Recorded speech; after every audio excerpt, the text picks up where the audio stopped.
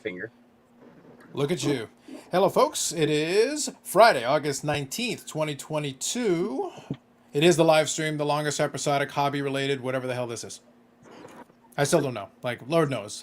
Look, you got Ungrateful Swine over there. You got Brad Harlan from PSA Canada. You got Yannick representing the entire nation, the People's Republic of Quebec. And you've got Bobby Bro. The Bobby Bro. So, that's who's here. And I'm here, trying to fill my beer. Usual thing. Couple of comments here to get everybody. Paul is first this evening, just before start time. Look at you. Ricardo here. Good evening. Second. JJ Bama zeroth. We are transcending math. Love it. Brandon is 69th. Paul says nice. Well played. And Maximus Pampalico. Blessed be the hobby content gods. Facts. Always facts. So we'll touch on it a little bit. I did put the we all got duped. Agreed. Agreed. Gotta do it. Always got to do it. Listen. If nothing else, the meme is the gift that keeps on giving. I don't know where the pluralization came in, though.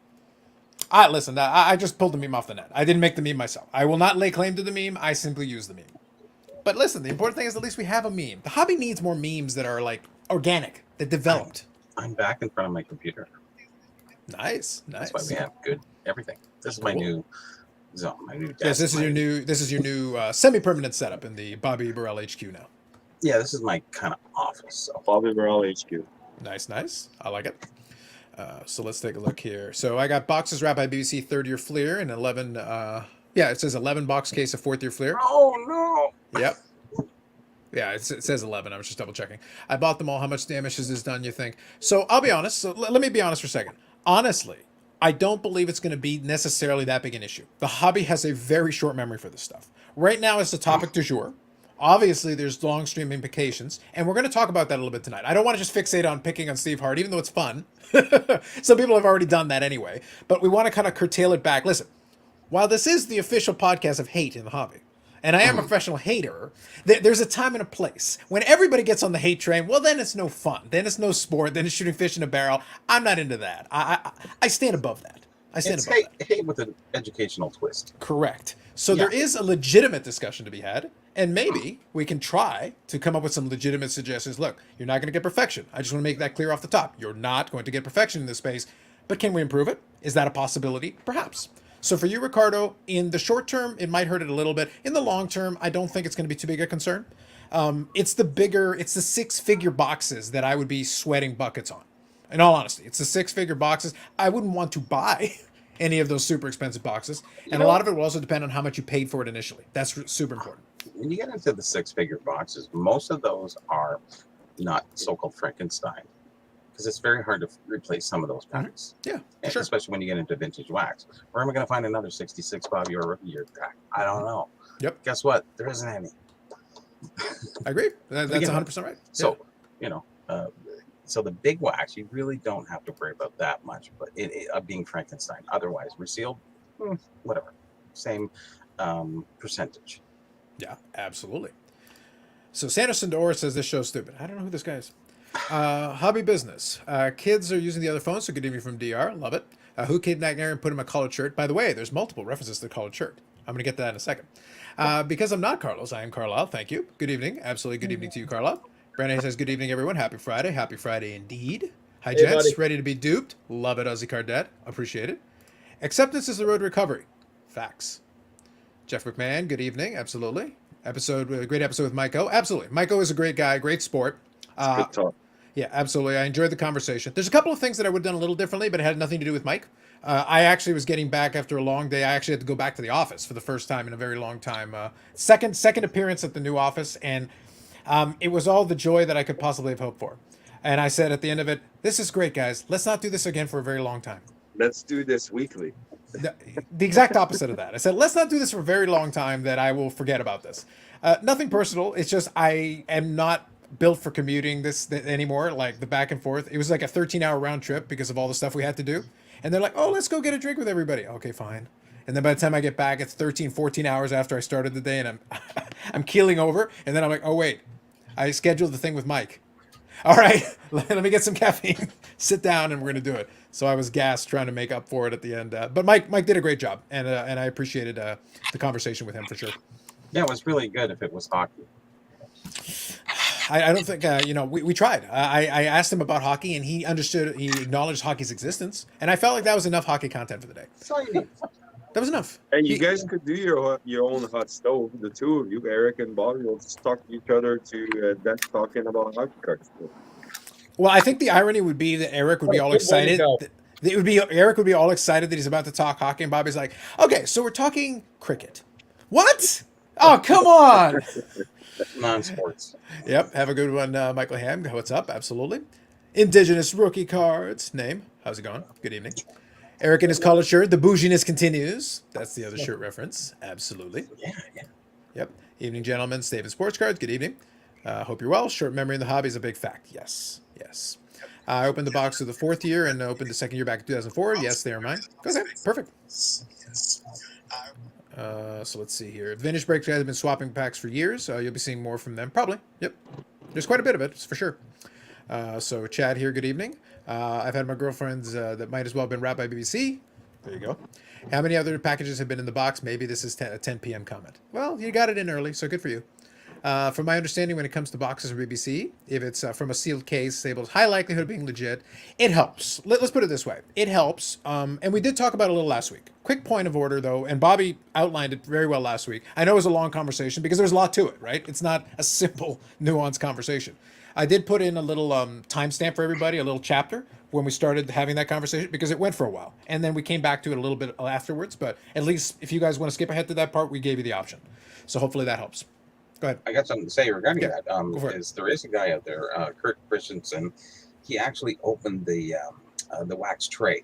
If you would have seen that video. Oh yeah, right. Yeah, a little while back. Mm-hmm. Now he actually, for a job, not for a job, but he does this for the hobby. Is he takes in only wax sealed cases and makes boxes out of them, partitions them, wraps them. Then they're confirmed 100% at that point. Yeah. So there'll be a premium on those boxes, but there is a guy that's doing that. So perfect, good stuff. Thank you, Bobby.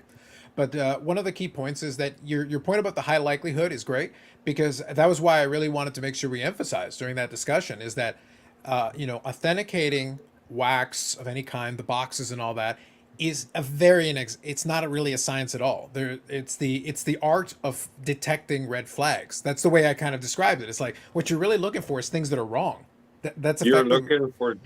Basically, you're looking for a fugazi or something. Yeah, because the thing is, and we gave scenarios. Like, there are legitimate, the whole Frankenstein box thing, there are legitimate scenarios from 30, 40 years ago that could have resulted in that, where nobody was doing anything malicious. You're at the card shop, half the box is empty, you tell one of the kids, hey, can you top up the box? They crack open another one, grab some packs, throw it on there to make it look full. It looks better for the customer so they can grab it. Well, now you've got a Frankenstein box. You didn't finish everything off. You put all the packs in one box just to consolidate. You threw it in the shelf for a couple of years. Eventually somebody comes around to it. Oh, we still got a box of this? Oh, great. The individual packs are fine. The box itself is legitimate. All that is great. It is, by that definition, a Frankenstein box from 40 years ago that came about from a completely legitimate way. Nobody was trying to mess with you. It just happened. You said the boxes weren't even wrapped back in the day, Bobby, most of them? There was no seal or anything? OPG sealed their boxes before 1968 when Topps and OPG split. OPG still sealed their boxes all the way from 1954 up. So there was always a tape seal, and Topps never sealed their boxes. So you could only get usually a tape sealed box. Like that tape is just the regular masking regular tape, right? And a strip of that will rarely get through the test of time, just because of the weight of the box. Somebody lifts it, it contorts the box, it twists in it, and it compromises it. And sometimes a lot of that tape will dry up, usually by that time. Right. But stuff from like 84 and up, that's still, still pretty strong, the tape. So those would be the only official ones. You wouldn't even have to, because you don't want to open it because it's tape sealed. Now that we get back into the tape and the Pokemon and BBC, but that's tape expertise. Look, I'll get back to the jokes about Steve Hart in a couple of minutes, but I want to emphasize. But that's the point: is that you can't really depend on a lot of traditional, like a modern one. You could say like, oh, the original factory seal, and a lot of those ones there was no original factory seal. Like you're dealing with.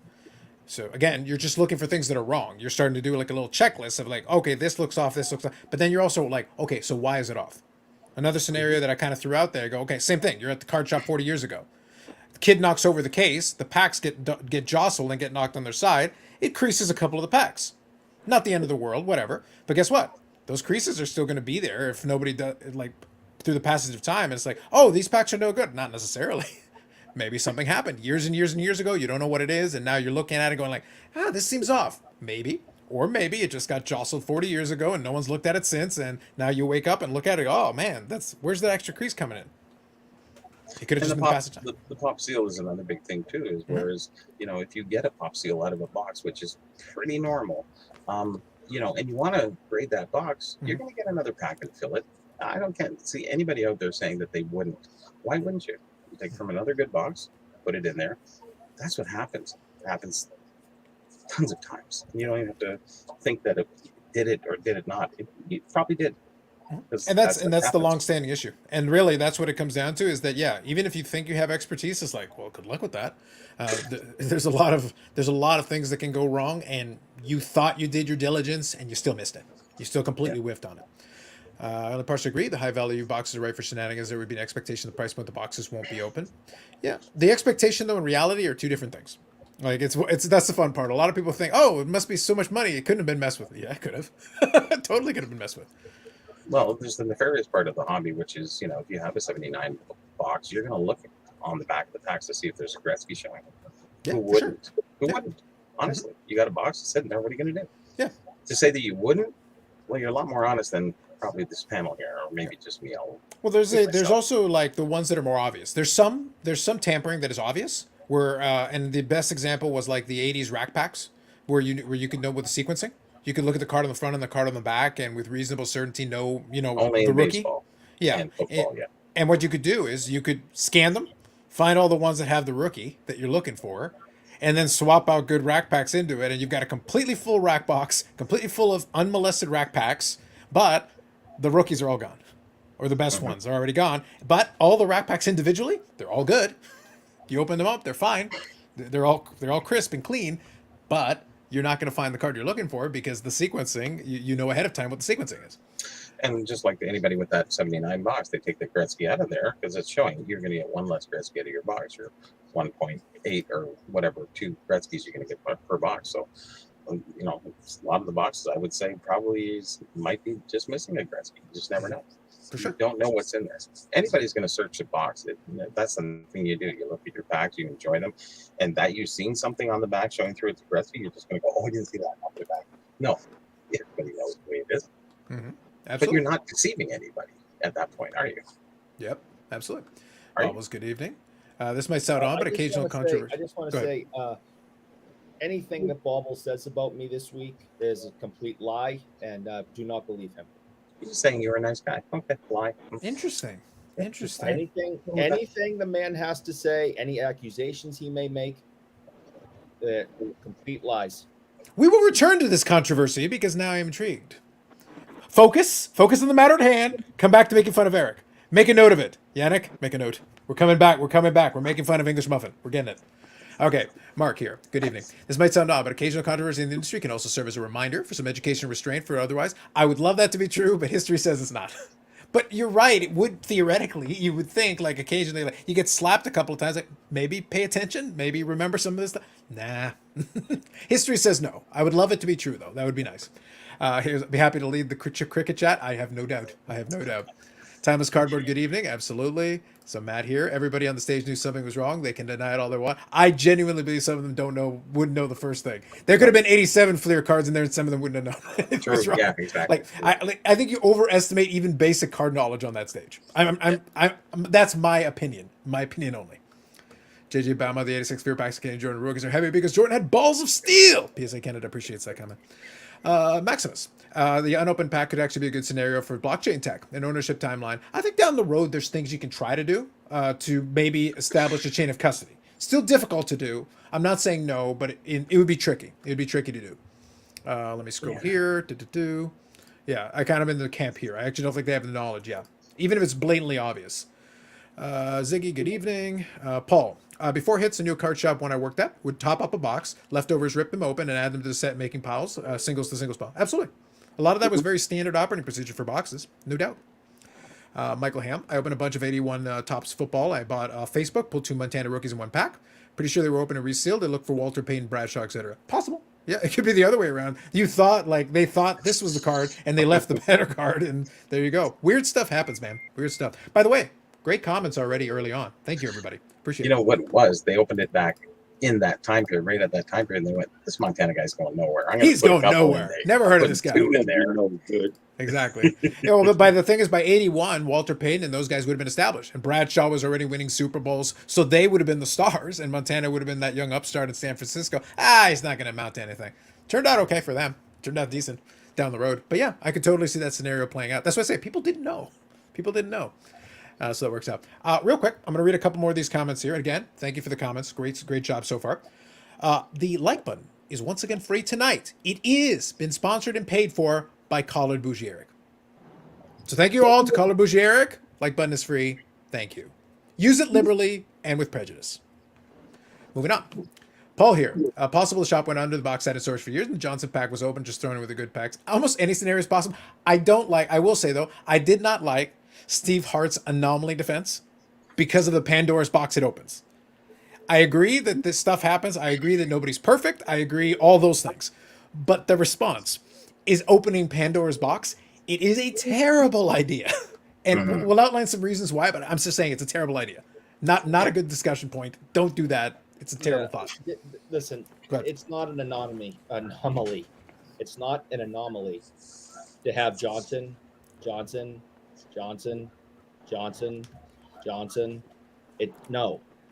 No, that's not. No, I'm sorry. It just isn't. What are the odds of that? It's astronomical. The biggest issue is that it's never happened before, and the anomaly defense is great because it works for everything. Mhm. Yeah, no, it's listen, that's just ridiculous. That did not come out of the factory that way. It didn't get stuck on the J button. Well, I joke with Brad. I go, you know what the greatest anomaly is?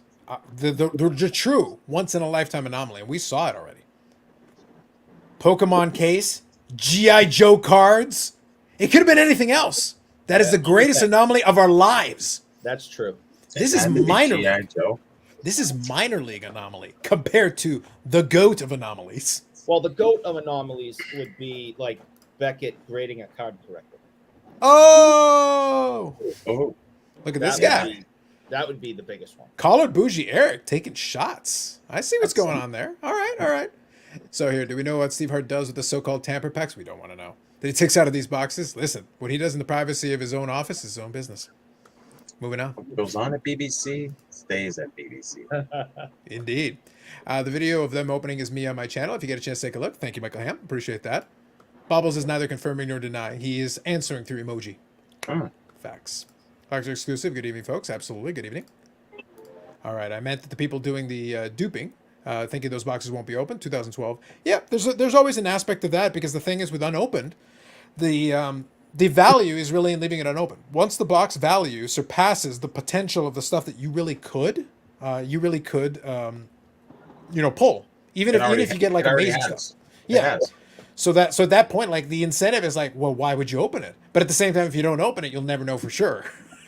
Oh, that's the thrill of wax, right? It's the beauty of it, yeah, for sure. So scrolling here, I hit the like button twice. I thank you for your enthusiasm. You were too enthusiastic. Scale it back. Scale it back by 1. All right, better odds. The Magic Anomaly pack could be like the Magic Bullet from the Kenyan Assassination or winning Powerball. We're going to have to get some stats on that. 51 in the chat, 8 thumbs up. Need 43 more. We are seeing an improvement on that, but we do need a few more thumbs up. So thank you, Tim. Let me help.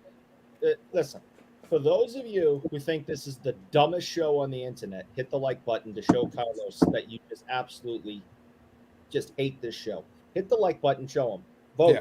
Show him with action that you think this is the dumbest thing on the internet. Go. I think that actually worked. That's pretty good. I like that. It's not going to change what I do on the show, but it's going ching, ching, ching, ching, ching. Exactly. I was like, works either way. Listen, we'll roll with it. Okay, let me read a couple of these comments and we'll bring everybody into the conversation. That's exactly what a Beckett show would do. Make fun of their grade to throw off the scent. Facts. Conspiracy deepens. 357, good evening. Absolutely. All right, got caught up on the comments. Thank you, everybody, for the comments. All right, perfect. So let's get into this a little bit. We'll touch on a couple of things and we'll come back around to it. So let me give you a crack at this one, Brad. We talked about it a little bit offline. Like I said, for me, and I want Bobby to get his take in too, but I want everybody else to have a crack first here. I didn't like I said, I didn't like the Steve Hart response. The whole anomaly thing, I thought that was a terrible idea because it opens Pandora's box. Every time you make a mistake now, are you going to use the anomaly defense? Because that's a terrible defense. Just my take on it. What do you think? Yeah, I agree. I mean, I just think kind of what Bobby said earlier too. It's just a space where there's going to be errors. There's no one out there that is going to do it, and I think errors are going to happen in the space because I think it's impossible to 100% guarantee wax packs or boxes or whatever. So that's my personal thoughts on it. And again, being in the hobby my entire life, I don't have I learn, I look at them. I don't have a clue. I still don't. I know to go over the standard things. Bobby, you taught me a bunch of things that I look at and said, I still don't know. So, and it's okay. It's okay. Back to what I said last week. It's okay to say you don't know. And I don't know. Absolutely. I think it's reasonable. So, Yannick, what do you think about anomalies? I looked at basically what happened. Like, what? It's over about a week now. The whole drama kind of is going on, and I think it was yesterday by the posts. Anyways. yeah, I guess. I'm not a wax guy. Never been. I never opened really that stuff. I don't know much about it. I think it's unfortunate. The whole thing. Is it new? Am I shocked? No. The hobby forgets and doesn't remember too long sometimes, but information travels fast. I don't think there's a better way to do it. I don't know anyone else can do it. I wouldn't do it. Maybe it's time to agree on someone maybe needs to start thinking of how we could do this a better way. How you have to open the box, scale, weight stuff, look at it, smell. I have no idea. And then I'll agree that, okay, once it's rewrapped a certain way, this is like a sealed case now. And I have no idea. You guys have any other ideas? I sure don't. But Well, I'm gonna get Mr. Johnson to answer on this. Stink, that to end the whole thing stink, and I wouldn't want to touch it. So go ahead. Do you know one thing too? I'm sorry, I don't want to interrupt you, but Don't interrupt Johnson. What David Adams is doing right now with their Fresh program, it's a start. Yeah. Mm-hmm. So I don't know if you guys are familiar with it or not, but so foil boxes, whatever you want to call them. New product arrives directly from the manufacturer, goes right to David Adams. Yep. They seal it, they give it a wrap, a QR code that you can actually go in and view the box being wrapped right out of the case. So you can see that box coming out of the case and they wrap it. So it's a very forward thinking. I think it's great. It's a start. It's a start. You know what I mean? I don't know what you're ever going to do about the older stuff, but at least these big players in the space are starting to think, how can we do this and protect it? So now, I think going forward, you do have some options. At least you've got the manufacturer wrap. That's a starting point. You've got something. You've got that extra protection that wasn't available back then. That's kind of an important thing. For the other ones, it's not available. Like for the past, now going backwards, it's like that's where it becomes a little tricky. To Quebec Johnson's point, and I think this anomaly is very. By the way, this is a podcasting anomaly. I've never seen this before. From what I understand, it doesn't happen very often. So we're just gonna have to work past it. And if we work past it, we'll get to the other side of the safe. I've never seen anything like it. Never seen it. Nope. But we will actually discuss the possibility, at least throw out some ideas of maybe what could be done. A lot of it is a guessing game because at the end of the day, like I said, it's not in an exact science at best. It really is. It's not a thing you can figure out. We'll have to see. So Ozzy Dad says here, only hit like if Eric admits to his love of Beckett. I don't. Do I have to show you the picture again? I will. Don't think I won't. He can't even say anomaly. That's right. I'd like the color up. Interesting. Big That Scott. would be an anomaly. Yeah, Big Scott, good evening. My child LCS, hundreds of $88 are being opened by customers looking for great Jeffries and never seeing one pulled. Of all the cards. Thank you, Tops 85401. And never seen one pulled. Backspec manipulation has been in the hobby for as far back as I can remember. That is 100% true. You're right. Oh my God. I never collected baseball ever, but I remember when all that was going on, and you could not go into a card shop and not hear Craig Jeffrey's name. Yeah. That's all that was being discussed. And that was the hunt. And it was like, this was before grading, and the card was getting a premium and people were paying more for it. And people were really inspecting the quality of it and everything. I mean, it was ridiculous. And I just was over there going through, my 1984 O-Pee-Chee hockey and listening to everyone talk about Craig Jeffries. It was crazy. I don't think newer people understand how just ridiculous that was. It was, yeah. Like he was supposed to be the next one. Like it was a big deal at the time to have Craig Jeffries because people were chasing it. Now, mind you, this was in the super overproduction era. Everything that came out as a result of it was super overproduced, not a little bit overproduced, ridiculously next level overproduced. And yet, it was to that point, it was a tough pull in some circles, and that's a tough thing to get past. I like this comment here. Carlos, too, when you were opening up I was opening up a ton of packs in 1988, going for Jeffries, and then 89, but it never crossed my mind when I pulled the Jeffries out of an 88 88 Leaf was the product that I bought the most of. It never crossed my mind to pull out a Jeffries at the time and then rewrap the pack, and it never crossed my mind. I didn't even see that in the hobby space for me in that time frame. So I started opening packs a little bit after that, but I would look at some of the magazines from only a couple of years before, because I started in 1990 and 91 is when I really started opening packs seriously. But the thing is, I'd have the Beckett's from only a couple of years prior, from the late 80s and stuff. And as I flipped through them, because at that time it was still kind of fun to flip through and you could see what was the hot list at the time and all that stuff.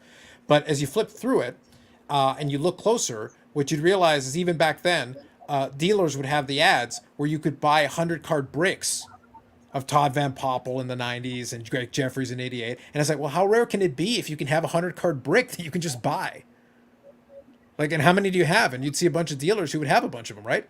So it's like, again, even as a kid, I'm sitting there because at that point, like in 91, I'm like around 8 years old or 9 years old, 92, and so on and so forth.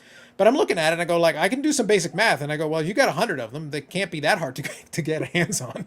Like, if you can get 100 and you can get 100 and you can get 100, something doesn't add up. Even to my 8-year-old mind at that point, it's like, well, it can't be that hard if you got 100 of them and you got 100 of them.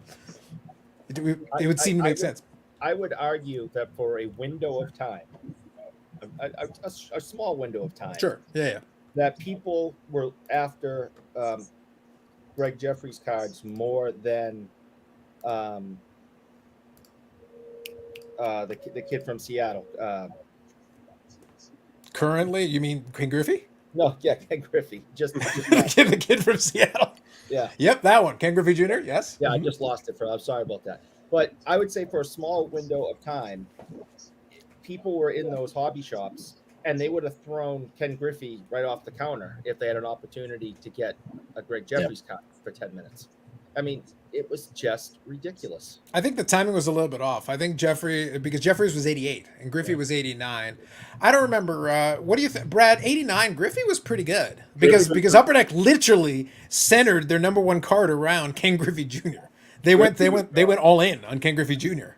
Yeah, I agree with that. I mean Griffey was the star right from 89 and up. Yeah, like he was the uber prospect. He had the lineage and the whole 9 yards. Like they were into it. Greg Jeffries was the big hope. Like he was the hope because he was playing for the New York team, but he was playing for the Mets and not the Yankees. But even still, like he was super hot. And then the guys came in 1990 Upper Deck. It was Kevin Moss, and then in the high number series of 89 Upper Deck, remember Jerome Walton and Dwight Smith maybe was the guy's name. Like there's a couple players that you could get $10-$20 for their cards. There were a couple of fun ones. Look, through the late 80s and early 90s, there were a couple of different fun ones. And a bunch of it's like almost across the board. It's like, nope, didn't work out. Nope, not a chance, not even close. And there was the guy in 92, the Yankees pitcher, whose name escapes me. There was that Yankee pitcher, I think in 92, who was supposed to be the next big thing, and it didn't work out for him either. Venezuela? No. Venezuela was 81, I think. So it was 91 or 92, and there was a Yankees pitcher who was supposed to be the big thing. And he looked the part, but I think he I can't remember if he's got in a bar fight or something. Like there was an issue that like not entirely in his control, but he made a mistake. Brian Taylor, thank you. I see some folks put it. It was Brian Taylor. That's the one. Thank you very much. I knew you guys would pick that one up. I just remembered the character, but I couldn't remember the name. By the way, I wanted to say a quick thing about this one. It's like I've never seen so many likes in your videos. Look at last week.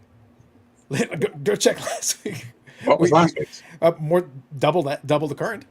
I We're don't doing know it. what the current is. I can't see. Yeah, it's We- we it, was in don't- the, it was in the 60s. It was in the 60s, and right now we're at 33. People So off last We week. don't get to see anything being on the thing here Yeah. in the back room. So that's all right.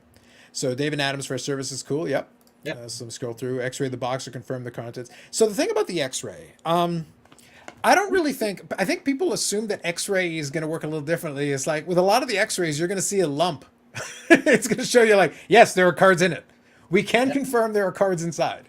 Like you can't see the card. Who knows, right? Yeah, you can't see the card. X-ray isn't quite that sophisticated. Even MRI machines and different image enhancing things, it's not to that level. I don't think you can get through the cardboard to look at the different ones and really understand I what's don't in even it. think that's really even the How problem. about an ultrasound to see if the cards are pregnant? Maybe we could do that. That might be a thing. Okay. We could probably manage that one. I think that's about as far as we can go on that technology. At least currently. That isn't to say eventually they couldn't get the imaging enhancement up to that point. Sure, down the road, but not today. So it's one of those things. It's Like, already there.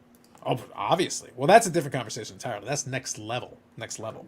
That's 4D chess. That's Listen, man, gotta live the dream. Live the dream. So yeah. So to answer that question, 64 likes on last week's live. Nice. We're only a little past halfway there. Oh, we It's gotta free, piss folks. some people Free. off. Free. Bring Anyway. on the haters. Come on. Let me scan through here.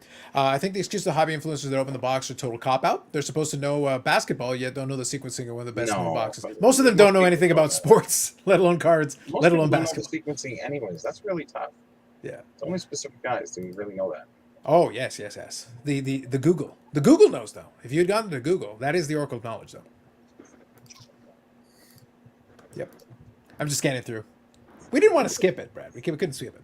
The dude was named Danny, and everyone on a Red Sox team, including the Bat Boy, didn't know Griffey Jr. Eric. Don't play, I you don't know Griffey baseball. Jr. I know that his father's played. We've already with him. established that Eric is a baseball expert. He gave us all the '86 Red Sox, and like, come on now. Even the Red Sox players who were on the team don't remember who was in the '86 Red Sox, I did but Eric forget- knows. I did forget Mike Greenwell and Marty Barrett when I did that, and I felt bad. The Mets were popular in the '80s, and the Yankees were, yeah. The Yankees tried. They had a lot of high-priced talent. They had a ton of high-priced talent in the '80s. It just didn't work out for them. So thank you to Bink Scott and Matt for Brian Taylor and Michael Ham for the Brian Taylor. Oh man, there's like 4 of you in a row. Good job, guys. Thank you. You all got it. 89 high number. Ozzy Canseco. Yes. Nolan Ryan, the football one, and Jim Abbott. Nice. Yes. Sheffield was the first hot card in '89. The Griffey took over by the end of 1990. Perfect. Thank you for that. Tad Van Pelt was in that time frame too. Absolutely. 92 Mike Timlin. Brian Taylor here as well. TSA style X-ray. You can control focus depth. I'd like to see someone try it. Look, I'm willing to entertain this concept, but I want to see someone show me. Show me the output from this attempt. Literally, you could get a junk wax box and it's like, okay, just do it and let's see how much what kind of detail can you make out in order to detect it and figure out what pack things are in and all that. Based on that, I'd like to see the technology demonstrated. I think if that's the case, I'd like to see it. So Brian Dean, good evening. I still have the Brian Taylor Chrome rookie. There you go. I think I have a stack of Jerome Walton rookies to go with my Todd Van Poppels. Nice. How much did BBC get for wrapping the Fleer box? I think it's a flat, isn't it like 8%? There is a percentage. They base the percentage based on the value. I don't know how they determine the value, but they do a percentage based on it. So the more expensive the box, the more money they get. Yeah. So But for a box, there's a max. yeah, that's right. There is a maximum. So it still would be thousands of dollars, regardless. I think because that box would definitely hit the max, and it's thousands of dollars to hit the max. Yeah. I think X-ray can only tell if a card is male or female. Look at you, Carlisle. Look at you. You can definitely see GI Joe packs versus Pokemon for sure. Fair enough. We'll have to see. X-ray the poopy pony to see if it's legit. Probably a fake. Hey, Eric now. Davis, that is an accusation. Yes. You are questioning soon-to-be popped caller Bougie Eric. I think we need to ban him from the chat. You see, he's trying to invoke it right now. If I show up with a box of 88 tops with 2 questionable packs with Steve Rappert, he'd probably replace the 2 packs. Wouldn't you? Obviously. I I wouldn't wrap 88 tops. Like at that point, just take your chances. All right, G.I. Joe, it could have been anything else. Fine. Good enough. Advanced collectors know the sequencing. Yes. I want to get to that because Steve Hart had a statement and I want to read a piece of the statement to you guys. Does that advanced mean old, or does advanced mean like really educated? I'll read you the statement and I'll let you interpret it. Eric is a bougie baseball savant. Facts. Mm. I have my card boxes X-rayed by TSA. It looks like a solid block. Yeah, for most of the X-rays, I expect to just look a solid block of a mass, basically, like nothing special there. The founder of tag grading, is probably working on a fix for Waxbox authentication. He's that good at saving the hobby. I know. He's so good. He saved the hobby without even starting a business yet. Yeah. But he's got infomercials. Infomercials, y'all. And concept art. Concept art. I hear that there's going to be an appearance. I'm getting to that. Yes, we'll get to that shortly. But thank you, Doc's exclusive. Yes. Actually, right now, the Mets are more popular in New York than the Yankees are. I'll take your word for it. BBCE return to box not authentic so that they keep the grading fee. I don't know. Actually, I don't know what the policy is on that, but they don't guarantee it though.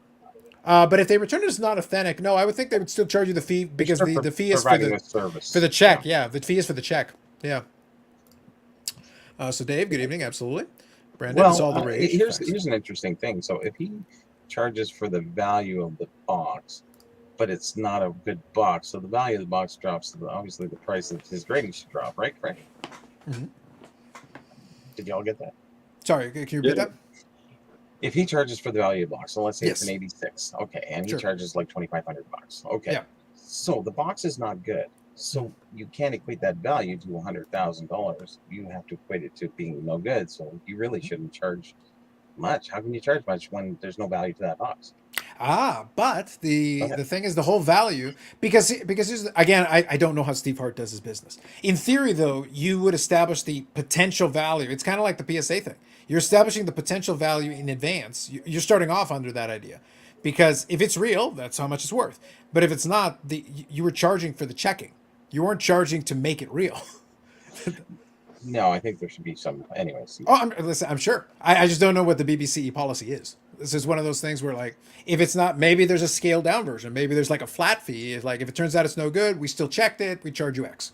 But I thought it said in their contract, it's like, we're not promising you anything. Well, yeah, that's just it. But the question is about if there's a difference in fee, whether if it's authenticated versus if we just did the job, turns out it's no good. Well, there you go. But I'm not sure. That's a great question. So Tops 85401 here. Advanced collector typically expert a small genre of the hobby. That is correct, 100%. Michael Haim sending his Montanas to tag to start their backlog. Beautiful. Make sure to send the pro set Montanas. Start off with the high end. Just trying to cast doubt on the legitimacy of Poopy Pony so I can snag it for cheap. I like it. The anti-shell, if you will. I like it. Exactly. Will be available soon. I like it. Okay, let's read the statement here. A couple fun things about it, and I'll also touch on a statement from WhatNot, also related to this. So we'll do the two back to back here. So let me get the statement here from them. So good old Card Porn captured this, but it is from Steve Hart. It is his statement to this. I believe it was on the PSA forum or thereabouts. I was actually trying to find the original to actually pull it from there, but fine, I'll just use the screenshot here. So this is where the every advanced collector thing comes in. It says, basically, every advanced collector, and it says a little bit further down in the statement, every advanced collector will tell you when companies made certain collation patterns, for example, 75 through 81 Topps, Baseball, Rack, and Cello, there are anomalies that occur. So again, the anomalies thing. Even if the collation is correct 99.5% of the time, there can be an anomaly. Remember, the idea was to print, package, ship this stuff out ASAP. In my opinion, this box has not been tampered with, nor has been resealed. I always knew this would happen someday. I figured that someday would open a box that was crazy off. People would view it as counterfeit, resale, tampered with. However, as we've now seen, these things can and will happen, and it will happen again. Reassurement. Are you reassured? I'm reassured. Well, he's just being honest, really, I guess, at that point, right? It's a fact. It's a fact. But at the same time, it's like, well, then it's going to happen again, and you obviously can't catch it, which we agree. We understood that in advance. Then it's okay next time because that's it's an correct. anomaly. That's right. It's an anomaly, and that's kind of the thing. It's like, guys, really. And Dave here has the correct thing, and I'm going to read the statement, but that is correct. Absolutely. So let me go in here, and I will grab the other statement. So this is WhatNot, kind of their response to the whole thing, because people have been reaching out to them. So WhatNot. WhatNot has been made aware of concerns with the 86-87 Flair basketball box that we gave away at this year's National. The BBC wrap box was purchased on Golden. So remember I was asking if they bought it directly? It turns out that is the answer is yes. And unwrapped live with all the hits, including 3 Michael Jordan rookie cards graded by PSA. Our intention at the National was to give back to the community that we love. In that spirit, we partner with Golden, and by the way, this is going to be fun for me in a second. Golden, and we'll open a second box of 86 Flair basketball live on WhatNot, with all the packs going to the original giveaway winners. Tune into WhatNot on August 24th, 8 p.m. for the live show hosted by WhatNot and Ken Golden. A chance for Ken Golden to grandstand and entertain us? Yes! All right. That's a win-win. The content gods have spoken and blessed us yet again.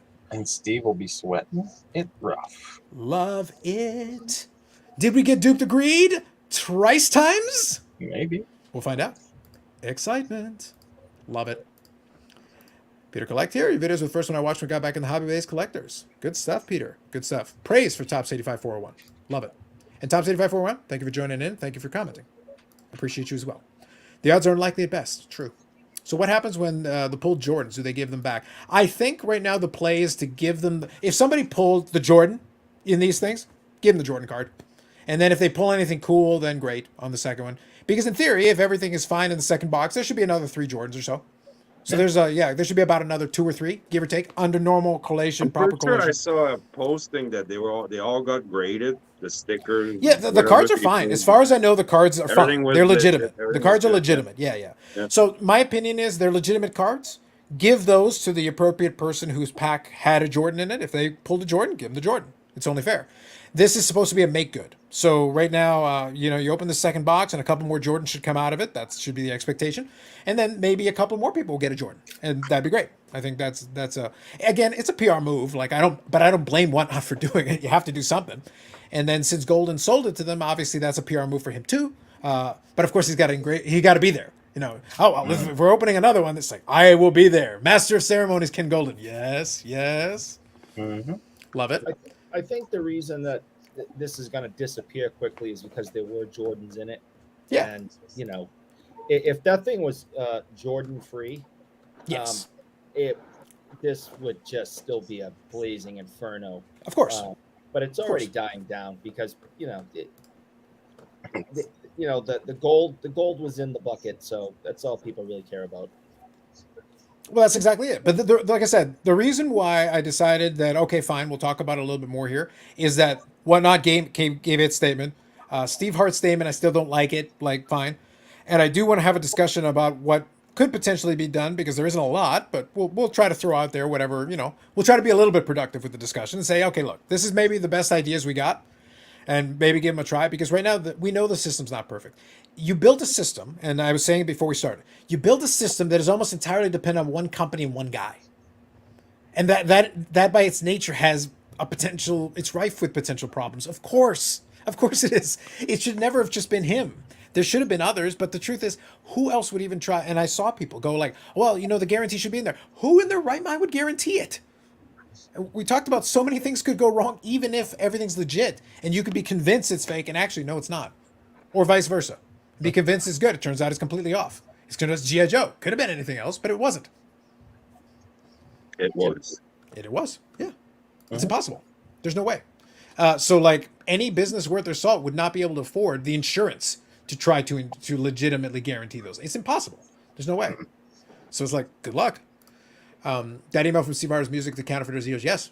As soon as you open the anomaly thing, that's the perfect defense for almost everything that looks off, because some of the boxes that get tampered with are not so blatant. Some of them are subtle. They're small little variances. A couple of packs got opened, a couple of good cards got pulled, swapped out, and boom, the rest gets left alone. So it's mostly good. Is that good?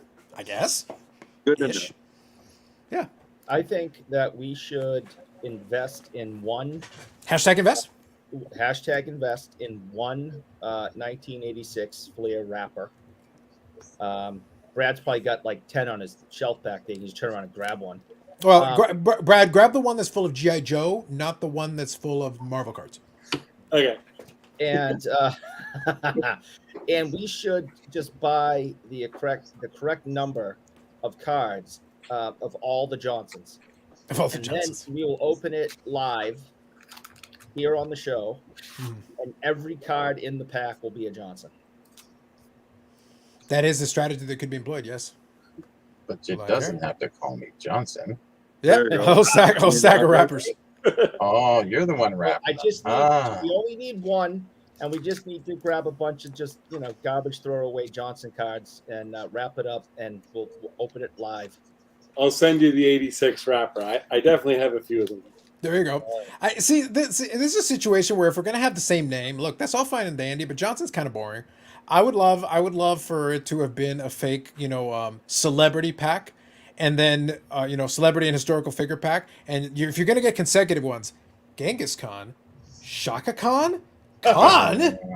Oh man, exactly. That would be a great pack. I would love. That's a pack I can accept. Exactly. Yeah. We got Khan, we got Shaka Khan, and Genghis Khan. That's a great pack. A great I pack. could live with that. That would be awesome. That'd be. Who would complain about that, Eric? I That feel is for that, you. my friend, is a tampering mistake in our favor. Yeah. I feel for you. Exactly. I think I love you. How about Kanye West?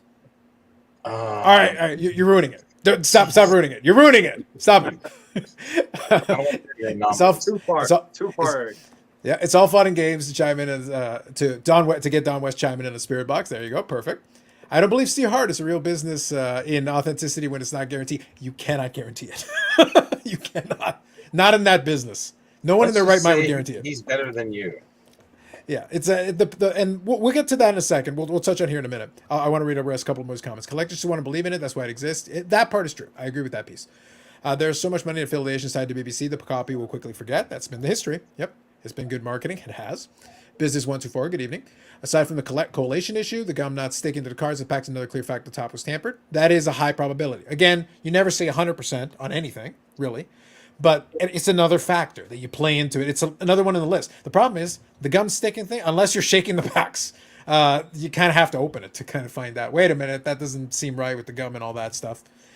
That's another thing that would immediately be a red flag. You start adding up red flags, that's when you come to conclusions. Most of the time, though, you got to open it to find all the red flags you're looking for. Yeah, there's gum stock, no difference. No And it can difference. happen. And that's the thing, it can legitimately happen for legitimate reasons. And that's a problem. That's half the packs, either way. Yep. I'm not convinced that was authentic Steve Hart who released the statement. Well, did somebody open him to find out? Nobody pulled it. Yeah. I could have traded out the center Jordans for Nov center. Yeah. That's what I say. Like, if you wanted to go with the cheapest version, I know you don't like it, Bobby, but honestly, it would be a very profitable way of 100% getting away with it. They already Because got there away is with money it to be made. begin with. What's that? They already got away with it to begin with. No, I agree with that. But I'm saying if you had opened a box and pulled a decently centered Jordan, the value of that centered Jordan would be 3 or 4 times the box's price if you get a couple. If they can backtrack that box. I don't know. It's not like every day a Jordan box is sold. Well, that's what Sports Car Radio did to get it to Golden. We got as far as Golden. It's really a matter of who consigned it with him. Yeah.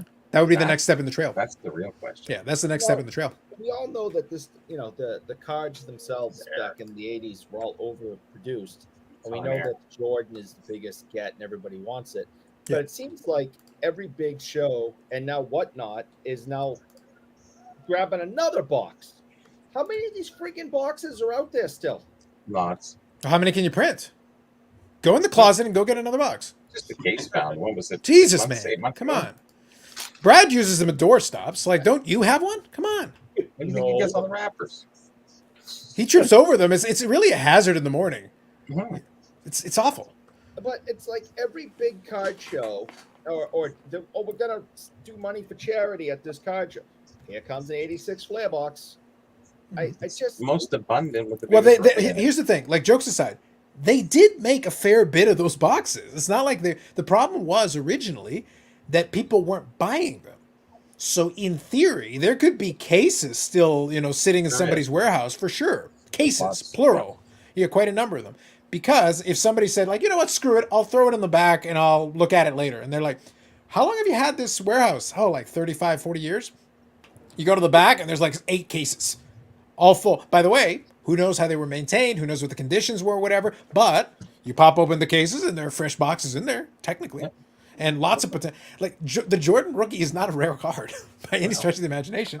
And there's still plenty of unopened stuff with more Jordan rookies. You're getting 2 or 3 per box on average. Yeah. And you're supposed to. By the math, you're supposed to. So that's the thing.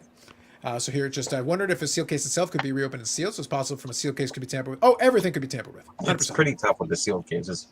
Sure. It really is. If you go back to vintage stuff, it is. Well, if we get Newer Pokemon stuff, tape, I'm though, not Bobby. sure. If we get Pokemon tape, though, stop it. Yeah. See, he shouldn't have done that because, Killer but people Cop, the rest- try. People try everything. They do so it try. doesn't They do matter. try. Everyone that wants BBCE to guarantee, I'd love an explanation theory of how that could be done. When not everyone opens wax in front of a camera, too easy to lie about and make false claims. Yeah, there's a lot of that's why I say no insurance company worth their salt would accept your policy to insure it. The premiums would be more than Steve Hart charges. Yeah, it'd be like, okay, it's $168,000 for the box, and to get it, wrapped, it's another $400,000 because they're like, no, I'm charging you the insurance premium because if it turns on me, I have to pay it back. It's impossible. Yeah. What's the assumption of how many Jordan rookies were printed? 500,000. I don't know what the number would be, but it's definitely high. 86 Fleer was printed solidly because it was the first basketball issue. Aside from the Star, in Star, yeah. the early 80s, you had the Tops, then Tops stopped. Star had a little run there with a couple of sets for a couple of years there. And then Fleer is the one who got the full NBA license, the whole Monty with packs and boxes and everything. And it sat on shelves nationwide. Every store. Yeah, exactly. Nationwide. So plenty of that stuff got made. Yeah, it was on sale at Kmart for about 3 years. Yeah, that plays right into that. Odd that the collation being the thing used to not only authenticate the packs, but also the excuse to explain the lack of collation. Yes, it is the irony. 86 Fleer was actually a boring box to open, no inserts, not even true rookies. Yeah, and that's where the Star thing comes into play because a lot of those players who were rookies in 86, they kind of already had cards. Yeah. Yes, that's right. It came from Triple Double Sports. He has a channel going, yes. He's the one who did it with Steve Hartman. What I'm curious, though, is if there's anybody in between. We can assume that he went and gave it to Golden, therefore to consign it to Golden, who in turn sold it to WhatNot. If that's a chain of custody, fair enough. And then you can go backwards from there. But I do know that there was the video where Steve Hart talked about it. That's where he talked about replacing the packs. That's where he talked about having that little sheet. It was all on video and stuff. So Sports Car Radio, like I said, it's hit and miss sometimes with the content, but they did a very good job finding the video, connecting that to the Golden auction, connecting that to the other one. Those pieces were put together very nicely. Where it goes from there, who knows? Who did Triple Double get it from, et cetera, et cetera. So at that point, because the box was full of anomalies, opposed to just having no Jordans at all, Yeah. It's actually, in a sense, that's a good ploy, because you really can't say yes or no to it. If it didn't have any Jordans, then it's obviously a big no. But so whoever did it with specific intent. I'm very sure of that. Mm-hmm. I agree. Did Bobby just say I had a good point? It happens sometimes. It happens once in a while. I did it by accident if I did it. Oh, did I even mention your name? No, probably not. not. You said that's a good point because the box did have Jordans. He heard his name earlier, but I must have done by accident. Carlos was saying that. Yeah. Yeah, obviously. Like, settle down there, Bougier. Calm down. I was just It checking. was. Have a chocolate stick. Calm down. Listen, I've never been right before. I got nervous. Like last week, we said you had a good point. You already forgot it was last week. I don't remember. I must have been in shock.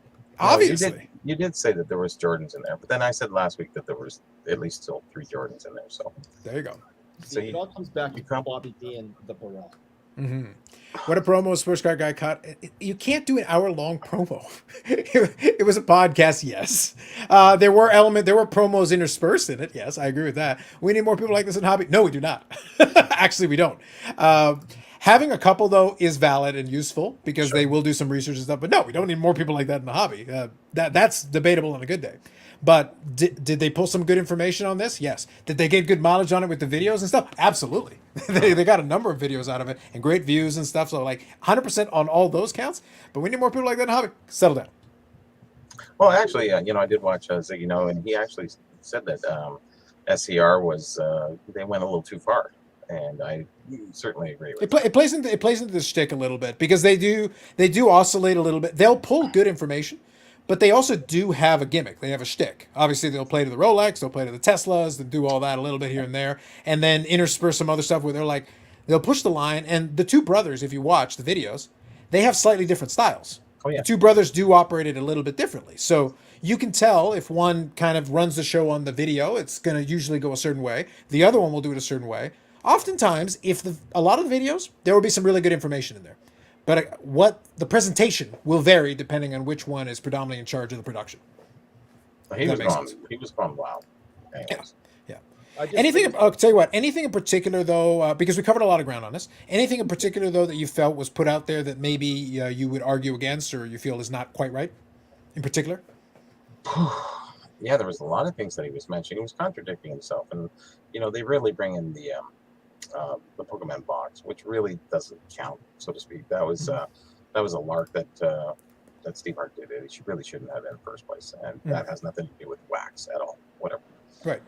That's a little bravado on his side. Anyway, going forward, I'd like to say a lot of things about what was said and what they said. and the way they said it, and the way they took down so many other people during it. It was just a total rant that some of it was justified, but most of it wasn't. And you can't have people in the hobby that are taking people out just for the sake of clicks. And that's all it really was. It came down to clicks for them. Okay.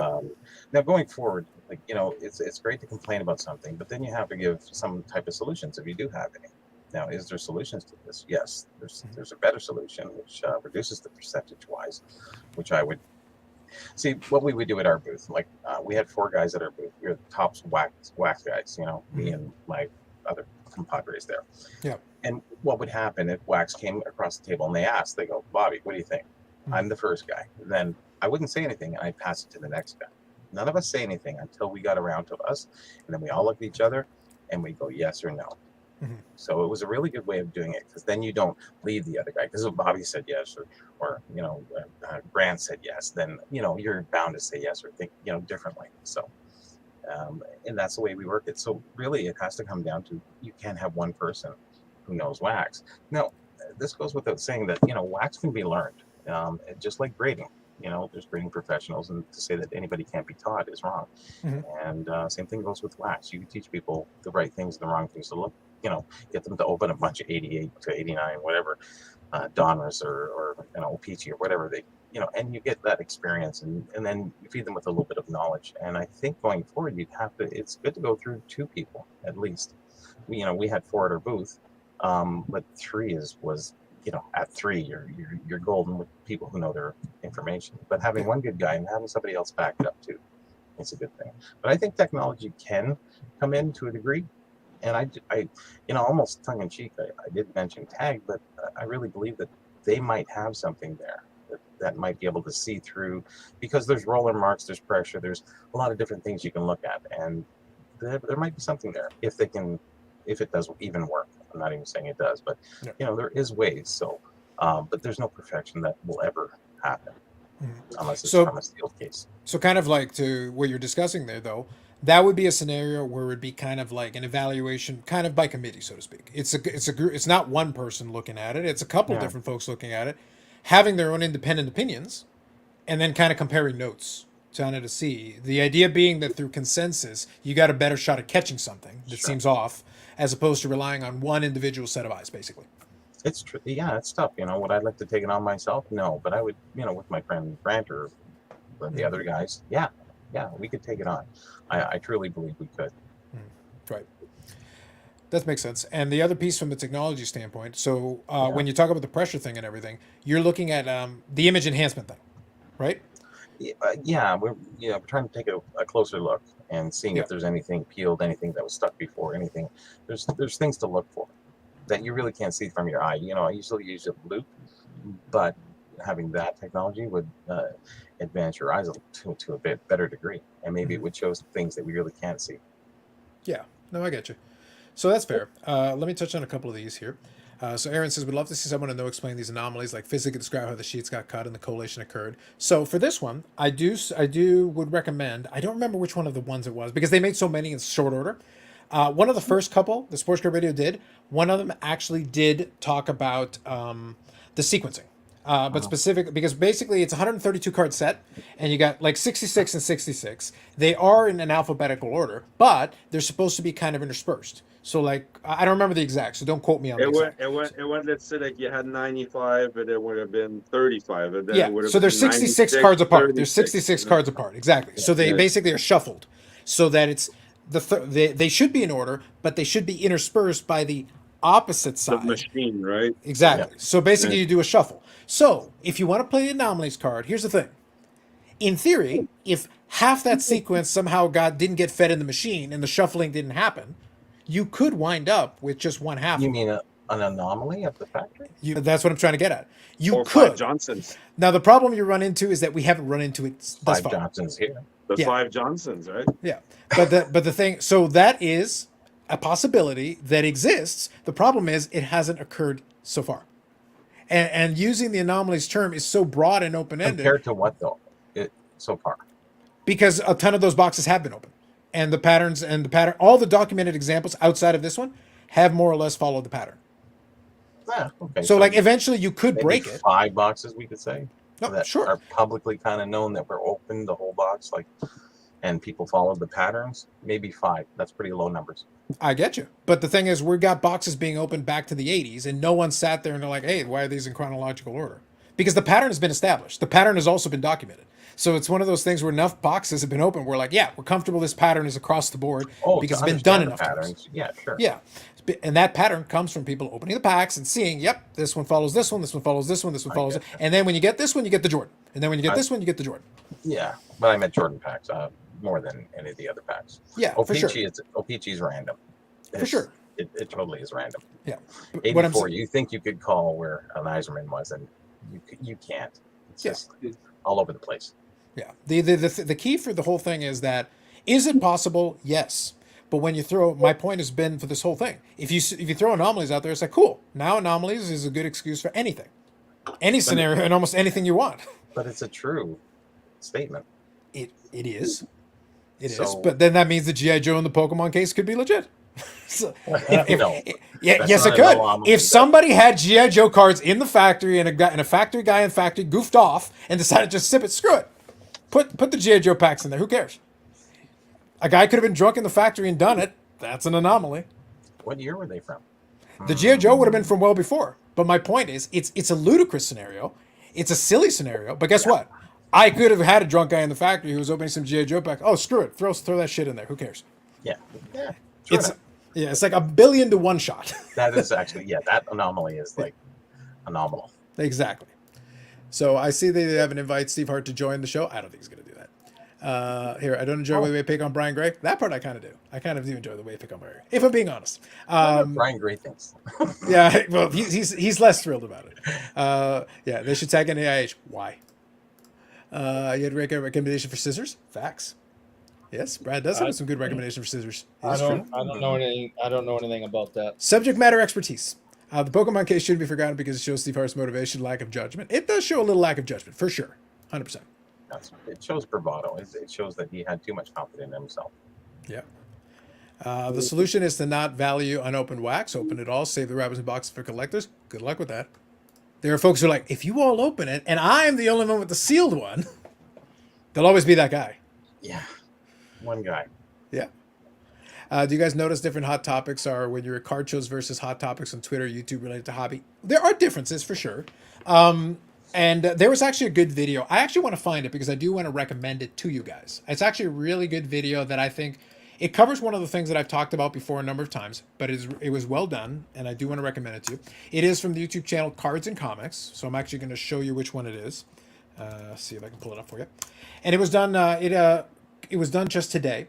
And what happened with it is it was talking about the subject of sports card content is not very popular on YouTube.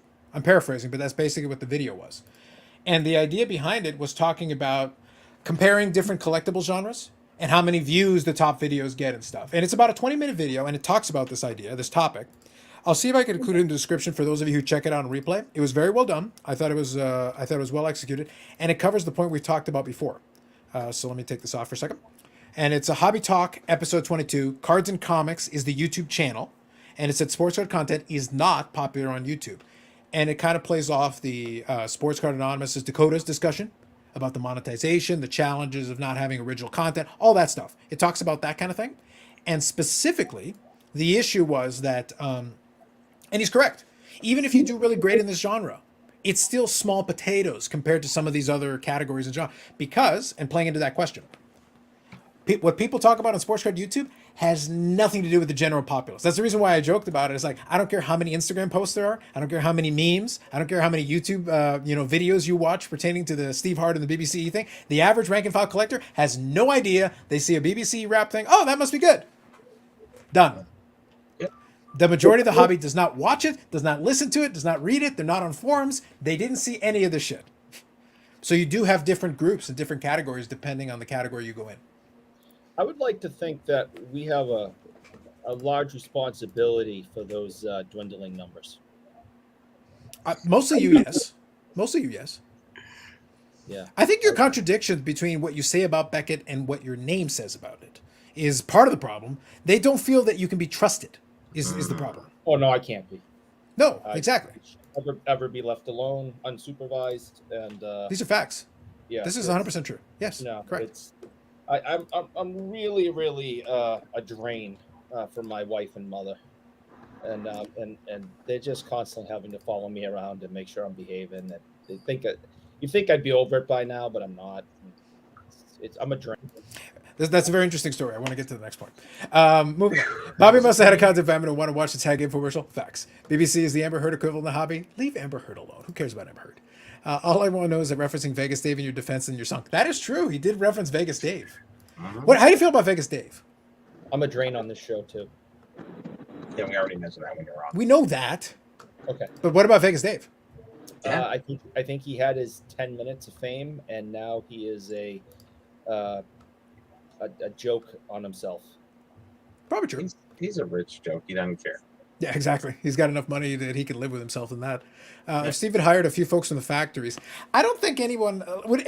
Bobby, do you think Nobody if knew anyone anything from the manufacturing would actually have any real expertise to offer on Or authenticating even a be box? still alive. No, nobody knew anything. Honestly, they just worked there. It was just That's just it. Yeah, I think there's a lot of folks there who's like, I'm just doing my job, man. Job. I'm pulling this lever. My job is to pull this lever. That's it. that's it. That's all I'm doing over here. 90s B-ball cards. Good evening. Sounds factual in my opinion. Fair. There's more than one anomaly in the box, though. We had sequentially numbered packs and packs with the same player names that aren't sequentially numbered. 2 anomalies in one box. Yeah. Well, once you got one anomaly, multiple anomalies is as good as one. We can have all the anomalies. Anomalies of anomalies. Yep. Action 3 had one. Action 3 is one sticker on the front of the pack. Yep. Good marketing trumps knowledge. Yeah. That's why I say the reason why I made that distinction and the reason why I recommend that video to you, if you want to check it out later, like I said, it's Cards and Comics is a YouTube channel. It's the most recent video on there. Check it out.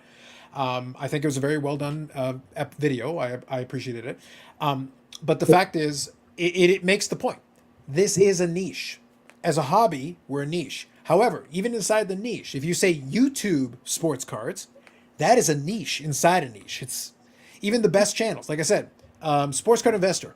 When I had that conversation with Mike O, I was making the point that John Mangini was complaining about Sports Card Investor and the bad information and everything. I remember looking at it a week or two ago, looking at his subscriber count, and I think it was 177,000. And of course, John, was complaining about his stuff and doing all that. Fine, great. And other people complain about it, and people complain about Jeff Wilson all the time. I looked at his channel; it's like 180,000 subscribers. I think in the last week or two, he's gained more subscribers than my channel has. The beat goes on. He keeps rolling forward. Like, complain about it as much as you want. Who cares? Like, the hobby in general doesn't care. No.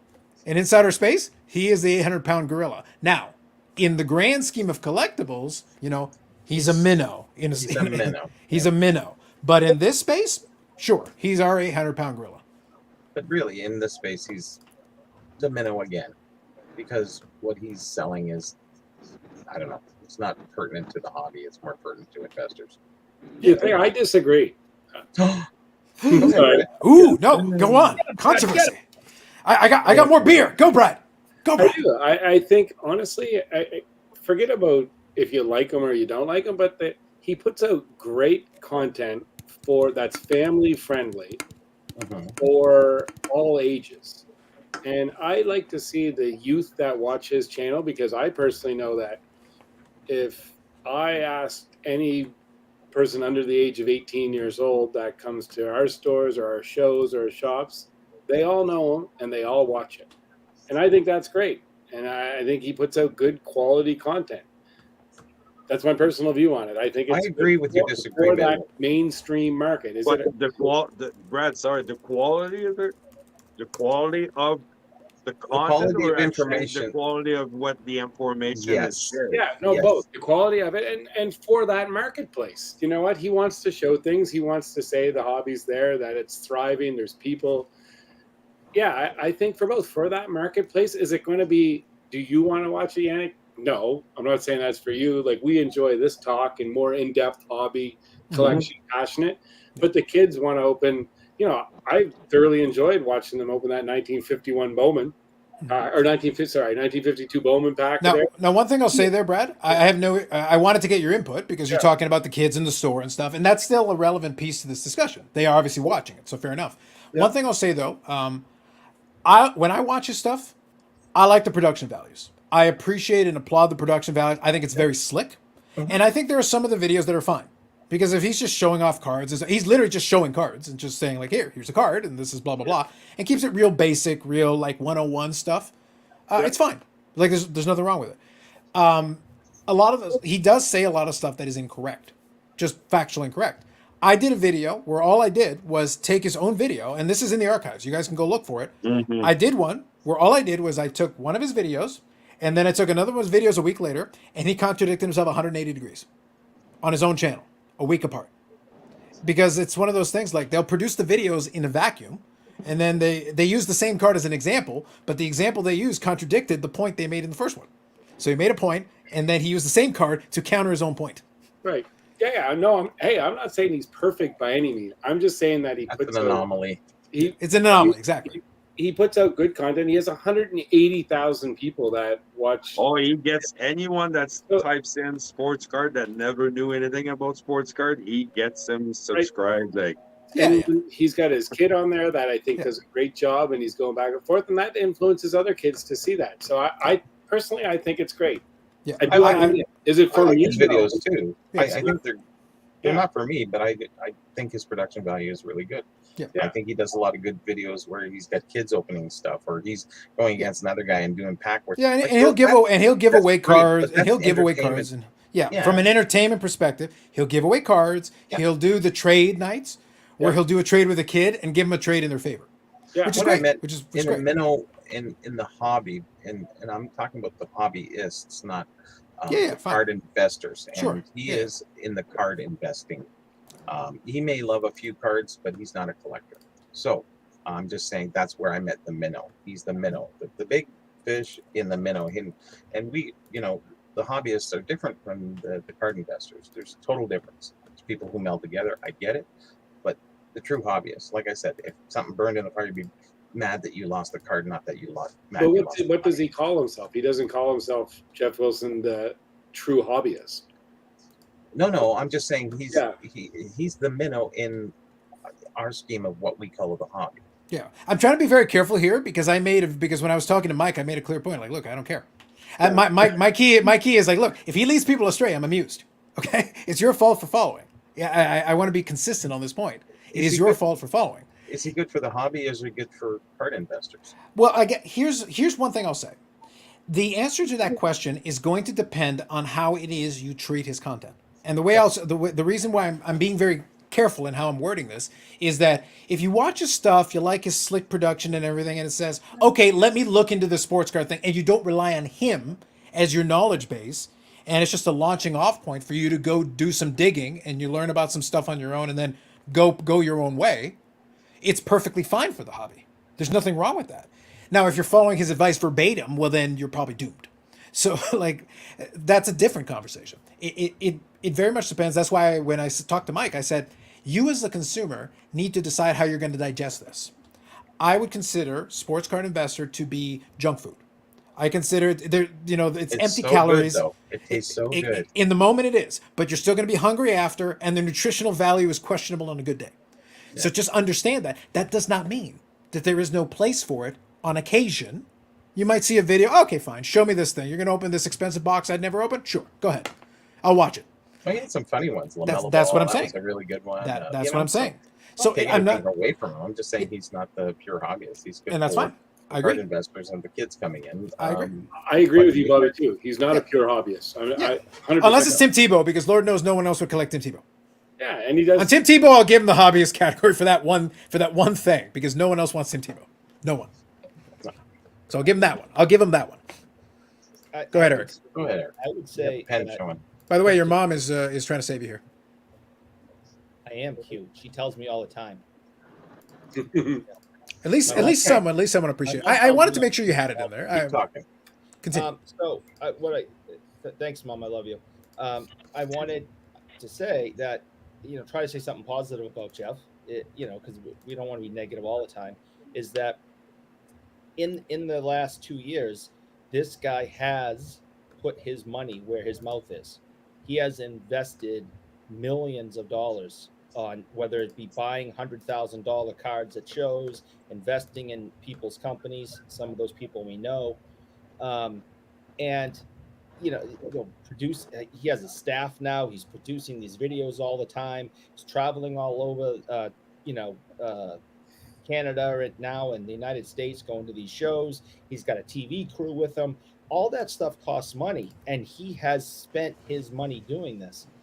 And someone like him that has invested all this money has probably lost a large portion of it in this decline. Yeah.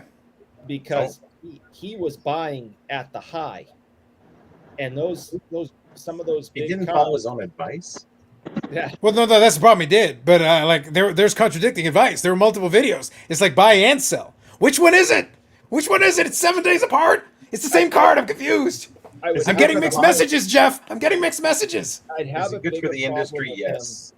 him But if he was just sitting in his office with a camera on him and never leaving it, and just saying, "Hey, you should buy, Zion rookies.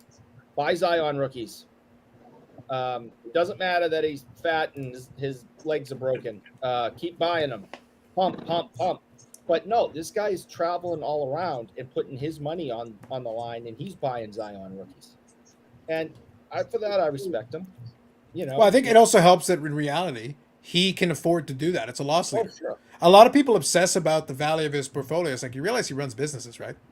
The real value of portfolio, the only thing that matters is how many market mover subscriptions does he have? Really? How many of his business is that? Because guess what? He could lose $1 million in sports cards and make 10 million in business, and he doesn't care. It's a loss leader. Yeah, it's a loss leader. Yeah. No, So and It's it been also the be days vice versa. start investment at night. Yeah, and it could be vice versa. You know what? At the end of the day, maybe he's out there just doing this, and maybe some of his, when COVID hit, I'm sure a lot of his businesses got walloped, like most people's did. His other things, his investments, everything that most people had changed, and he jumped in this with 2 feet. And anyways, We that's don't it. hate him. You don't But I hate him, also Brad. agree with I'm just Bobby. saying he's small time in our world. And I also What we agree do. with Bobby with a lot of things he said. But instead of just looking at the negative, like his bad advice, or the fact that he's an investor, which he comes out and says that's what I'm here to do. Yeah. We can nail that. But the guy is it's put up or shut up, and he's put up. Yeah. So he can talk as much as he wants. Now, I'm going to pause you guys because there's a lot of comments. This one is when we bring up the old Geoff. So what's funny is we talk about this, and like I said, the folks will complain, the collectors will complain, but guess what? You bring them up, and people want to respond. They want to comment. So let me read a couple of these. We'll get caught up. Here we go. We're caught up here. So, Let it roll. so here, 90s B-ball cards. I personally know people that have watched SCI, followed his teachings, in quotation marks, and it led them astray. They were bamboozled. Now they're completely jaded out of collecting. That's not helpful to the hobby. Fair enough. Yep. Your mileage will vary. We can agree to disagree, Brad. His an anomaly, exact. See how useful it is? I think Steve Hart just gave us another meme. It's an anomaly, guys. We all got duped, agreed. I know. We can agree to disagree, Brad. His kid is now doing 4-figure deals. Hard pass for me. He seems very fake and jumps on bandwagons. Love from Aussie Card Dad. Hockey. Brad, you're a longtime investor and sports card business owner. I don't see how someone of your ilk, Brad, can enjoy that content. I enjoy it too. Yeah. Geoff is a glorified Daps man. Harshness. We kind of like Daps man, ironically, but we kind of like Daps man. In a weird way, yeah. I did coin him Daps man, so I enjoy some appreciation. I have some appreciation for old Daps. Yeah. The Mandela effect will take care of that with the collective consciousness. Very true. I feel bad for the people that thought Jeff was an authority and were burned. Things just keep going up and up. Carlos will differ. He doesn't feel bad for those people. Listen. This is very important. I need to make sure I make my position clear on this. I do feel bad for those people. My feeling bad for them might manifest itself differently than you do. My feeling bad for them is a lot closer to this.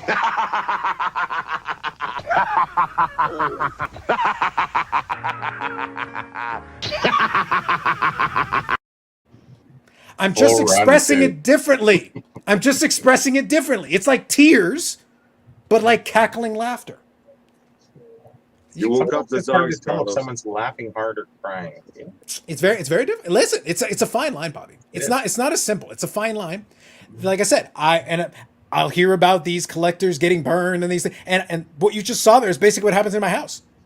That's why I need to rest before the show starts. I need to rehydrate. Like, I feel so bad. It hurts me so badly. Like, that's tiring. That's exhausting. People like seeing his hits, his less than humble flexes when he buys $25,000 parts. Yeah. So I like this one. So you're a jealous jellyfish, Bobby. I like that it's a jellyfish specifically. A jealous jellyfish. Is that a Gary V? Is that one of the V friends? Jealous jellyfish? I don't know, but I don't think see how I could be. I like I don't that. know where we're not. What I appreciate the alliteration. That was good. I like I that. don't know where jealousy comes in. I don't know. Listen, I'm reading the comments, Bobby. I'm just reading the comments. Thousands of people aren't following me. I don't even have any videos. Like, I don't know what to tell you. I've Listen, been doing this hobby longer than most people. I know most about what I know about, and I go forward. And I have nothing to be jealous of him about. So no jealous jellyfish then. We're out on that one. I don't get the jellyfish, but that's okay. You know, Eric, though, I kind of feel like jealous jellyfish should join Poopy Pony. Maybe. You can start building the staple. I like it. Maybe. I kind of like it. The entire channel That's is mine. That's mine. Don't take it.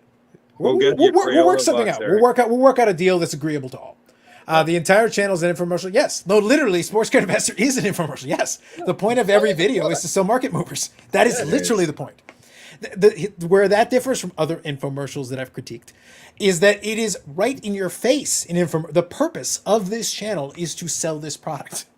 Yeah. It could not be clearer. Every episode is designed to sell the product. So Jeff is basically the McDonald's of content. There you go. I heard he sells a product called Market Movers. I have heard that. It's a rumor as far as I can tell, but it is a thing. On the bright side, he's bound to get one right. Yes, an empty broken clock is right twice a day.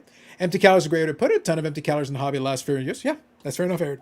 But that's why I said, look, we can critique, and at the same time, I can also be consistent in my point that, like, guys, look, if you really don't like it, instead of complaining about it, don't watch it. And if somebody says, oh, have you heard about this? No, it's not that great. I would recommend against it. I have other recommendations. Maybe you should watch XYZ. Why don't you recommend the ones you think are good then? There's an idea. Why don't you try directing these people then, as much as you can, to ones that you think might have some value? But the thing is, we're not going to agree on the ones that have value, because that's the fun part for me. I will listen to some of these true hobbyists, and then they'll list off some accounts and different things, and I'm like, when I watch their thing, I think it sucks. But I'm not going to pick on them just because it's like, it's not for me. I don't like it. I don't like the presentation. I don't agree with their information. I don't agree with their takes. And I think they're wrong on a bunch of stuff. But I'm not going to pick on them. Guess what? Fine. You like them? Watch them then. It's the same thing. It's the same thing with Geoff. Some of his videos can be entertaining for what they are, but they are empty calories. They're not. I don't take any information from anything I've ever watched in any of those videos. They're literally to kill some time, have some background noise or whatever. That's what they're for. But if you do follow his instructions and something happens to you, then I will feel bad for you, like the video I just played a couple of minutes ago. But if you get some entertainment out of it, good. That's all you can hope for. Inform or entertain. If I can get a little entertainment out of it, at least it did 1 out of 2. There's plenty of YouTube in this sports card space that does neither. So in a lot of ways, representative of a lot of the new hobbies. Yeah. I've always thought the superstar Market Movers was Teapot. I've actually watched some of Teapot stuff. I think he does a much better job with his presentation. I do appreciate it, and I feel like he's been a little bit more, he's much more consistent. I do enjoy that a little bit more. But again, not everybody will agree because it's also an infomercial for Market Movers. So if that bothers you, then don't watch that one either. But between the two, I do prefer that presentation. But like, to each their own, man. To each their own. It's fine. I'd rather be a jealous jelly donut. That could be cool. I like that better. That could be cool. That's fine. It's got jelly in it. It's good. Agreed. Has been doing national videos for 3 weeks longer than anybody else. And the thing is, he's the first to get the national videos out, and they do great. I would wager that big boost in subscribers came from the national videos, because usually the national is great for him in subscribers. He does really well on those. Remember, me and Eric, we sat beside him. I was outright saying, "Hey, how you doing? This, and what'd you buy?" And Gretzky said, "We're all friendly and what have you. We just know who we are." And then when I told him about the blue line Gretzky, he goes, "There's a blue line?" I went, "Yeah." He goes, "Oh, I better look into that." It happens. He has ventured. He also knows who he is too. Like, he can't be more clear who he is. He's an investor in the hobby space. He was quite quiet and submissive when we were talking to him. The guy's ignored me the 15, 20 times I've seen him. And I've sat beside him at events. I've never had a conversation with the guy in my life. So from that You standpoint, messed up, Brad. Did you say as seen on because I'm Carlos? Like, oh, Carlos, I know Carlos. Listen, Teapot has been in this chat. Oh yeah. Teapot has been in this chat. So I'm just saying, maybe, Brad, maybe it's time to play the card. You know what he did? Actually, I take it back. At the Beckett Industry Summit, he gave me a donut, which was very A jelly donut? It was Jelly very- donut? I What forget kind of donut? He was giving out donuts, and I remember going, That is so random. I have follow-up questions, but I want to read more of these comments. I have follow-up Jellyfish questions now. donut. All right. He is a venture capitalist. He invests in dozens of enterprises, many of them bomb, but he wins enough to profit. Yeah. And here's the thing: we've talked about this on the show with Tim from Slabstrong. He is an investor in Slabstrong, and we liked him. Well, Eric questionable, but we for the most part liked him. But he invests in those companies. Well, Tim's fortunes are based on him doing his business well. But Jeff is an investor in that business. He's got hands in more places than people think. That one we know because we talked to Tim, and Tim's pretty transparent. Like, he's not hiding it from people. But guess what? If you're using certain hobby products, there's a good chance you're funding Geoff. I know. He needs to get Dapsman on the SCI team. That'll make all the difference. There you go. Well, Dapsman has his own shop and stuff. What's going on here? Lord knows, Albert. Lord knows. Good evening. The only thing Eric can't be trusted about is going to the grocery store. Facts. The Tatis situation seems to have really shook a lot of the empty calories. Oh, snap. We can lose money doing this? But the Instagram hype men told me the stocks only go up. True. The hobby isn't all about the money. Eric, Geoff makes it seem like money is all that matters. Listen, money is not all about the thing in the hobby. Unless our Fanatics Overlords want to cut me a gigantic check. In which case, then, yes, money matters more, and you hobby peasants can screw yourselves. Shut up. Just waiting for that day. Until then, though, yes, the hobbyists, absolutely, no question. I'm well aware the hobby is not all about money because I do not have any. And you're all about the hobby. True. And I've been in it since 1988. Did you consider that buying the Boston Bruins cards may have been your first mistake? No, it didn't. It did not dawn on me. Maybe you should consider that. Oh. Maybe the downfall of your life could have been starting right there. That could have been a thing. And your favorite player is who? Reggie Lemlin. Reggie. No, second favorite. Sorry. My second favorite, Bobby Orr. Do you own a Bobby Orr rookie card? Since Kinda. 80 freaking 8, you don't In have a Bobby Orr. 1988, it was $500. I was 14. I could not afford it. You have 2 functioning kidneys back then. 2. Paper route, man. Just saying, man. Come on. My Oh, paper route would not allow me to afford a Bobby Look, Orr. you could have gone to a life of crime. I refuse to accept your excuses, okay? We're moving on. All the people that came back to the hobby when it was bored and lockdown, quite a few of them were burned by watching SCI videos. If they weren't burned, maybe they would still be in the hobby. The assumption is always like, oh man, you want to promote that? No, I don't care one way or the other. I'm not here to promote the hobby. but do you If think- people want to participate, go ahead. If you don't want to, don't. Yeah, do you agree? Like, I think those people though that happens to are burned every day of their lives, regardless. It's not just Yes. hobby content. It's like they're burned when they watch CNN. They're burned when they get up and they walk down the street and all of a sudden they see the billboard that McDonald's. Amway. Like Look at Amway. yeah, it's Look, not- if it wasn't that, it Well, would have it's been just- random crypto. If it wasn't that, it would have been a bad stock tip. And if it wasn't that, it would have been, Enron futures. Look, it was always going to be something. It's just you happen to pick this one. It We got happens. man. 180,000. Anyways. Yeah. I'll say the crack and resubmit video that showed how much money can bite you in the ass if you're not careful. That investment was the only thing that saved them the big losses. That's true. Yep. The crack out Okay, video didn't work out for him. How many people have Jeff on as their watch on their favorites? And You mean subscribe to? You mean Oh, subscribe Brad, you didn't have to put your hand up. You knew that. to? We just assumed. Look, I'm subscribed to Sports Card How many Investor. people I get a kick other out of than watching. Brad have I subscribe to Sports Card Investor. I get a kick out of those videos sometimes. You're damn right. I do. you review stuff, so that's I watch a ton of stuff. Yeah, I watch all kinds of stuff. I know. Yeah. I don't. I have not subscribed. I don't watch any of his stuff. I see it You- randomly, but that's it.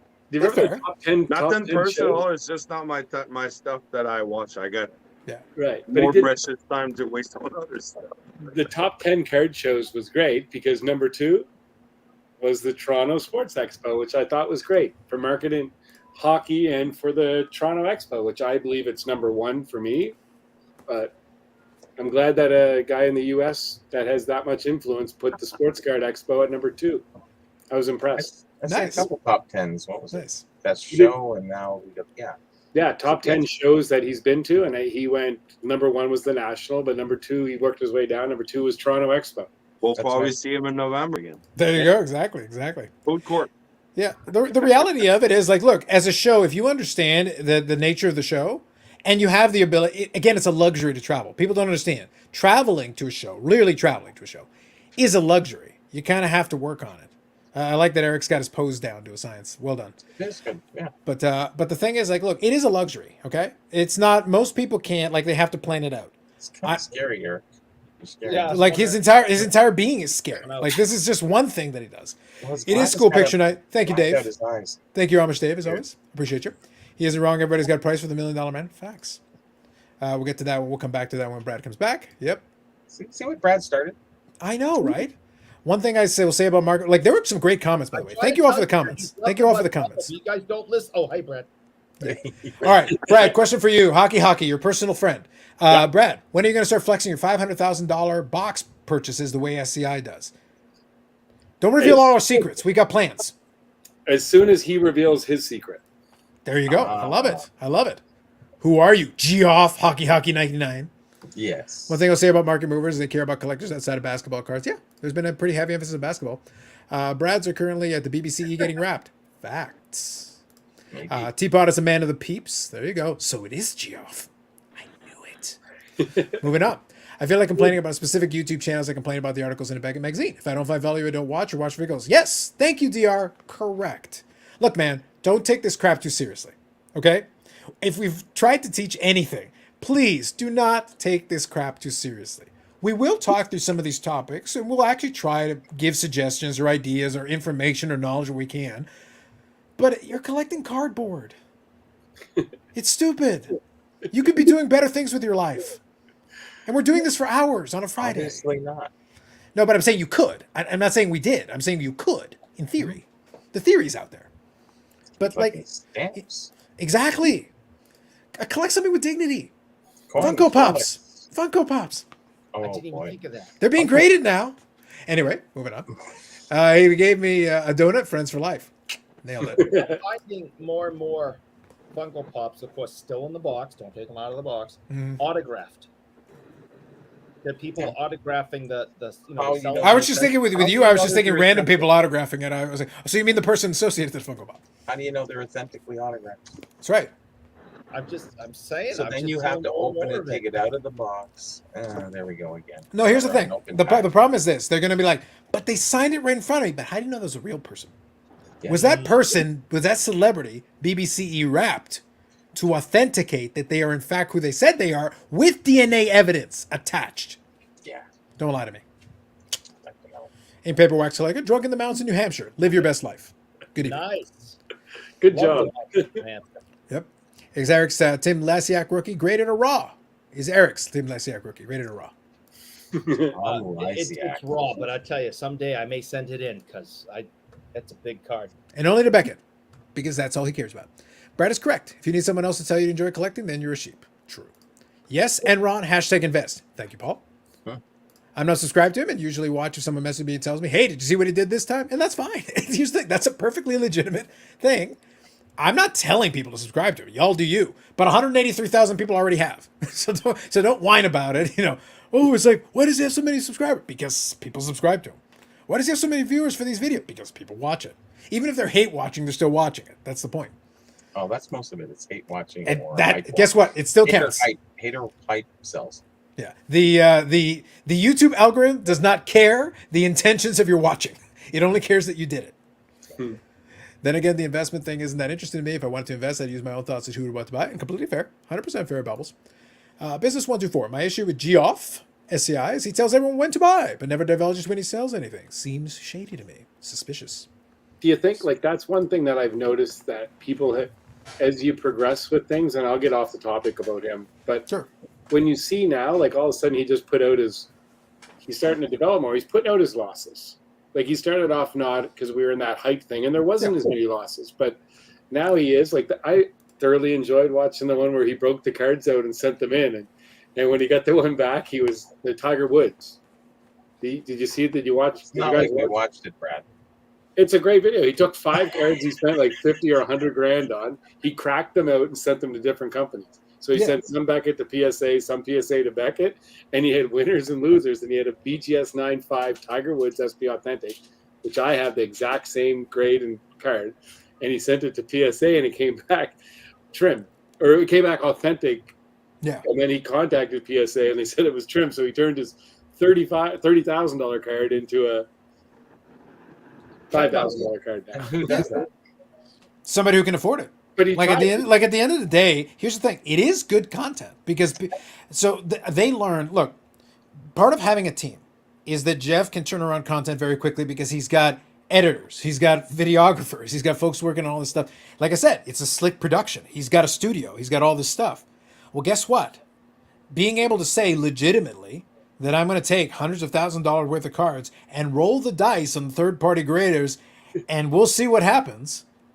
He can afford to do that because at the end of the day, it is barely a line item on his, any losses he takes are a write-off. He did them on a video, and the video's monetized, and it was part of a commercial for Market Movers. So guess what? You get to write that off. Whatever you lost, you didn't really lose it. For tax purposes, it works out. That's why I say he's in a position, he doesn't have to care. It doesn't really matter.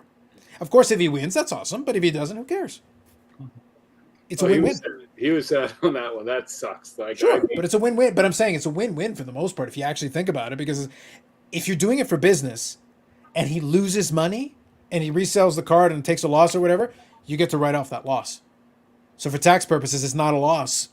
The average hobbyist is not able to do that because they're not able to monetize it that way and treat it as a business expense. He can. He can literally treat it as a business expense. Yeah, you take the money out of the game for him, and he's never heard of a sports card.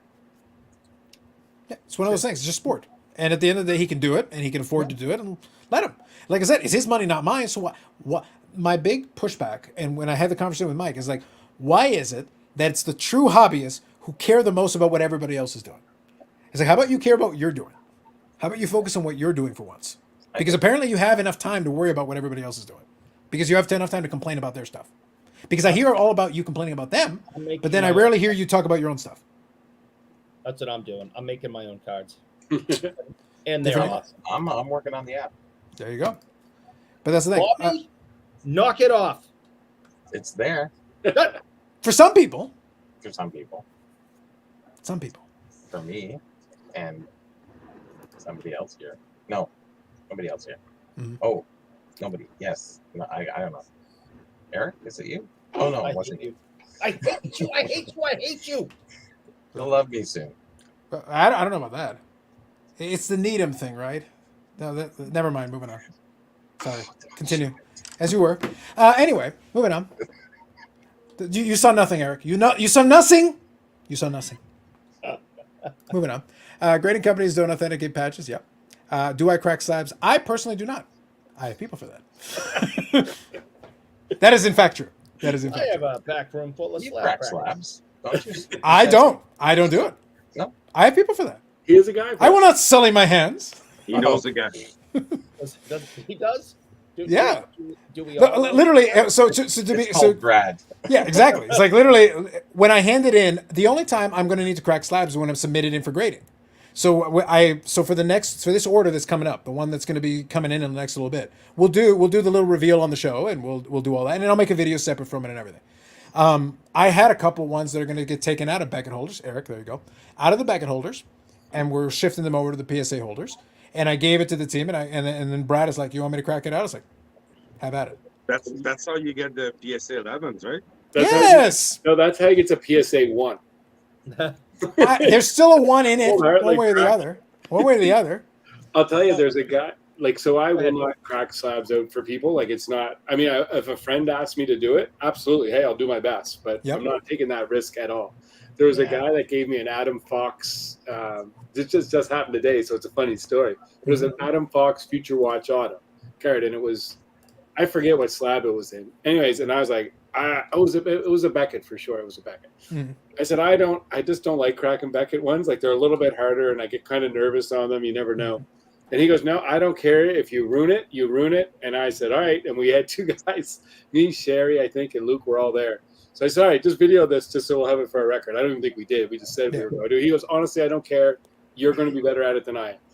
And I cracked it. I'd seen the order came back today. And all of a sudden, it was the cracked slab one, and it went from a BGS 9.5 to a PSA 10. And I was so happy because the case, when I cracked it cracked in like sometimes they just split in like 3 directions. Yeah, with the Beckett ones, you do have to be careful. Like I said, I haven't cracked them, but I've watched enough people do it. Where the way the case is designed, it's a little awkward. You have to be careful how you do it. Now, the one piece of good news: the inner sleeve is a nice feature. When you're trying to crack it out, it does give the card a little bit of protection. You're not just taking a raw card out of there trying to get out of the plastic, but you have to be. The thing can splinter. Like, look, if I was going to do it, wear safety glasses. Oh yeah, Because the shard's a little plastic. If you don't do it just right, I could see it, sending a zinger of plastic at your eye. It would be and the then you worst. got to cut that soft sleeve though. Like so, you do. try to take the scissors across the top of that, and I did. Yeah. A guy had a 54, I think it was 54 tops card. Like the cards are a little bit bigger, so I couldn't really tell, like because it was pushing against it. I was like, oh man, I spent at least an hour to do that. Like, and then I was. Holy crap. I heard rumors. I don't know if you guys can verify or confirm, but apparently, cracking slabs is the newest thing now for the breaking channels. They're showing that you can crack and upbreak. Few of them. Well, that's been going on since. Never watched a Look, almost anybody. Look. In all seriousness, It's if Like you were the newest craze for the last couple of weeks now. Like, oh, we can crack slabs. no, but like the reality of it is, if anybody legitimately wants to try crossing over, you have to crack it out of the slab. Like otherwise, you're kind of wasting your time. Because with the cards there, I don't remember the whole list. Once we get to it, it'll come back to me because you have to let it do its thing. There was a couple of modern ones, but there was also a 55 Bowman Mantle, I think was one of the ones in the Beckett slab. So a vintage, a couple modern, a little bit of a mix, a little bit of a blend of different cards. Once we get into it, we'll get a chance to go through it, and we'll have a little bit of fun with the reveal. Like I said, we'll do it on the stream, and then I'll do a separate video where I'll show them a little closer and everything, and we'll see what the results were. We'll find out together. Yeah, cracking the slabs are easy, actually. If you give them a twist, then some of them you hear a little crack. Are you finding the Beckett ones do the same for you, or is it just in general? I think Beckett's a little bit tougher because it's stronger. They have been, yeah. Usually the way they're structured. Look, But they still will like crack. You'll hear that little crack, and that will actually form a little white mark between the seal. that's true. And then Yeah, you when start running that's how you thing can tell it's starting. The seal is starting to break. Make your way around, and Yeah. it'll come off like not like butter. PSA is probably the easiest to do that way. I agree with because theirs is the thinner. You know, it'd be a I fun haven't tried experiment, Bobby. You know, it'd be a fun experiment. Maybe at some point we'll get a cheap CSG slab in your hands and see if I'd see like if to it works check the that same. one out. Because that'd be interesting. The CSG slab is a little is pretty nice in hand, but it'd be interesting to see if it would break the same way. Do a Yeah, crack I don't test have of one. every company. Yeah, that would be a good simple Great piece of video. content. That's a I'm great gonna- video, a simple one, a I gotta simple one. contact Jeff and see if he'll Yeah. film Yeah. it. That would- Exactly. Have them promote you. Have them sponsor it. So anyone doing anything different for anyone doing like anything, exactly. Anyone doing anything for investment reasons shouldn't make an investment until they have an exit strategy. Don't blame Geoff for that. Fair. I'm not blaming him for anything. Yeah. To be fair, Geoff at SCI does not generally tell people what to buy. Yeah. For the most part, he's gotten better at it because he used to do the top 5, but people would just take that as gospel. It's like, no, that means literally in the tool, that is the one that went up by the most. That doesn't mean buy it. It's like He the Beckett hot list. Don't buy it because it's on the hot list. That 'Cause that everyone isn't what sees that the hot means. list. Yeah. He doesn't. If you guys remember, there were a lot of discussion in National the previous year on how you content basically if you tell people what to buy or not to buy. Yeah. So I think that's like that in business. You know, you start off one way, and if you want to be successful in business and you're hard-headed and you just stick with one thing, but you see what works, and then you pivot and you go in a different direction. So he started to learn, you know what, me giving investment advice on specific cards, this just caused me a whole bunch of headaches. I'm going to get away from that, and I'm going to move over.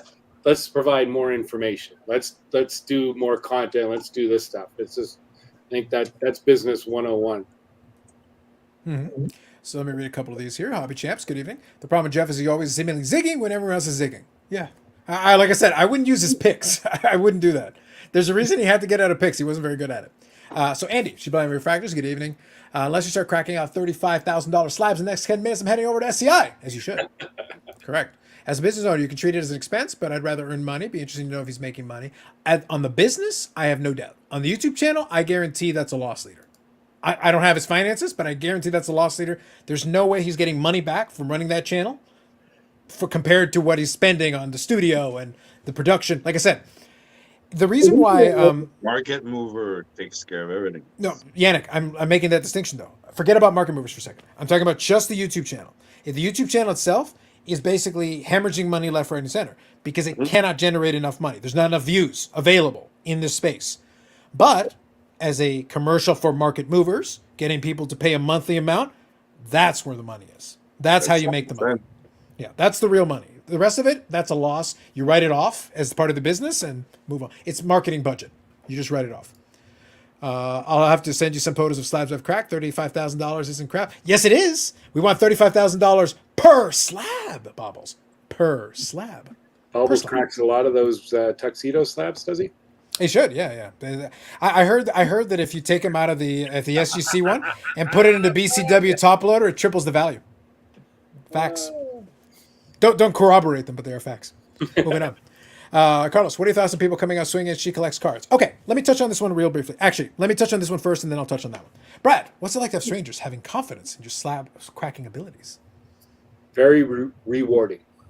Nice. Look at you with that answer. The fact that people can routinely crack slab. This Serena rookie I just got, it's an 8. I'm going to send it up to you, bring it down to your basement, and if you could turn that into 11 and send it back to me, I'd appreciate it. Love it. Yep. The very fact that people can routinely crack slabs and get higher grades is evidence the grading is unreliable and overrated. Terrible! But what if we put the slab in BBCE wrap? Ooh. Moving on. Okay, so what are your thoughts on people coming out swinging and she collects cards? Okay, cool. I actually like this topic because it's open to a discussion we've had in the past. Okay, so let me start off with, as far as she collects cards is, I really don't care, one way or the other. But, you know what I do? She did invite this in the sense that she committed the one cardinal sin. And this will come up again. This is literary foreshadowing to a future episode. It will come up again. When you start doing business with a company, in this case, she's an employee of Collectors now. Let's be clear. She is an employee of Collectors. So, and she did a video announcing that and all that. It is disclosed. Now, you have to be extraordinarily careful. And we've talked about this with the card ladder guys. We've said this a multitude of times. I've been consistent on this point. When you do business with a company in this space, number one, you should disclose it. The nature of the relationship should be clear. There should be no questions. You got it. That's first. I feel like that's fine in her perspective for the most part because she literally had a video explaining she started working for Collectors. Fine. Maybe you should mention it every video just to be clear. If you're talking about third-party grading at all in any capacity, you should probably be super clear about it at all times. That's the best bet to be safe. You should always do that. Now, the video in question, I believe, was the one where she claimed that she was scammed by StockX, whatever. Now, the problem is StockX is a competitor of one of the Collectors companies. As an employee of Collectors, then, it's like, so are you saying this because it discredits a company that your company is competing with? It's problematic. It's an issue in the space. Not related to that because this is a sports card, YouTube channel, show, whatever. I work at one of Canada's national banks. And if I started slagging one of the other banks, even though I work at a bank, well, you'd have to consider the source. I literally work at one of their competitors. It then behooves me to down talk. But we have policies in place. Like as a corporate level, I cannot speak on behalf of the bank. I cannot, unless I'm authorized to do so. And then they're very careful about, be careful what you say. And in practice, in reality, if you're going to do business with any of the companies in the space, it doesn't matter which one it is. I don't care what it is. If you're on a third-party grader, cool. You want to talk about the other third-party graders? Cool. I would be very careful what you say. A good example? Peter from SGC. He's the CEO of SGC. Does he ever say PSA sucks? No, that would be a terrible idea. He would not do that because he's smart enough to know that's a terrible idea. Can he say, but he can promote his own product. He can promote his own company. Sure, that's to be expected. Even if he thinks Beckett is doing something wrong, is he going to call them out and say, oh, Beckett sucks, they're doing this? No, that would be foolish. It would be a bad look for him because he literally is the CEO of one of their competitors. That wouldn't look good. And that trickles down all the way to all the employees in the space. It's not different. So when she collects cards, is saying something, she can have an experience. By the way, it could be a completely legitimate experience, but everybody's going to look at it with a jaded eye because she works for Collectors. And you're talking about a company that is competing with a company that your paychecks are being signed by. So you must be extraordinarily careful what you say at that point. Super careful. Be careful. And the next piece of the puzzle, and that applies for everybody, and in this space here, especially if you do a YouTube channel, a podcast, whatever, you have to be careful. I always joke about it to Fanatics Overlords.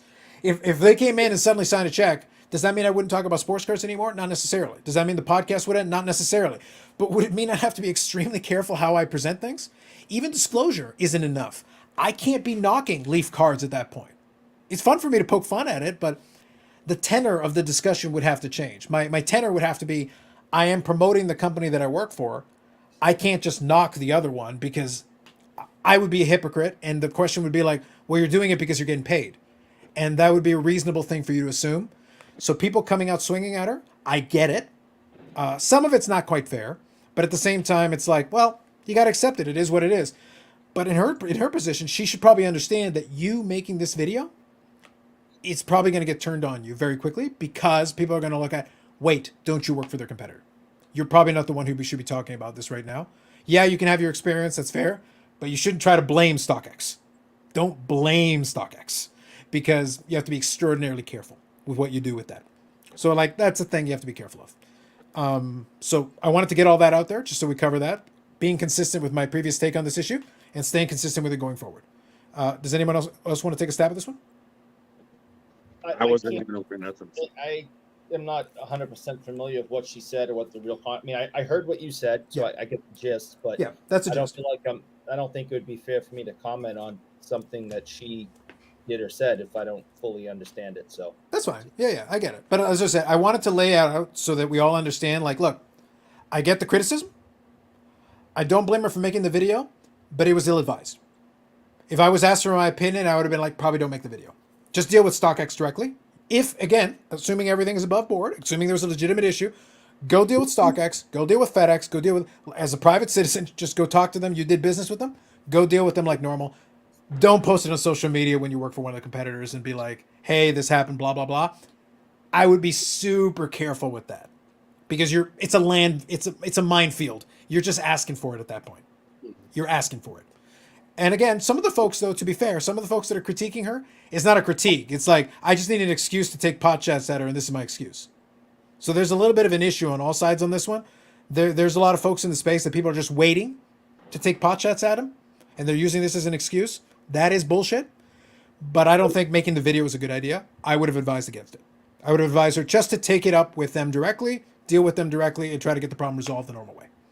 That is my opinion on that issue. Is that fair? I think that, honestly, Carlos, that's very well said. I think I agree with you. I think there's a lot of people that work for companies in any space out there that don't really know what they're supposed to say or what they can say. And sometimes they just don't know any better. And then after it's out there and you can't take it back after it's out there. Like I said, I preached that to my daughter from the day that she got a cell phone. And I said, when you send something in writing, if you got a problem with one of your friends, I remember this conversation when she was like 10 years old. I said, if you have a problem with one of your friends or you want to pick up the phone and call them. I said, don't send it in a text message because that person, you might mean it one way. They're going to take it a different way. Just once you put something out there, it's out there forever. And then people read it, they look at it, they listen to it, they analyze it, and they go over and over and over again. Mm-hmm. And then it's like, you can't get rid of it, right? Yeah. Internet's forever. Yeah, but one other thing that kind of plays into that as well, I'll just add this as well. Just talking from the quote-unquote real world. Like, in the company, I work with internal clients. I don't work with external. Not anymore. I used to do that external as well. But my policy was the same. When I deal with folks internally, there's two options. You can try to go straight for escalating something. Guess what? That doesn't always work the way you think it will.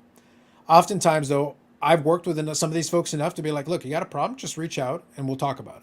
Because 99 times out of 100, it might be something really simple that we can fix in 2 seconds. If you go the escalation route, then a bunch of people talk about it. They all yell at each other, and eventually it comes back. It's like, guys, all we have to do is fix this. 50 emails later, all this stuff. It's like you could have picked up the phone one time, had one phone call, and we could have fixed it in about 5 minutes. You didn't need to do all the rest of this nonsense. It's the same thing here. 99 times out of 100 on a lot of this stuff, just pick up the phone or send an email or whatever, talk to someone. If you don't get satisfaction after that, then say, hey, look, I reached out to them first. I tried doing this. I tried doing that. I tried doing this. Still can't get it fixed. All right, I need some help. I'm going to talk about it with other folks to try to pressure them into fixing it for me. But making a video on it, that's never going to look good. Again, they're going to look at it. Wait, who do you work for again? Ah, interesting. And it'll get thrown against you. It'll get thrown in your face. Guaranteed.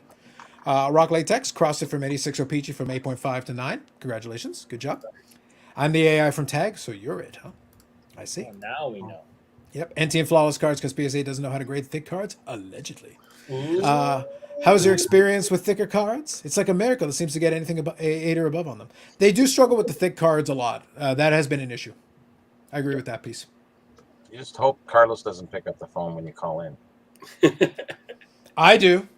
Yes, I know. I do. I do it for the love of the game, Bobby. Uh-huh. She blocks any criticism, apparently. So I'll touch on this piece, too. She's allowed to do that. I'm actually going to push back against the idea. People don't understand this whole YouTube social media thing. They assume it's like, well, I should be able to say, well, sure. It's like, oh, First Amendment, that does not apply to social media. That does not apply to a platform like a YouTube. Yes, the comment section's available. And if people don't want to turn on comments, they don't have to. If they don't want to criticism is a different thing. People have different types of criticism they like to do. I think constructive criticism is very useful. I think the idea that some folks are like, well, what's that? People will run to some of the stuff with accusatory terms, and they'll do all that. It's like, wait a minute, who are you? Because sometimes you'll get like comments where it's like, look, we poked a little fun at it earlier, but we had the little comment here. It's like, Bobby's a jealous jellyfish, alliteration. But people will throw shit out much stronger than that. They'll be a lot more mean-spirited about it, and that's not constructive critique. That's you that's you with an axe to grind taking a shot. If she blocks any criticism, guess what? She is allowed to have no comments on your YouTube page if she wants to. Every YouTube content creator is allowed to do that. That means your engagement's going to be down. That means YouTube is not going to push it up in the algorithm. You're going to get less views. So there is a consequence to that. YouTube encourages more comments, more likes, more engagement. It encourages that. So you are doing that to the detriment of your videos. But she does work for collectors, so YouTube isn't necessarily a means of her primary job. So you don't have to respond to comments. You don't have to answer anybody's questions.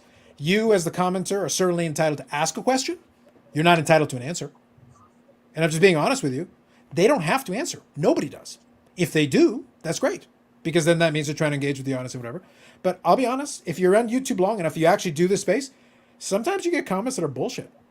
And you can choose to leave them, you can choose to ignore them, or you can choose to be like, all right, to the nether region with you.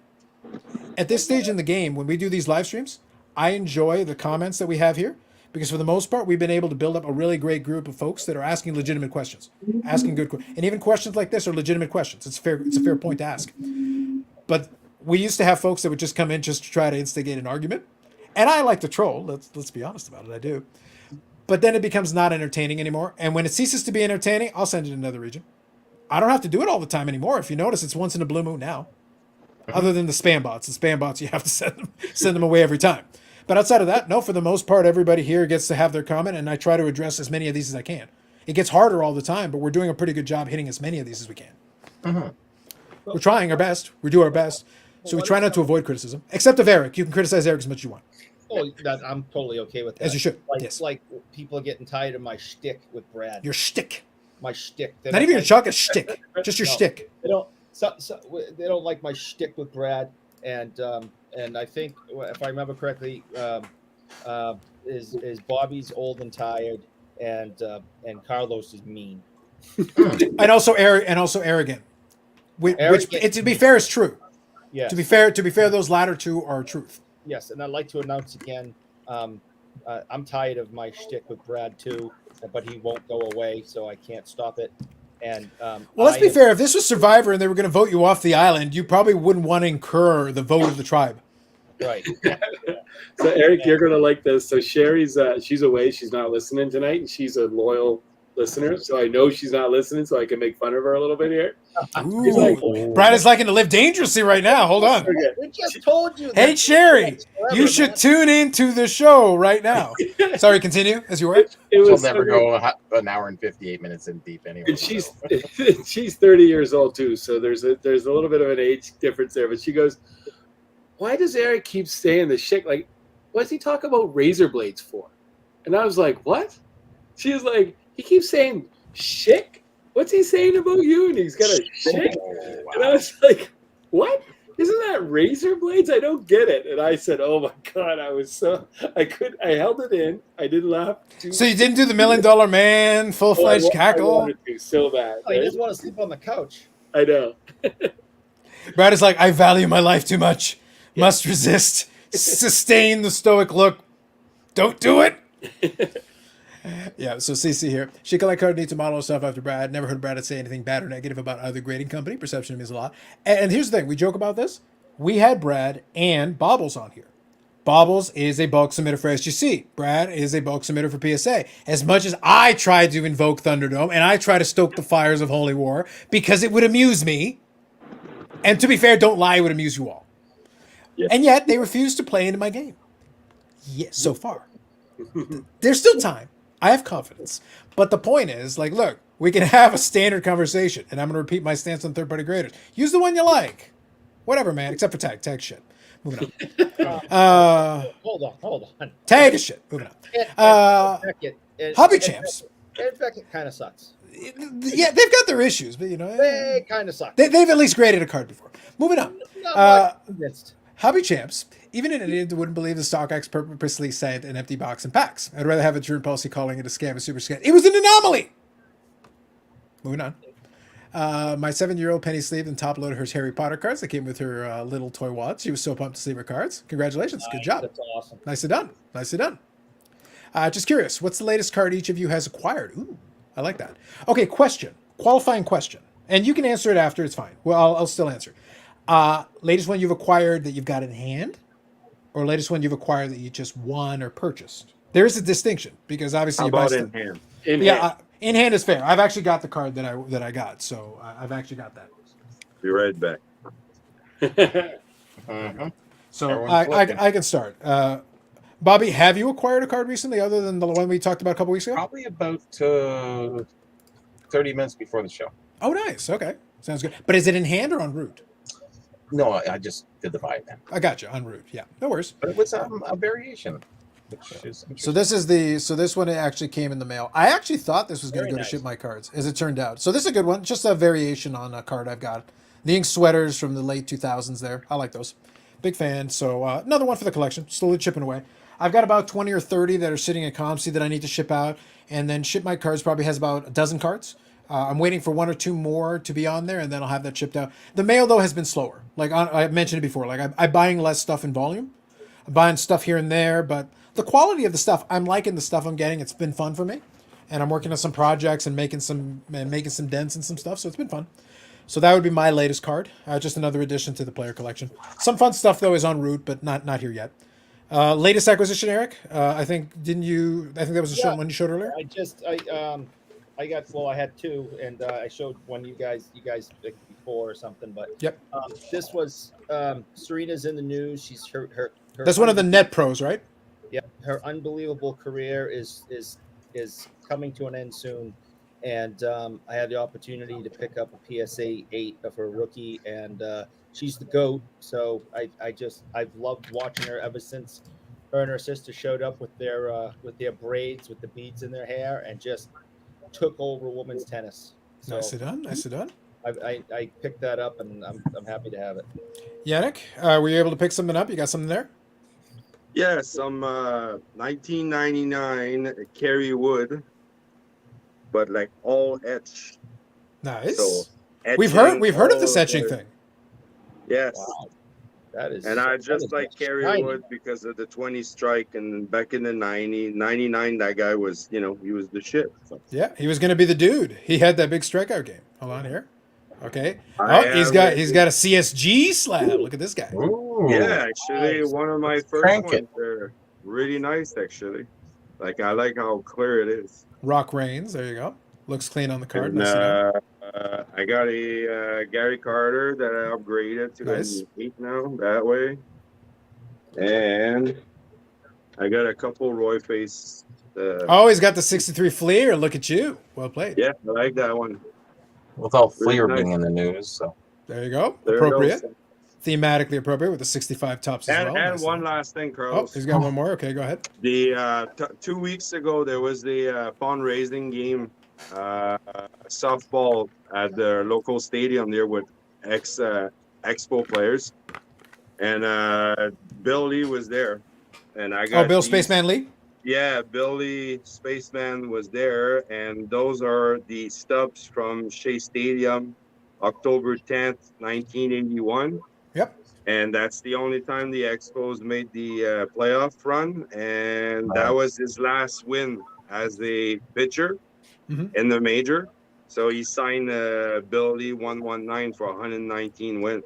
And Nice. basically, when I told him, when he really looked into it, that's where he said, "Hey, then that was my last win." So he signed it that way. So, Nice. Nicely Oh, done. that's Nicely done. fantastic.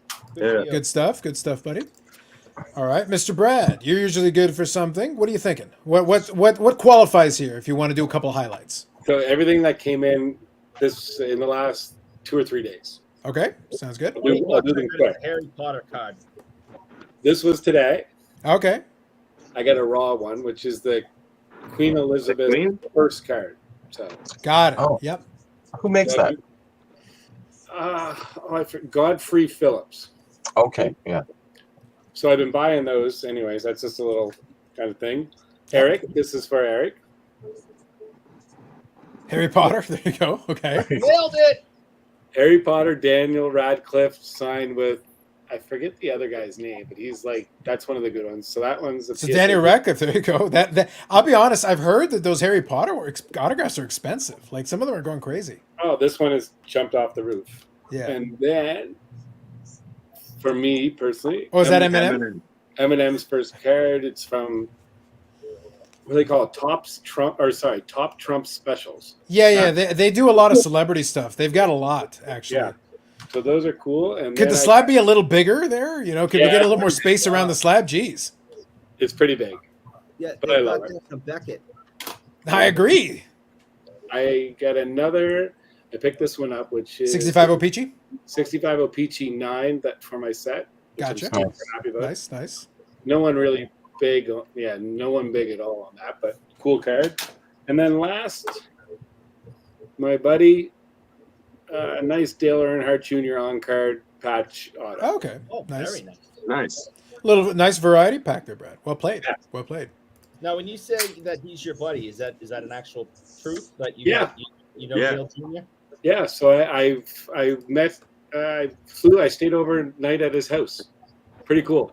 So we flew down back at New Year's back. I'm going to say, I don't know, maybe. Wait, the Dale Earnhardt Jr. was that the Ric Flair one? Yep, Ric Flair. Yeah. Because I remember this. He said, "Wait, Dale Earnhardt Jr." This was the Ric Flair thing, wasn't it? Yeah. So It all we- comes full circle. I don't know how. I don't want to spend too much time on it, but I can try to tell a short version. On December 30th, I got a call from Bubbles from the Trailer Park Boys. He goes, "Heartland, what are you doing?" I said, "Not much." He goes, "You got any plans for New Year's?" I said, "Actually, no, I don't really have much." He goes, "Do you want to come to Charlotte, North Carolina, and spend the night at Dale Earnhardt Jr.'s place and just party with the guys?" And I was like, "Smith, I'm going to fly somewhere as I know this is going to happen. I'm going to get down there. Like, this isn't all going to happen." He goes, "Just 1 second." He puts on the phone, and this guy says, "Hey, man, you're more than welcome to stay with me." And it's Earnhardt Jr. And I was like, "Yeah, cool. All right, no problem." So I get a flight. I fly down. I arrive on December 31st. Around 2 o'clock in the afternoon, the Matthew Good Band was playing at Earnhardt's bar. Yep. And Matthew Good's band was playing. It was the night Canada was playing the U.S. and World Juniors because I was trying to watch that game and I couldn't figure out what to do. I was backstage while Bubbles and Matthew Good were on stage practicing for the show. And all of a sudden, this guy comes in with a big beard and sits next to me. He's like, "Oh, Brad." He goes, "Good, you made it down." And I was like, "Well, this is Earnhardt Jr." So we talked for a little bit. And Smith always had a rule. He introduced me to more people in my life, and I'm so thankful for it. And Smith is Bubbles.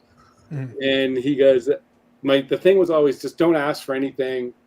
Don't, just never be that guy. And I was never that guy. That's why I always got invited to all these things. That's why we don't invite Eric to things. He would be that guy. There you go. He's that guy. We Yeah, can't yeah. take him anywhere. So the whole thing escalates to a whole other level. We go back to his house. Ric Flair's involved. That story can be for another day. But the coolest thing I can say about Dale Earnhardt Jr. So I'm sitting there with him talking for about a half hour. And it's just me and him. We're drinking beers. And then we go out into the club and we're listening to them on stage, doing the preamp. And he goes, "Do you got any NASCAR fans in Canada?" And I said, "Oh, man, there's a ton." He goes, "Oh, I know. There's a ton of them." He goes, Do you have any, is there any fans of me?" Kind of just joking around. And I said, "One of my childhood best friends is your biggest fan." And I'm thinking, okay, but don't say anything. Don't ask for anything. Don't say anything about it. And Earnhardt goes, "Why don't you call him, man? Get him on the phone."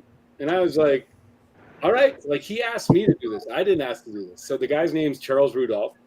I call him up, and he's at a party, a New Year's party with my brother and a whole bunch of people. And I said, Chucky, I said, I'm going to pass the phone over to you. You wouldn't believe where I'm at. And this is this is Carlos's Mike Medano. Like, this is the diehard fan.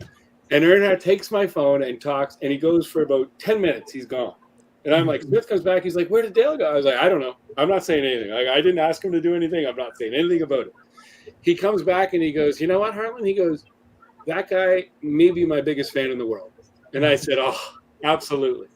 So he sent him up a race helmet and a bunch of autograph stuff. He did it all on his own, but just the genuine guy that appreciates his fans. It was awesome. So that is so nice to hear. Good stuff.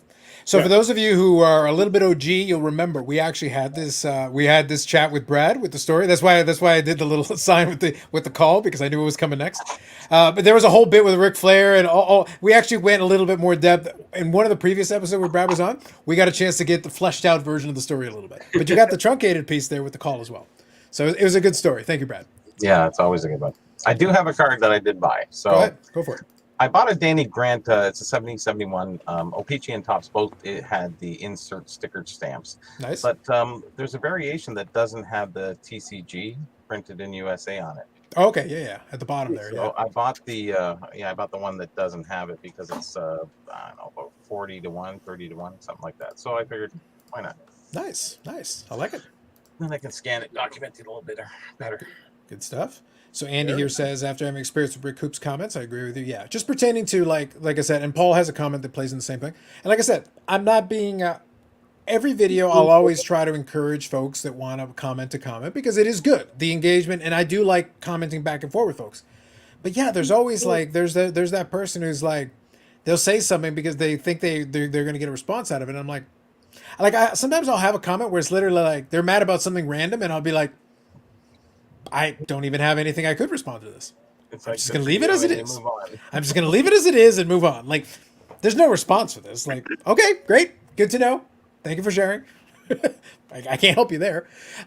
So Paul here says, the whole feels entitled answer why I have zero respect for AIH. Come with some vague criticism without any recommendation. Acts like then he's important. Yeah. Like I said, I'm not going to beat that dead horse, but like, there is a subgenre that is represented there where it's like, let me put it this way. My experience in life is anybody who tells you they don't BS is the first person that's going to bullshit you. They're literally the first person. Because I'm like, no, you have an agenda. Your agenda is different than most folks, but it is transparent. Like, you have an agenda. They're like, I don't have an agenda. Yes, you do. You 100% have an agenda.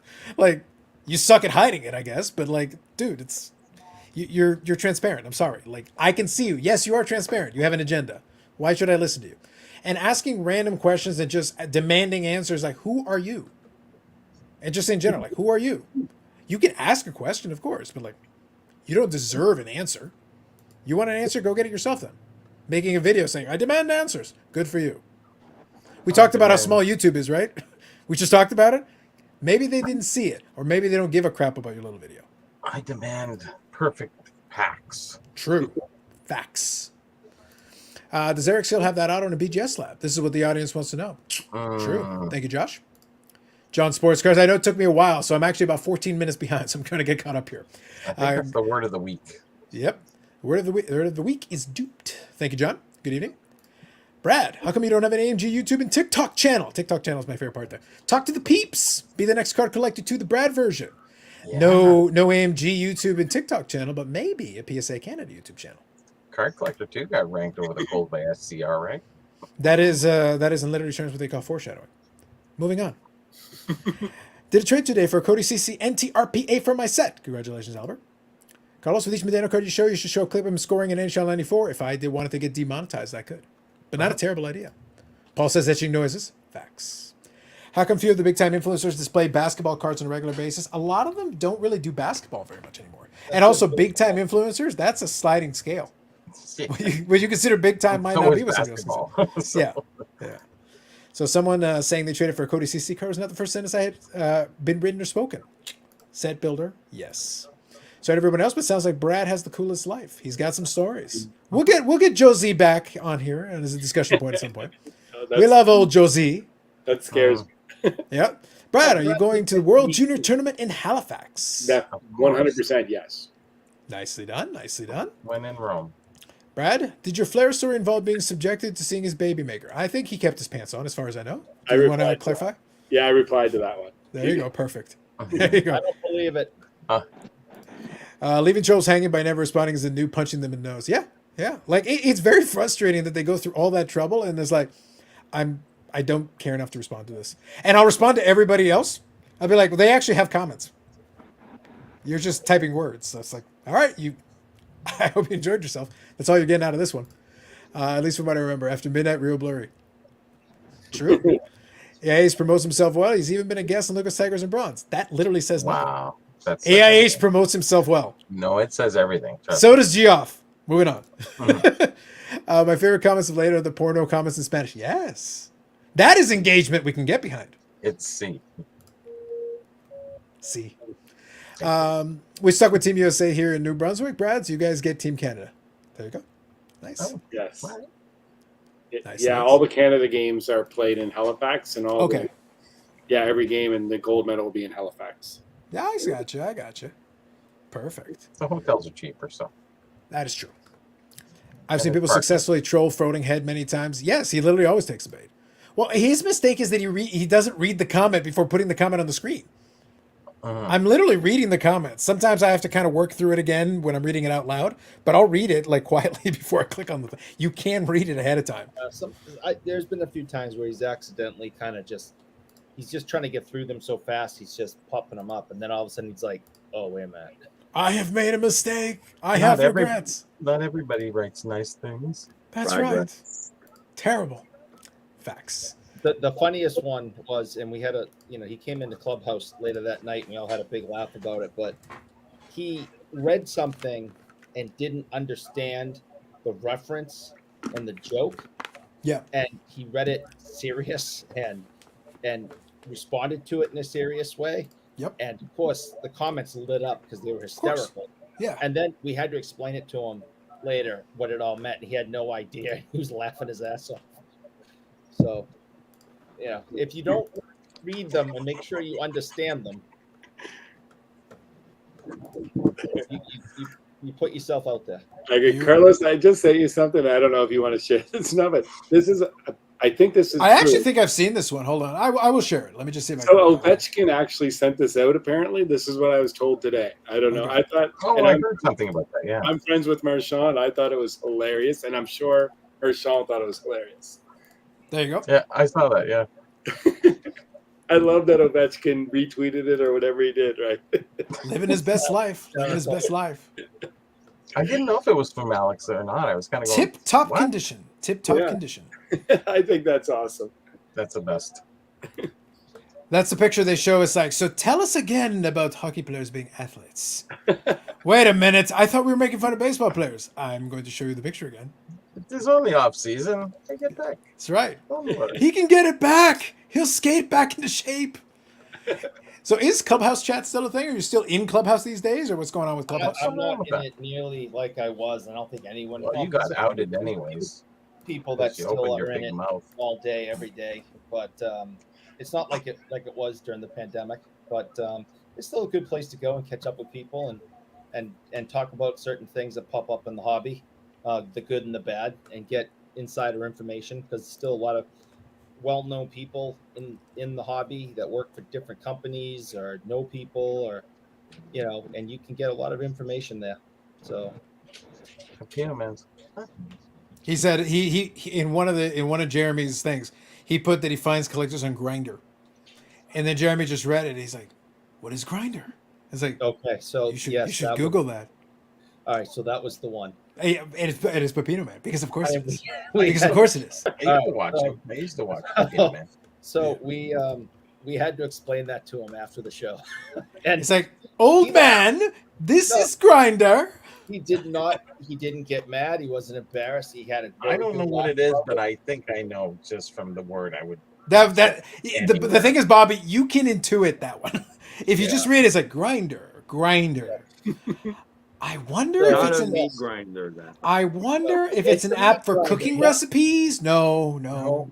Coffee? It's definitely a meat grinder. He's Yeah, it's like, absolutely yes, correct. Meat? yes. Yeah. So Coffee. yeah, we had to explain that to him, and it was funny, and he had a good laugh about it. Yep. He was RIP able end to- list. Is this live? No. Moving on. Another video for your butt. Pepino Man. Hockey 99. Carlos, I don't understand the baseball card market. I see rare cards of baseball Hall of Famers from the 90s no one seems to buy for cheap. Because demand. Yeah, it's demand. That's how it works. It's that you can have cards that, in theory, that's why I always find it strange when folks will talk about different categories. This is one, but there's a number of them. Yes, you can have some stuff that is baseball Hall of Famers, great players, historic players and all that, interesting ones, and some of the cards can be actually very difficult to come by. They actually don't come up all the time. It takes time. The people who have them are collectors who have been burying them in collection for years, so they only come up in the market once in a blue moon. But then the cards don't really sell for that much because a lot of folks don't know about them, but B, they're not chasing them, so the demand is not there. So it's one of those things. You can have a one of one. It's the only one in the universe. It's the rarest thing in the world. If nobody wants it, it sits there for $1, and until somebody comes by and goes, "Fine, I'll give you $1." Logo man. Yeah, it should be worth more than In $1. 10 That's years. not what the market says. The market says that's what it's worth. Moving on. But yeah, the market has to make up its own mind. But it'll decide, and that's the demand is the most important piece of the puzzle. You can have a Forced decent. to be decided, right? Yeah, but that's the thing is Influence. that the analogy that's used, and it was a good example that I think in a discussion I was having with somebody, is the T206 Honus Wagner. And the Wagner is not a super common card, but it is not a super rare card. It is available on a semi-regular basis. And if you have enough money, you can get one. Like, it is available. The T206 Ty Cobb back, that is much rarer. But if the two were to sell in two big high-profile auctions and were to be promoted well, the Wagner would still sell for more than the Cobb. The Cobb is an objectively rarer card of a higher tier Hall of Fame player. Why would it sell for less? Because the Wagner has a story, and a lot of people with money think that's the card to own. So there's more demand for the Wagner than for the Cobb. And the Cobb, less people even know about the Cobb. But the Cobb is a rarer card. It doesn't matter. It'll sell for And less. Cobb did in 2 years what Wagner did in his whole career, so Cobb should really be worth more. The thing is, like, if we just talk about the two players, they're both Hall of Fame players, both of them. Wagner was in the first Hall of Fame class or the second Hall of Fame class, like Cobb. So, like, both of them were deemed to be early Hall of Famers right off the top. But it doesn't matter. The Wagner has a story. It has books. It has articles. It has all this backstory. The Ty Cobb back, the people that know, but it's more obscure. I don't think it's really been determined the story whether he didn't like smoking, he got his card pulled, or whether he wanted money. I don't think that ever has been conclusively determined at this point. Do you know what? I always heard that. That was what I was always told. But then I'm in the camp of money. I'm in the camp of I want you Me to pay too. me, and they said no, and they said fine, pull it. yeah, I think that'd so. be good. That'd be a good Because thing to research, Bobby. Like that'd be a fun thing to. I don't even know who you. I did a little bit of research, and I did figure out that he was on cigar boxes even later on. So if He was in a card later on in the I want to say exactly chewing tobacco. He was on a card chewing tobacco. So he's not morally opposed to tobacco. Literally, the picture is him chewing tobacco, and like his face is on the whole cigar box. Yes, and he didn't care about the kids. It wasn't about the kids. I'm sorry, it was about good old fashioned dollars and cents, and that was the deal. And then it was look, mom, no hands. So no, I thought we'd get a little bit of a chuckle on that one. No, you're on your own on that one. Yeah. So come on, Bobby Wagner's Hall of Famer. Yeah. We just talked about that one. Chris Hayes, the 98 credentials of a non-Hall of Fame baseball player got listed and bought within a 30-minute gap. I didn't check my save list yesterday. The high demand rare stuff sells hella fast. Yeah. The key word though is high demand. Some folks are working on the set as well. So like if you've got a card that also is appealing to set collectors, you increase the demand. It creates more possibilities for someone to be interested. So you could have a player collector that could be interested. You could have a team collector that could be interested. Or you could have someone working on that set who needs that card. So suddenly that becomes a lot more interesting than the standard. It always helps. I was just saying that Cobb was, better than Wagner in his first 2 years. He was better than Wagner throughout his career. Both Throughout guys, his career, but in the first 2 years, he just destroyed his records. So I'm not saying he wasn't a Hall of Famer. I'm just saying Cobb was the better player for sure. Oh, for sure, yeah. All around he was one of the greatest of all time, for sure. Yeah. That was me. You had the conversation with. Yes, that's right, Bobbles. Exactly right. Yep, 100%. So if the story is true, it was about money. Does that make this card less or more valuable at that point? For the people buying, One's collecting it, one's morality and the other one's the not people more. spend multi-million dollars do not care why. No, Oh, I understand. It's a yeah. story. That's what I mean. It's the story, and it's being part of an iconic set because the set itself is iconic. Well, he So didn't it's like one- smoking, so that's why he wanted this card. That is like the ultimate good boy story, right? Yeah, yeah. And But it's the thing not, is, and over it's the like years, he a was lot of greedy folks, bastard, and over the years, a lot of folks that have bought that card are, yeah, I call bullshit on that story. Even some of the guys who collect the set, it's like, no, that's bullshit. Like, because like I said, Wagner was on a card later on chewing tobacco. He's not opposed to tobacco. That's bullshit. Like, there's plenty of evidence to suggest, like, that sounds like a load of crap. it's amazing, Brad, how the rumors and hearsay get around. It's just we all think. Yeah. You know, before I started documenting the hobby, I would go around asking dealers, and they would tell me these elaborate stories of things, and it's just really none of it was true. It's sort of like, you know, they just make things up to sell things better, and maybe that was the Honus Wagner story too. On top of that, The blue line and the Gretzky's that's probably my favorite. Mm-hmm. Like you can tell people till you're blue in the face, like based upon all the information I have ever gathered, it is not a first print. no, I Right. wouldn't think so. And that's based upon what I have heard from But everybody called it the first print. That's everybody the funny does. part. And people still argue. I don't even want to argue about it anymore. I'm just like, well, based upon the guys that I talk to about it, that I go with, I say it's bullshit. So, Yeah. It doesn't really matter, anyways, right? Yeah. Well, that's the point. For a card like that, at the end of the day, the why is less relevant than something prevented it from getting a full print run. As a result of that, it became an iconic card that way, and the rest of the story kind of filled itself in. Well, the best reason for that card is that people knew it wasn't a fake card because they, you know, a lot of Gretzky fakes. So, you know, and if you had the blue lines, you were definitely, because they didn't do any remakes of the blue line ones. So. Yeah, which makes it, at least that's a diagnostic you can use to help you authenticate and make sure you got the real deal, and that is helpful in its own way. Yeah. So I have plenty of rare cards that aren't that valuable. Turns out I'm one of the few people that want them, and that happens. Sometimes that happens. Thank you, Andy. John Wagner met him and wrote that Honus said it was a smoking thing. He also isn't in the other tobacco sets. Yeah. There's many different tales. One is he didn't want kids to go after it. 2, he wanted more money. 3, he also claimed that the print plate broke when the card was printed. Oh. 48 Leaf here, it looks like. Got it. 48 Leaf is the one with the chewing tobacco one, the picture with Honus. Anyone remember the sports card showing TSN in 91? I might have seen one. it Vaguely. doesn't ring a bell. Yeah. But the thing is, you got to remember in the early 90s, there were sports card radio shows. Like they threw it in a lot of places in the 90s. I think even in the mid 90s, there was a sports card radio show. I think on the Fan 590 in Toronto, if memory serves me. It's been a long time, but I think that was right. I think I That's learned about basic the Wagner card on the back of a comic or some Yeah. magazine or something. Do you remember Find the this Flair card, Ultra? get $1 million or whatever it was. Yeah. Do Right. you remember the Flair Ultra commercial? I seen it on Dustin's channel. Yeah. I don't remember that commercial ever. The I don't Flair think it. I think with our CanCon stuff, I'd be surprised if it aired, if it ever aired on this side of the border. Depends where you grew up too, right? Yeah. So John here is advocating in favor of the tobacco story. Citations, John. We need citations. Where are you pulling yours from? Because yes, the story's been out there, but I want citations. I'll accept your take, but I want citations. Yes. John Candy made an appearance in the show, if I recall. In one episode, they highlighted someone collecting cans. Well, then that would have fit with the 91, because the 91 Candy was with the Wagner and stuff. So that timeline-wise, that would have made sense. Did they even know tobacco was bad for you 100 years ago? Didn't think medical. No, I don't think the tobacco being bad for you was an issue at that time. Like literally, they were selling the product, no problem, no issue. Bubblegum didn't really come into play until the 30s. So it's like it wasn't a thing yet. Caramel, obviously, in the 20s. Caramel was another option, but it was just a different product to sell.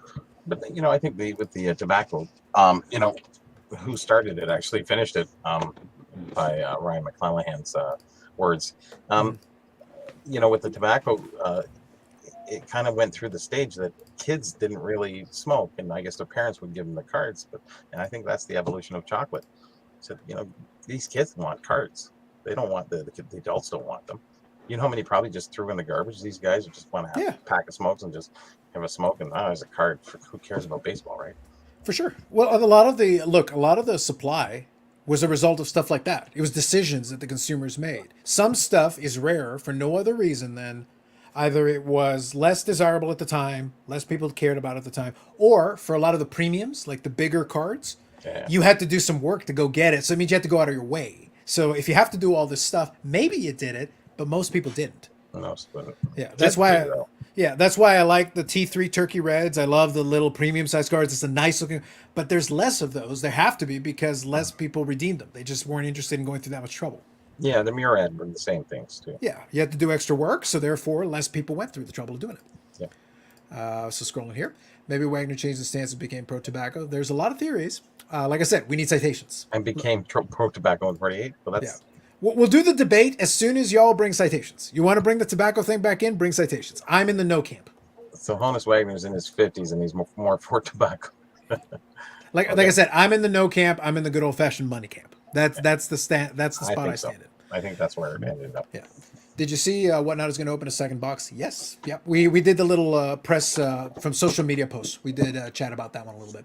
Like, look, good for them, and hopefully the winners get a couple. What I'm hoping, actually, personally, I hope they get the standard amount of Jordans, and I hope that people who didn't get a Jordan the first time get a Jordan the second time around.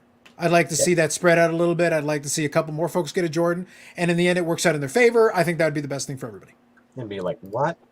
Not a Jordan in there? No. Oh, So now man. you're talking six Jordans plus the Jordan stickers. Correct. So Yeah, I think that's great. Like, stickers, how many stickers are supposed to be in there?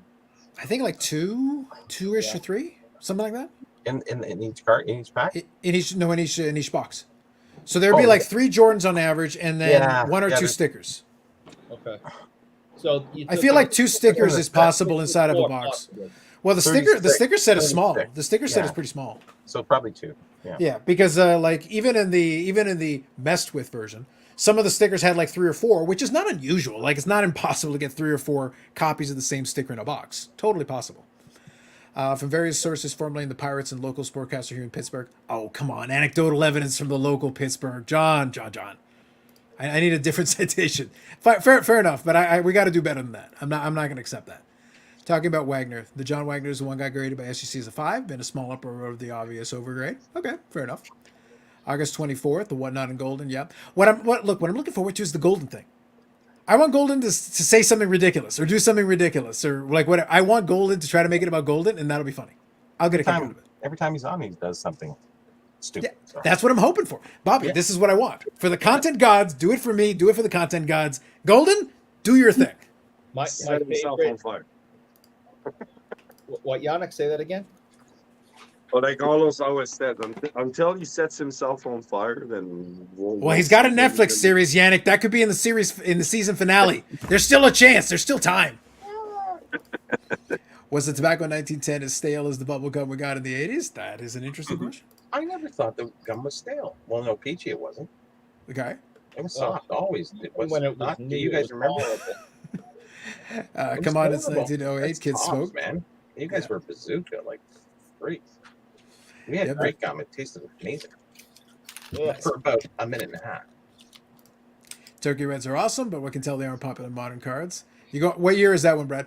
This is I just cracked an 83, 84.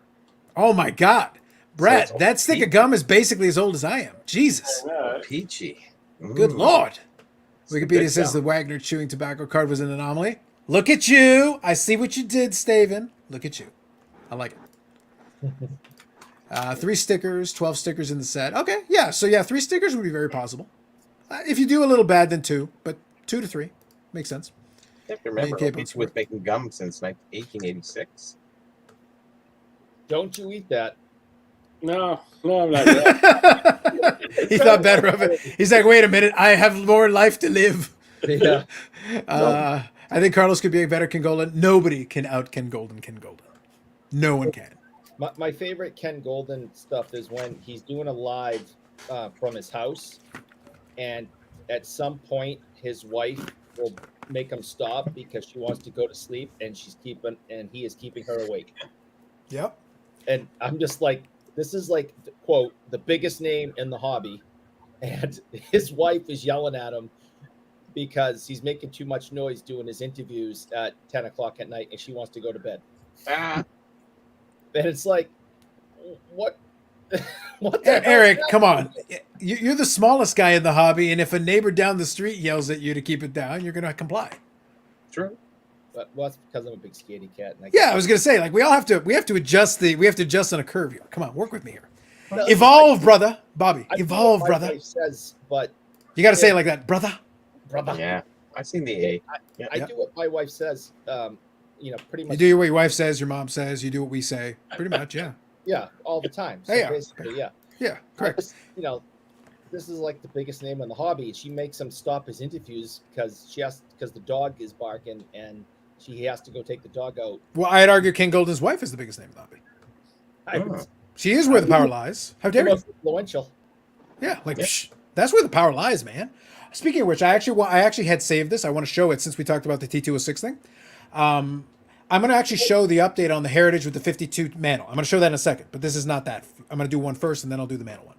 I actually saw this when I was scanning for the mantle to grab it for the update. This is actually kind of cool. I like this. Since we talked about the T206, this is actually on Heritage as well, and this is a near complete set. A very large amount of the cards, 495 of the cards for the T206. So it's a near set containing Cobb, Tinker Ever's Chance. It is the 32 rank T206 set of PSA in the registry, all graded, all the cards graded, all 495, and it is sitting with buyer's premium at 96,000. Oh, Which obviously you'd have to look through the cards to see how the different ones are, but 495 cards. That's Like if you're playing in the 6-figure category, that you've already got most of a set there. You can finish building the rest. It's pretty sweet. Yeah. I'm a fan. I like it. You'd have to see what the cards grade and everything, but it's still pretty solid. they're Now, probably all okay, 1s, 2s, and 3s. How many So. most likely, yeah, most likely. Right now it's at 96,000 with buyer's premium. No. How many cards are in that set? 524 if you count everything. I think it's 524. Okay. 520 is the one that most people go with And because that's they don't good. count Wagner. Jolie, count- Blank. Joe, Plank is one, yes, Plank. And I think Maggie. Oh, yeah. Maggie is one. that's And there's it. one more that I'm forgetting. I think isn't it Demet? Demet? Does that sound Think so. familiar? Damn Yeah. it. Yeah. There's four cards specifically that are considered the ones where a lot of collectors are like, I can't, because they're just so expensive For compared to the rest. unicorns, you can't. Yeah. Yeah, 520 I think is the number you can try for realistically, within reason. If you really work at it, if you commit yourself to it, and that's what you want to do, you've got a reasonable shot at it. The rest it gets tough for the last 4. So, that leads me to a question that I have for you guys in the audience too. Sure. So if there is a short print in a set of cards, let's just say it doesn't matter, V145, the William Patterson or something like that. Yeah. You could consider the Burt Corbeau part of the set at that point. The infamous Burt Corbeau. Okay. Yeah. Well, Burt Corbeau, there's so many other short Sure, prints, yeah, but yeah, the sure. 20s was rife with it. Yeah. Do we consider that a short print? Or do we consider it in the set, complete a set, when it was purposely held back? So that's the Nap Lajoie question from the Gaudy one as well, because that wasn't originally part of the packs. You had to ask for it. So it is possible to get it, but it's not included in it. Mm-hmm. I think it's an interesting question. I think that's fair. Also, Is it another on the checklist?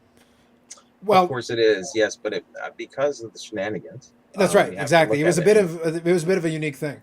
Bobby, so question for you. Not exactly the same, but a little different. Do you consider where a card gets pulled and replaced by a different card? So do you consider the set complete with her? So I'm thinking of the 54 Bowman, and I think card 66 was the Ted Williams. It did exist. A small population got out, but then it got swapped early in the run for the other 66. Yeah, so what happens is it is included in the set, and then you do an A and a B. Yeah. Effectively, yes. And then you add that to the full set because that is complete. Because it was issued, it was in fact, it was. So you Sure. have to include Yeah. it. But you can go through and not have the A or B. It doesn't really. You can have one or the other. It would really make a difference to your collecting Sure. ability, unless you're Sure. a detailed-oriented person that needs every different variation, which so many sets do have. I'm with it. Sure. Yeah. No, like I said, I posed the question because I love quirks like that. Yep. Those are legitimate questions for the set collector. Like, do you feel okay with it? For me, the 54 Bowman, I actually have a complete set, but I still want the Ted Williams because I think it fit because it's Ted Williams. It's a quality card, and I think it would go nicely with the set. So is it a complete set when you have the variation of the no TCG printing error? Yeah, I think it's fair. Is it a printing error? Is it not? Yeah. Obviously, it exists. Now, is it included in the set? Now we do an A and a B on that. That's right. So let me Now, it's funny because both 70 OPG and Tops released the same cards. Do we call it Tops or OPG or both? Right. I I think there's a fair question. Is there two variations or one? So there's a couple. I'll get to the comments and let's see if folks have some answers to some of your questions Sure. here. I like this one. Hockey 99 is always there with the random ones. And so, Carlos, why doesn't your channel release a video of your panels playing road hockey in the same city as we don't play road hockey? Not anymore. And if we did, we would all just be like, Eric, it's like, what happened? Carlos, you're going to penalty box. Oh, come on, this is road hockey. Take this chocolate stick. Mm-hmm. And you can guess who's getting attacked. Moving on. I don't see it ending well for me at all. No, I no. can't see what could possibly go wrong. Pile on the rabbit kind of. It's like all of a sudden, it's like the Hanson brothers. Yannick is like, hey, Yannick, foil up. It's all these Canadians versus the American. No, I'm good. I'd love to have a good game of road hockey. Yeah, it'd be awesome. It's like all of a sudden it degrades into full-fledged goonery. It's like right from the face-off. Boom, boom, boom, boom. Take that, English muffin. Boom. 520 is realistic. Thank you. Okay, so Demit is an obtainable one. Okay, fair enough. Thank you, Dave. Like I said, I'm going from memory, guys. So feel free to correct me on that, by all means. I just know there was 4 that are considered as part of it. So, Brad, do you think we'll see renewed interest in the Lord of the Rings cards with new series coming on Amazon? Oh, there is a new series, isn't there? Yeah, I do. We've got a lot of guys grading them right now. There's one guy that graded an absolute ton of stuff like that, and he's a big believer. Oh, cool. Nice. Yeah. I could totally see that, yeah. Anything that gives it a little additional attention is always possible. Yeah. So Doyle is the 4th one. Okay. Gotcha. Thank you, Dave. Doyle. Thank you. The real set is every card with every back variant. Look at Baubles being hardcore. The problem is we're still not 100% sure how many cards there are because some of the back variations are like, okay, so I think this card is possible because a lot of the real scholars that in T206, there's been a lot of scholarship. A lot of them have studied a lot of the back variants and go, okay, so based on the time that this back variant existed and which players were in the set at this time and the factory number and all this stuff, we think that this back has 200 cards. We think. And these are the ones we're pretty sure exist. These are the ones we've confirmed exist. These are the ones that theoretically should exist based on these parameters, but we haven't found one yet. Yeah, these guys are writing dissertations for crying out loud. Yeah. There's your hashtag scholarship y'all been asking for. For stuff like that, they have in fact done it. Yeah. And that's helped that set be popular over time. That has helped the set. The fact that they actually care enough to really do that research and dig. A lot of people collect that set, even some of the team sets and stuff, back variations and stuff. So people did the research. There is material to research and look up and articles and all that good stuff. What is actually, I don't know, what's the hardest back to collect and what's the most common one? Piedmont, I think. The Piedmont is the most common, one of the most common, to go along with Sweet Caporal. Piedmont and Sweet Caporal are 2 of the most common. But wasn't the Piedmont the tougher one for? There are Piedmont factory variations. There are Piedmont factory variations. Wasn't that the Piedmont the top one for the Honus Wagner? So for the Honus Wagner, there are a couple of back variations, but Piedmont in standard in general is super common. Like you can get almost every card in Piedmont and almost every card in Sweet Caporal. And then there is that's the other one. Yeah. Those are 2 of the most common. Some of them are like, not rare, but they're a little bit tougher. Yeah. Sovereign is still common, but not as common.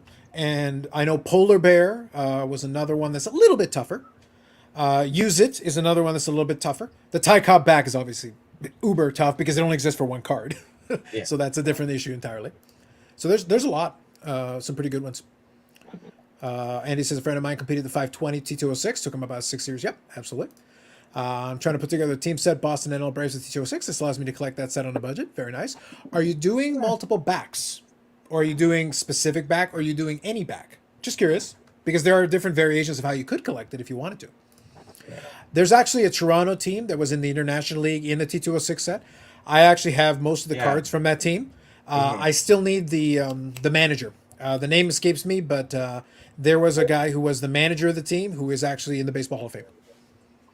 But the name escapes me. He would be the most expensive one in that group for the Toronto. Yeah. What are you doing there, Brad? Oh, sorry. I forgot. I thought I had stopped cam. I was like, is that a remote control, or I was trying. are you cutting a card right now? Like, what are we doing? Sorry, I was trying to find. We were talking about road hockey, and I just pulled out one of my albums. And Okay. there's a picture, like a newspaper clipping of me with the greasy. But I would have been 16 years old with this Okay. the greasiest stash, and I'm like, it's just funny. Oh, I was trying to find it. No, so you got to find that picture, because then I want to show it so that Eric can see that, and that'll be the last thing he thinks about when we foil up and take him out of the road hockey game. He'll be like, "This guy!" Boom, boom. It's like all of us will have a different reason. I'll just yell at Eric just in general. Yannick will call him an English muffin, and you'll like being for Chelsea. Boom. It's like, and Eric will be like, "Why? What did I do?" 54 Williams isn't as rare as we used to think it is. Yeah. No, like, I'm not suggesting it's like an uber rarity, but it's a little more uncommon. So more uncommon. That's right. Stuff you won't find in SCI. There you go. True. Like I said, and I'm going from memory, guys. I'm going from memory back in the, like, if I used to do a lot more research, because if you're interested in stuff like that, check out the Net 54 forum. It is a wealth of information on this stuff, and somebody used to maintain a PDF. You could get the PDF for free, and it gave you a ton of information on the backs and a lot of good stuff. Like, it was a great resource. Great resource. Actually spoke to one of the guys who helped create the print sheet to find out the Rue Marquard. It was a Fall of Famer was above Wagner on the sheet, so I bought one that was miscut. Nice. Yep, use it back, just so I can pretend I have a small piece of the Wagner. Nicely done. Hashtag scholarship. Thank you, DR. Going for the cheapest back? No, that's completely legit. All good. That link shows the back rarities. Nice. Solid. I like that. Picking up the Atlantic Crackers, too. Southern Association. Drum back. That's another one. And the Red Hindu. Yes. That's another one of those kind of obscure backs. They're, like I said, if you just want to... they were regional, weren't they? Very much so. Yes, Yeah. absolutely. And some of them are the ones that are the most common backs with the Southern Leaguers. So for that subset of players, some of them are only available in certain backs. Like I said, look, man, if you just want a deep dive on a set, T206 has a wealth. Like, you can actually spend a lot of time studying and learning about it. There's a lot of peculiarities and different ways you can collect. You don't have to collect the whole set. You can collect teams. You can collect Southern Leaguers. You can focus on certain back types. You can do just a type set of the different backs. A lot of cool ways to collect it if you want to. It must be a nightmare for PSA on that one. The research piece is tough. The research piece is real tough. And you need to be careful, because faking a lot of that stuff is very... Rebacking them is like the most common thing if somebody wants to make a rarity. Yeah. That's where that research comes in, because it's like, oh, this card and they use it back. Cool. That's not possible. Yeah. It's like, at the time that player was in the set and the time the use it was being used, or that factory number, whatever, those two never met. They were not in the same place at the same time. Oh, did we ask you, Brad, about that blank back card? You get that one back? The who was it? Can't remember the baseball player now. Babe Ruth. Yeah, Ruth or Robinson, I think. Wasn't it Jackie Robinson blank? There was No, a blank. Yeah, I remember the blank Ruth. card. I just don't I remember. think it was a Ruth. Yeah, I haven't got it back yet. I know Oh, that. okay. I had a first today from PSA. I'm just trying to find it so I could read it exactly what it was, but it was from the it was a problem order, because they asked if I wanted to send a card back. It was a 2009 Alexander Ovechkin black masterpiece or something. Like, it must have been like a 1 of 1, and they said this might hold the order up because we're going to have to go to the card manufacturer to verify the legitimacy of this card, because it must have been the first time they've ever seen it. Oh, one That of was one. kind of cool to see that. Hey, you know what? They said, well, it might take us some time, but we're actually going to go to the sure it's right. deck to see. Yeah, so it must have been the first one they seen. Gotcha. Yeah. That's A gonna be a real nightmare. 1 of 1. There you Yeah. go. Yeah, So a couple It'll be of a good night- tidbits here from Dave. Old Mill Brown was only Southern Leaguers, so that was one of the examples where if you have that back, it's very, very specific. Like I said, you can get really in the weeds with this stuff. PSA switched to reporting by back. Yes, they did, because now on my T206s that I did have graded, they'll do the back on the heading, because there's really no point in just saying T206. You got to give it like the back designation. No way they go back to the ones they already graded, which is fair. Rick Vintage Oddball Cards, good evening. I'm late to the party, but Wagner's 2 or 3 tobacco cards. I know because of a 1911 T216. Yes, absolutely. Thank you, Rick. So be careful when someone tells you 1 of 3 graded for the back. Yep. No, that's perfect. Thank you, Dave. Appreciate that. And thank you, Rick, for adding that in. So go ahead, Bobby. You were going to say something? Oh, yeah. Oh, PSA will have a nightmare when all the variations that I put in the website coming out. That's going to be something. SGC won't have to worry. They don't get back to me on the other one. So, Nice, nice. and Beckett has. We don't even know if they're still around. I think I've only heard rumors. Yeah.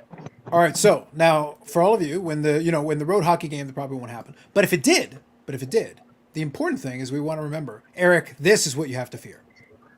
Look at it. Look at it. Cheesemo. Wow. It looked a lot better before. It's a Brad little cut fake, hair. but the mustache is pretty. Look at it. Oh yeah. Nice. Right Someone there. had chocolate milk that morning. Like a Exactly. chocolate stick. It even says Heartland right there. Just remember it, Eric. Yeah. In your nightmares. Got to foil up. It's happening. It's coming for you. Just saying. Be wary, my friend.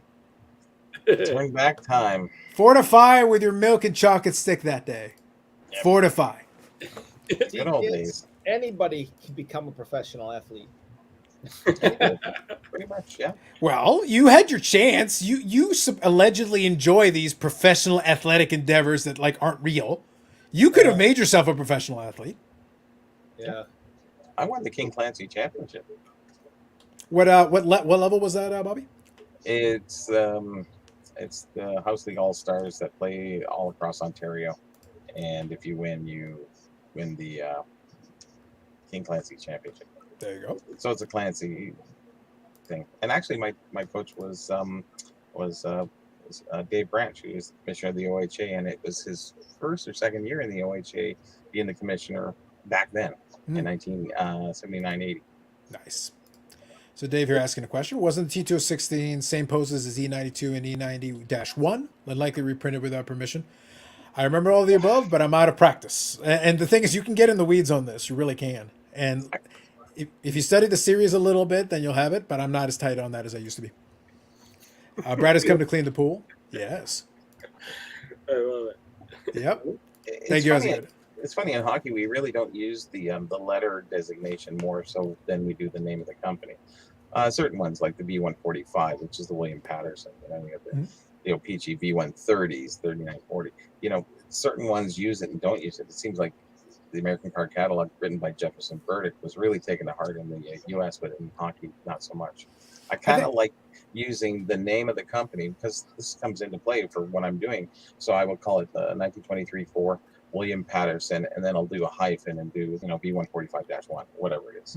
And I think it's good to add that as a suffix to the title, but I believe that William Patterson, the company that manufactured it, should be the proper name.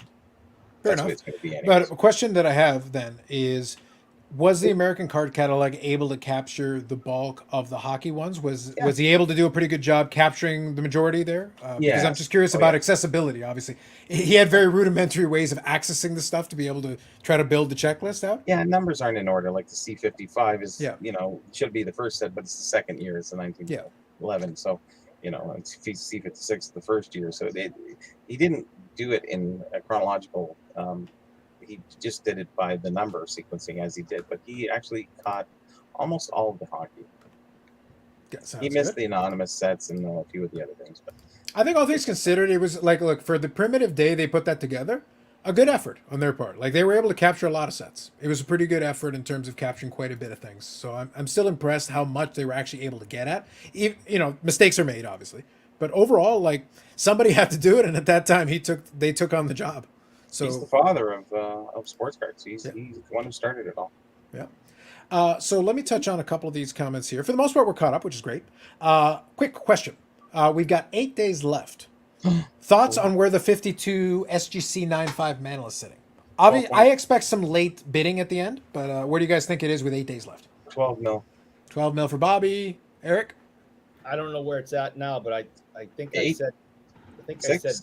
Yeah, I'm just saying where it is, where you think it's sitting at the moment. Like, not any late bidding that happens, we'll have to see. But right now, at the moment, where it stands with 8 days left, it's 6 million, isn't it? 6 plus. It was a little past that juice. with the buyer's premium. We got to add that in. But where do you think it's sitting with the juice? Do you go with 7? Go ahead, Yannick. 11. You're at 11 right now. Okay. Oh, yeah, under. Yeah. Price is Right rules. Eric, what do you got? I think it's going to be 10. Yeah. No, I'm not saying what it's going to be. I'm saying where is it right now with about Oh. 8 days left? Eric, save $1. Yeah, do it. That's great. Yeah. Great strategy. 8. All right. Brad. 10. All right. 11. Yeah, 10. All right. Hey. You ready? You ready for a phrase that we don't hear that often? And can we Eric was can we closest. do where we want it to be? Well, we're going to have a chance. I think on the next episode, actually, we'll have about a day left. So, No, we'll I thought you where it was going to be, not where it no, is right now. we did the prediction earlier on, but right now it's sitting with about 8 days left. So that's why I'm saying like where it is sitting right now. Gotcha. You're gonna have one more shot to refine your final total. Oh, There you go. yeah. So 7.98 right now with the buyer's premium. So Yeah, Eric was within $20,000. Pretty close. Oh, I know what it was at. I was following it. Yeah. But, Oh, You go to the buyer's premium- showcase, Eric. but I think it's only going to hit 12 million anyway. So Oh, we'll have to see. We'll have to see. that's what my prediction. It seems like Brad was in the same boat too. And yeah. I'm higher now. I'm up to 20. You're up to 20. Oh, really? Brad is gonna be like 15, 16, 17. We're getting it there. Can you imagine? Hey, we've all done some stupid things late at night, bidding on eBay or whatever. Can you imagine No. if you did something? Listen, it would be quite the told you Listen, that. it would be quite the doozy to be like, so I might have bid $18 million on a card. I haven't. It's like, don't worry, I can fix it. How are you going to fix it? So I need to talk to Dale Earnhardt Jr. Please. and Josie and Rick probably Flair. Ric Flair if he has any money left. Who else do I know who might have some cash? Oh yeah, Daryl Strawberry. I'm going to need some cash. that did happen at one of. I'll keep this short, but Good. we were at Fox Harbor, which is owned by Ron Joyce. It was like his personal playground golf course. And Ron Joyce was the founder of Tim Hortons, for those who don't know that. But anyway, we were there, and it was Crosby was up there, and it was an event with like 100 people. I went up with a couple of my friends that are very well off, and Crosby was there. And Sidney looks over during the auction. He goes, "Heartland, I put something really cool. You should buy it." And I was like, "Yeah, all right, no problem." And I had a super good buzz on it this time. So I look at my buddy that's very well off, and I said, "Crosby just said whatever's coming up for the auction, we have to buy." He was like, "We're doing it." He goes, "Will we go splits on it?" I said, "Sure." I said, "Whatever it goes for, I don't care." So we weren't really paying attention. And so Famous last words. Go on. Uh-huh. so he went. I honestly don't even remember this. Like I was really intoxicated at this point, but the story goes, and Crosby actually confirmed the story, is that the other Brad was on one side of the bar and I was on the other side, and he was 15,000, I was 16,000, he goes 17,000, I go 18,000, I go 19,000. Anyways, we ended up buying it for I think $30,000 or $35,000, and I woke up the next day and I was just like, and he didn't give a shit, but he was like, I was like, what did we actually pay for that last night? And it was a trip down to Pittsburgh for whatever amount of people with the kids to go to a game and hang out with Crosby at the practice and do the whole thing. Yeah. So long story short, $17,500. I felt obligated, so I contributed my share. And I was sick about that, and I learned my lesson forever about bidding at auctions while drinking.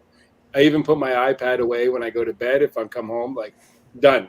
Not an option anymore. So After his traumatic experience bidding up the money against, the problem is that you had two Brads both bidding. It's like no good can come from this. yeah, None. Did you have fun, Brad? it was awesome. And you know what? And Crosby would remember that story and laugh about it to this day. There you go. All right. All right. So let me read this one here, and then So I'll. it's worth more than Just money. Crazy. Yep. So here's DR. What's Bobby's best organizational tip? He must be a masterful organizer.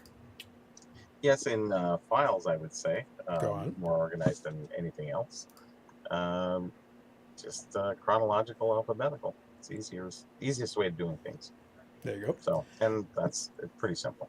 So Brad, if you ever get desperate, here's Paul's suggestion. You can liquidate the Alex Manoah collection. If push comes to shove. I just got a couple more back from PSA. Oh my God. Carlos will say Z folios.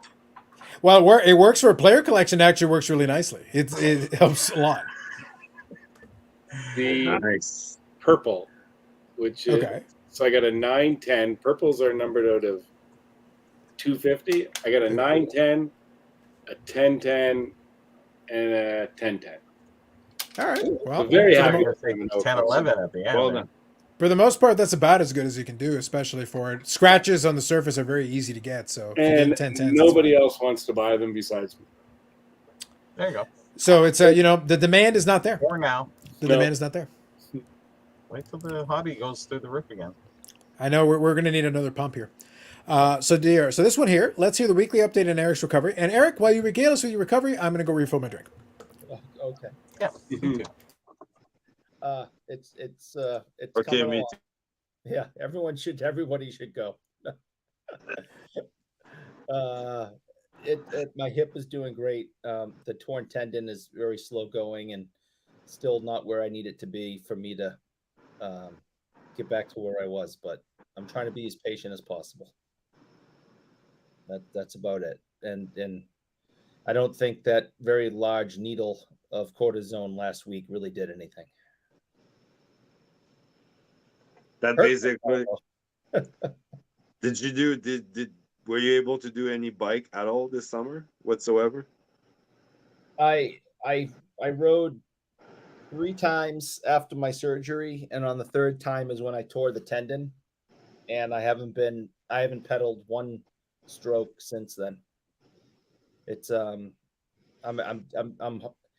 very, very afraid that I'm going to tear it further or worse, and they're gonna have to open me up and repair it or something. So I'm just taking it really, really slow. Cool. I can move my leg on my own now. There was a time where I when the tendon tore, I couldn't move my leg. It was a dead leg. I have to grab it and pick it up and move it to where I wanted it. And so I can move it again. So that's all I'm happy about that. That's good. Yeah. I booked my flights and hotel to Toronto for the expo. It's done. Yeah, I got to find out from you guys So, what hotel I'm going. you're at, and I'll try to get the same hotel. See what Tim is planning on doing. I haven't talked to him about it. He's been very, very busy with some things with his business and some other things he's dabbling in. So I got to get his attention and see what he plans on doing. So, but yeah, I'm still planning on coming up there. If I have to drive up there alone and sleep in my car, I'll come down and pick you up.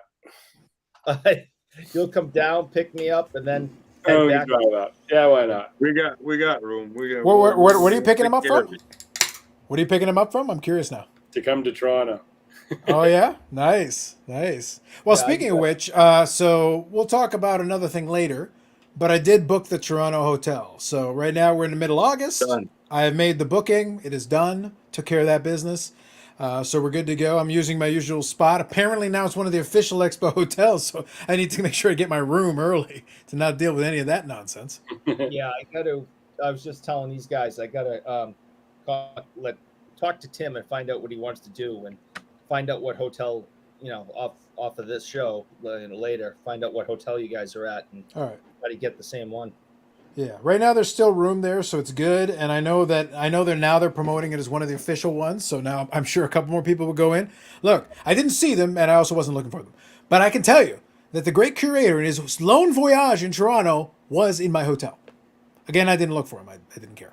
But the point is, he was there. Facts. Moving on. I was saying, hotel and flights are booked. Maybe even 2023 events might be in line for.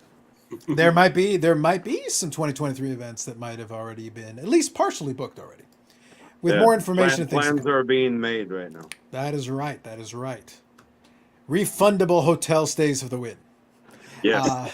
Let's hear about a weekly update. So we got that covered. So you gave him the update. Great. Got that. Beautiful. All right. We're all caught up in the comments. Thank you again, everybody, for the comments as always. Appreciate it. Okay. So we finished off. So tonight we'll go for a little bit longer. It's been fun. But I will say that we covered the 86 Fleer thing already about as well as it can be. I'm kind of done with it unless something legitimately interesting happens. Otherwise we're good. For those of you who caught part of it, the conclusion was you're never going to get a full guarantee on it. It would be nice to have an alternative option, but if we did, our best suggestion would be a by committee thing of multiple experts. That would probably be the best play. I don't think they're going to do it. And I also think the hobby will forget. And the hobby's also niche, so most people don't care. So that's just a synopsis of kind of the conclusions of the discussion. So that's an element of what we need to go remember that. Otherwise, though, it's been a lot of fun. We got to talk a little bit T206, so that was kind of fun. I got to include some of that in there, which is always great when we get to venture into other categories. And the other piece of the puzzle that I thought was kind of interesting and fun as well is touching some of the creator stuff. Like I said, there are some difficulties of it. I am a big fan of being very careful when you do take any sponsorships or anything. You have to remember that's going to be a conclusion thing. And also, I mentioned it was literary foreshadowing. There may be more to come on that, maybe even as soon as next week. We'll see. We'll see. Not promising it, but there may be more to come on that. Literary foreshadow. Like I said, literary foreshadow. I'll leave it at that. So anything else anybody want to chat on? I'm kind of open. We covered a lot of the main stuff. Like news-wise, there wasn't too much craziness. It was kind of the same standard stuff. We covered that pretty well. I'm pretty happy with it. But yeah, anything else going on? Like, short show. Pretty standard stuff. Yeah, but if you guys in the chat, if there's anything you want to touch on, we can touch on a handful of things there, and then we'll wind her down on that. Or if Eric or Yannick, anything that caught your eye that you're curious about or want to talk about, or I'm pretty open. Not on top of my head there. I had something I wanted to talk this morning, but not. It's gone. It left you. Yeah. I had a long day today. Airport catastrophe. My wife is in Alberta right now, but it took 3 flights to get out the airport. So Okay. it was, Air Canada is the best. With the I guess COVID and June 2nd excuse now extend all the way to here now still. So it's pretty fun. Sounds good. 4 a.m. Well, yeah, I get it. Good evening, Tom. Didn't fly Absolutely. until noon, man. Like, wow. Yeah. Thank you, Tom. I appreciate you saying hello. Good stuff. Dave, here's this amazing amount of high-end auctions lately. There have been, yeah, for sure. I think the interest level, like for myself and a lot of other folks on like high-end auctions, has really diminished quite a bit because after a while you do it enough, it's like, yeah, okay, a lot of cards are selling for the high end. There are some high-end cards selling for a lot of money, yes, but you do that enough, it's like, okay, yep, somebody spent a lot of money. It doesn't. How I was struggling with the high end stuff. Not that I dabble in that too much, but The problem is you didn't drink enough and you didn't have another Brad. there you go. Exactly. I hear if you drink and you get another Brad, it's like 18 million. But I sold a big card last night at PWCC. Oh, you did? Okay. On the PWC, the premiere. No, it wasn't in the premiere. It was just Okay. listed on the site. I sold a Brady 2000 SP Authentic BGS 9.5 Brady. Oh, a Brady pre-rookie. Yeah, so I had it in up for 45 grand, and I never, I had offers of 20, 15, and then it just went, and then nobody offered anything. I think on the last show I was on, maybe 2 weeks ago, I was like, there's just nothing, not even stupid offers. Last night I was lying in bed and I got offered 35,000, and I hit the button as fast as I possibly could, accept. Okay, nice. I thought you said you don't Yeah. take your thing to bed. You said, My phone. Oh, yeah. I need to, yeah. Gotcha. But I had. Congratulations on that. That's great. But the one thing is now, so even with everything, it is not officially paid for yet. Okay. Oh. Now, that's always a critically important part of this equation, right? Sale isn't done until the sale's done. I've maybe looked at it today about 50 times, going, just come on, just market paid. It's like we're almost there. Just pay for it. I actually have a topic, Carlos. I remember what I wanted to ask about Go ahead. auction houses, basically. Okay. What auction houses that you guys are using to bid on stuff that you're looking for? Outside, let's say, of the regular, You mean shill bidding? Robert or Edward, what's that? Well, we can still bid anything. It's all good. No. It's all good. I'm not talking about I have an auction that right now is sitting at about 7-8 million, and I was thinking of putting like 15, perfect. 18, Excellent. 35 million, 45 million. a couple more drinks, you'll get there. Auction And house for size trolling that- purposes, Bobby, I could do that. I could do that mainlining water. It's like 150 million. It's like I'm not paying for that shit. Good luck getting it from me. I just won an auction for $35,000, but I have no No intention of paying it. Like, he's not even paying attention. Hey, dumbass! Brian, like that was a good one. Eric rarely has a good one. That was actually solid by him. I was sending Eric a text. Was it the text was please pay for your fucking auction? I want my money. That should have been the text. And the text included the picture of your article and going, or else. Yeah. Eric. Money. Exactly. That was a good one for you, Eric. That was a good one for you. That was a good one for you. I like where you went with that. It went far away from your shtick. You're chic. My Right. Shtick. Yeah, I'm pretty much sick to the standard ones, Yannick. Unfortunately, like I don't have the energy to like venture off into a bunch of different platforms. It's PWCC because they still have some Yeah, decent stuff same. sometimes, and Same eBay, thing. and eBay. But like like the big Robert Edward or the Heritage and all that stuff. I'd love but to, just don't have the energy. Like I can't monitor all these different platforms. I'm looking more into like the medium one, like just kind of like a notch under. There's Sure. few that have less eyes, like Clean Sweep. I was looking at today. Yeah. There's other ones that like more in our price range, let's say. Or There is look. I'm being serious. There is decent stuff. If you're not worried about high end, there is decent stuff that can be found if you are willing to be enterprising and are willing to go digging into a clean sweep options and sometimes a Robert Edwards, because stuff slips through the cracks. There's stuff that like Oh, people yeah. are looking for I certain know. things. Other stuff is there. It's just time, right? It's the reason a lot of these services exist. Is like, yes, I could do it myself, but like time. I only have a certain amount of time in my life. I can't be doing everything and looking everywhere. There used to be good group blogs. It just seems that they've died off a lot lately. Sure. Yeah. Even classic. Nothing. So it is if you're willing to you put the think effort. it's good. sometimes like you always have the same eyes on the same platform, Sure, so yeah. obviously like doesn't hurt to look other places. Classic's good if you're looking for baseball because they don't. A lot of people will log in for baseball. Which one you said? Classic, the one in Quebec. Yeah. The one Scott works there. Yeah. Yeah. It's definitely, like I said, it's definitely like I would never say no. There are possibilities, kind of to Dave's point here. Clean Sweep with Steve Berkman. Beware, he went to the David Fesberg School of Creating. Dave's got the references. He goes the OG references. But Okay. a key point, though, is from an education perspective. Look, I can work with an overgrader if they're a consistent overgrader, because then I can adapt accordingly. If you understand what their standard is, you can adjust accordingly and go, okay, when you say that grade, it actually means this. And then adjust your bidding accordingly. Like, I will only bid this amount because in reality, you're saying near mint. No, I got to knock off 2 or 3 grades. That's what I should be paying, not near mint price. And then adjust yourself. And guess what? If you win it for the appropriate price for the actual grade, now we're good. So it's fine. It's not the end of the world. You can do it. It's good. I'm all into the $1 to $100 auction. Such a sucker for cheap, beautiful cardboard. There you go, Tom. Bob Jackson, good evening. Did I miss the part where it brought up the BBC is pretty much used to it? We covered it for like the first hour and change. We got a lot in there. Yeah, and we we're even gave done. some suggestions. We tried to help. Come on. Yeah. We tried to help. And he's pretty much the only useless guy we got. True. Yannick Brad, said someone that is he's going to take it over, though.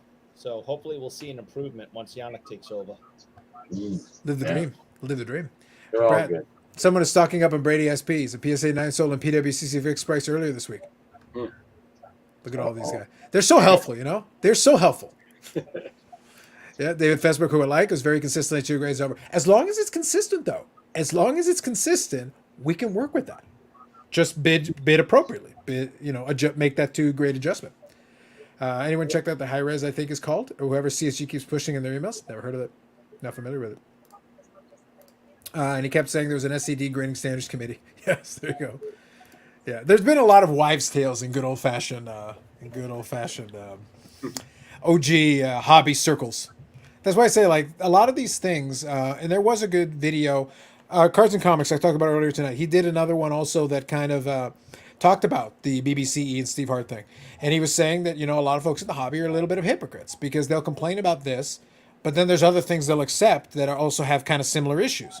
And it was a fair point. Like I thought a video that was very well thought out and conceived, and echoes a lot of what I've said also consistently on here. Is that look, you can't pick and choose. Like I like this one, so when they do something stupid, I give it a pass. but I don't like this other one. So every time they do anything, I give them a hard time. That's not actually being fair. That's being like it's bullshit, because we forgive so many people in the hobby. Say, oh, he's a good guy. Okay, great. But if this not so good guy did the identical thing, you would destroy them over the identical thing. We must be consistent. If the good guy does a bullshit thing, it's a bullshit thing. If the bad guy does a bullshit thing, it's a bullshit thing. Let's be fair. And if the bad guy does a good thing, okay, maybe he did it for the wrong reasons, but it was the correct thing. Okay, at least I can give you that much. Fair is fair. People have vested interests. Of course, right? of course. So, I like that we included Zoltar. Look at you, Bob. Zoltar. Classic. I like it. Yep, and I kept telling him I'd be in the committee too if I took out full page ads.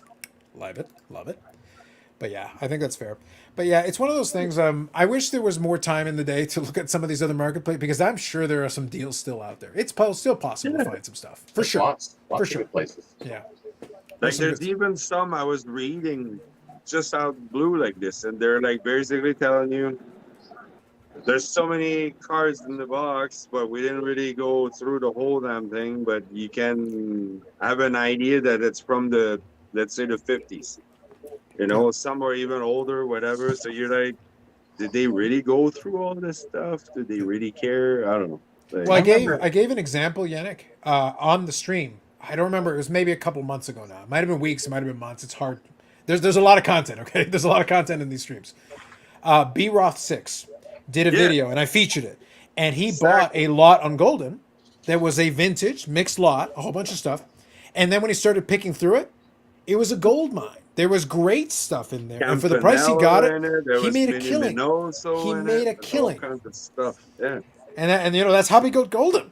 Oh my God, he got one past the goat. Actually, Yeah. Golden has too many auctions, so actually Yes. there is a lot of good deals. Yeah. Some things will just go. It's not the right time. Like every week, you know, they were almost doing it weekly, but now they're every month for sure. And it's just, you know, 12 of those, and then how many of Heritage, and how many of eBay, and how many of Hybid, and how many of it's never ends. Hybid's another good place to go. But then there's a lot of suckers out there for Hybid. You just got to know a little bit more than somebody else for those kind of auction houses or places. Absolutely. Knowledge is the power on those ones. Yeah. And that one was knowledge, but also a little bit of luck. Because he saw from the images, he saw the potential, but the lot was poorly imaged. It was poorly described. Well, you said So there you was were stuff that taking a wasn't gamble. even described. Yeah. That So you were wasn't taking a even- gamble. And as he started picking through it, there was stuff that wasn't even pictured. So there was no way for you to know it was there. As it turns out, he bought it. It was like, I think it's a good deal. I'll pay the price. I thought I got a fair price. But then he starts opening and it's like, oh my God, I made a killing. Because there's a bunch of stuff. The stuff they didn't picture is the stuff they should have pictured, because there's some amazing stuff that was in the lot. Beautiful. It was luck, but it was like enough knowledge to understand it was a decent deal. And then you got lucky that it turned out to be an amazing deal. And sometimes that happens. Yeah. And that happens. It's all good. All good. Credit to him. I used to get those on Classic all the time. But now it seems like there's less lots of those. It seems like when somebody, big collector, gets out, that's when all the lots start coming up. Yep. I think that's Nobody's fair. really gotten out that's big right now. So Here we go. Love of the Game ends tomorrow. REH Ascended. Heritage next week. Yeah. Golden PWCC every month. Yeah. There's a ton. Stacks and never- stacks. Tons. never ends. All right, boys. I'm going to have a little fun then. If we're going to wind her down, I want to wind her down on this one. Burbank Card Show is going to be the first. The introduction of, see, this is how I gain my energy in hour 4. This is how I do it. Burbank is going to be the introduction of the very first booth for tag grading. Yeah. We're doing it live. Oh my God. It's going to be like an infomercial come to life in Burbank. And I guarantee you they're going to get absolutely swamped. I guarantee. For sure. Define swamped. Yes, please.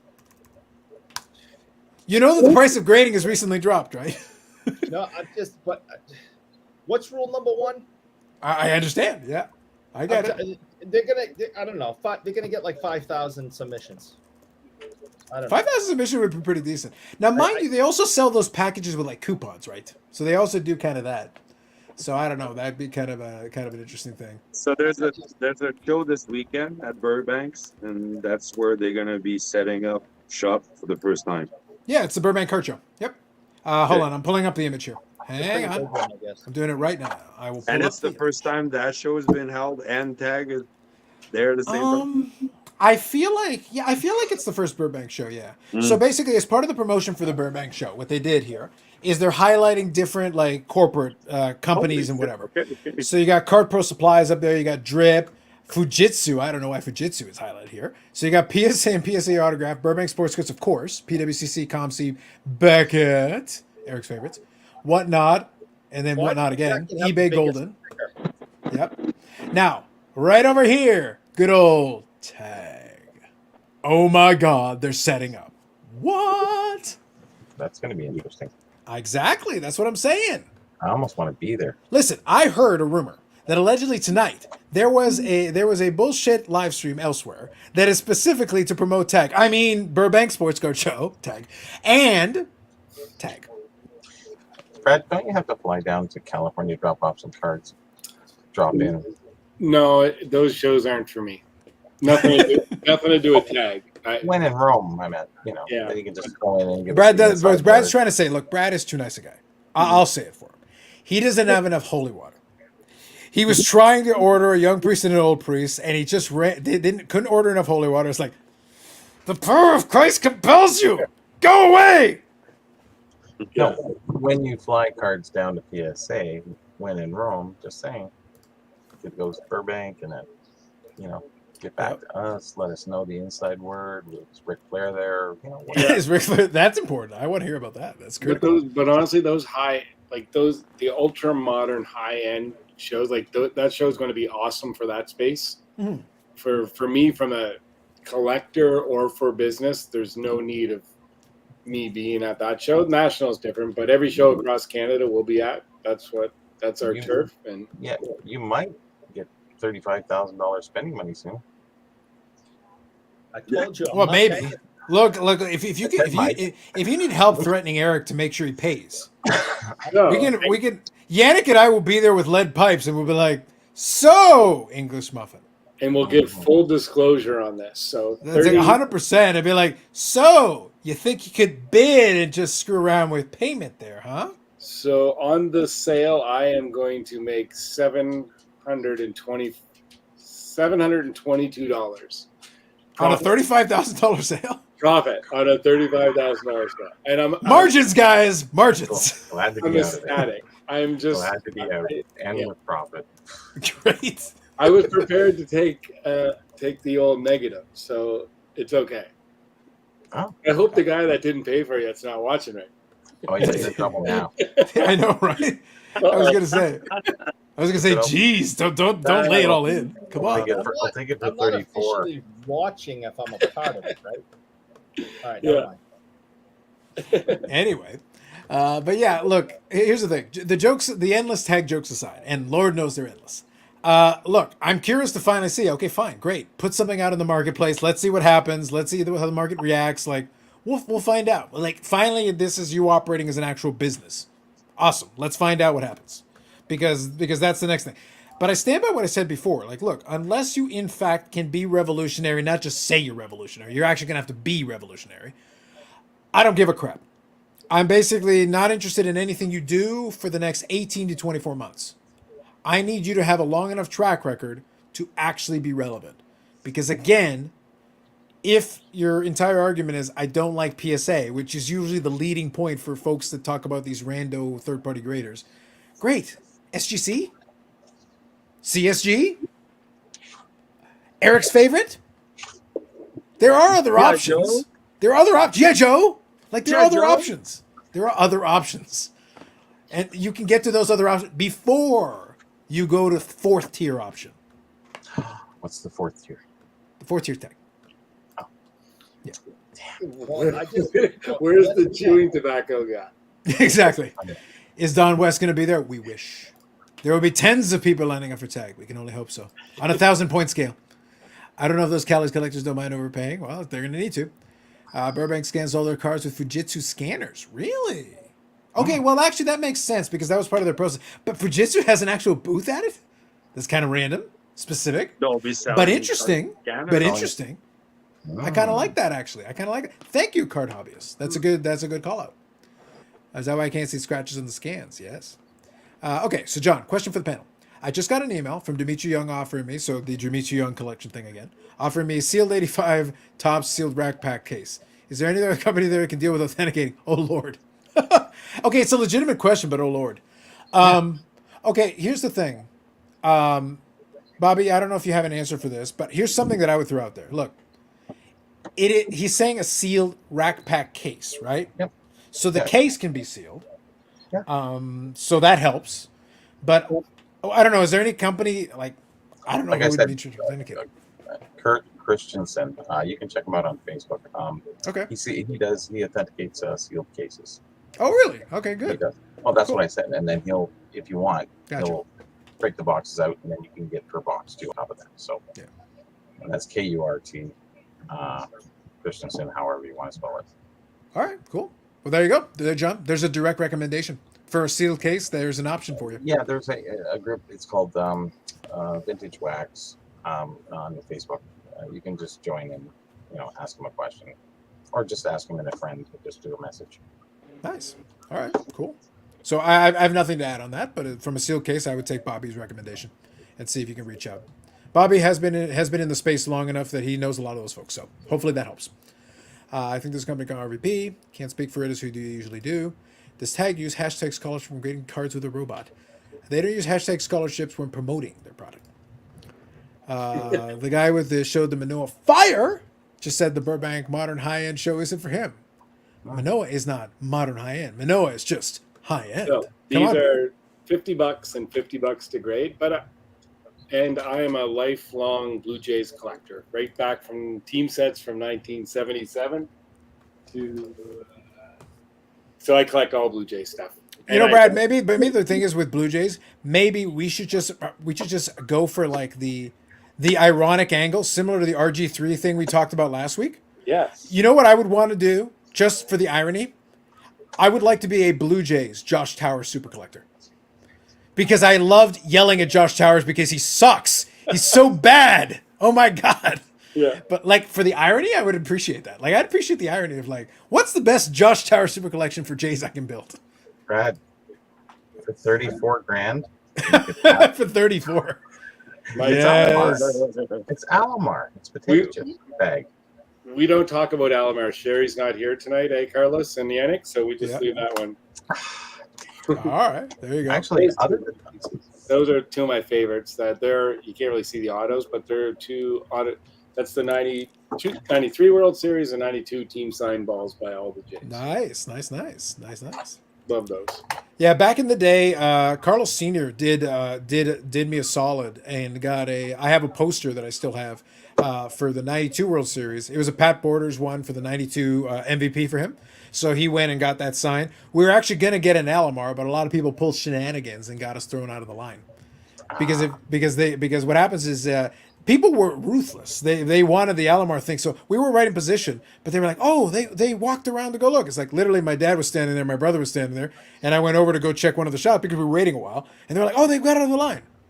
And the security guy just kind of rolled with it. It's like, literally, dude, seriously? 2 out of the 3 of us are standing right there. What are you talking about? It was like you really need the autograph that badly? You're that desperate? Okay, fine, whatever. Enjoy. Yeah, I got the Alomar auto later on. It was like $40. It's not that crazy. It's fine. Jesus.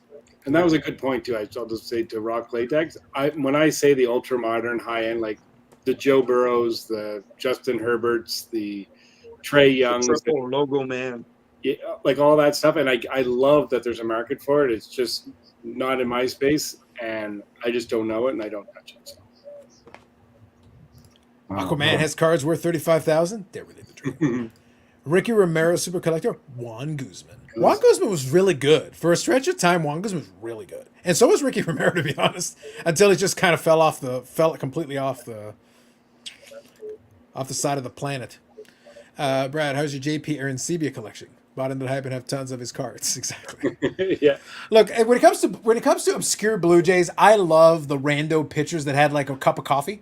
Josh Towers didn't just have a cup of coffee, but he was so consistently bad. I literally, when I used to go to Jays games all the time, I would literally be like, "Oh my God, it's Josh Towers, really?" And I would just lose my mind screaming at him. It was so infuriating watching him try to pitch. But I love the randos. Luke Prokopek. Bring me Luke Prokopek.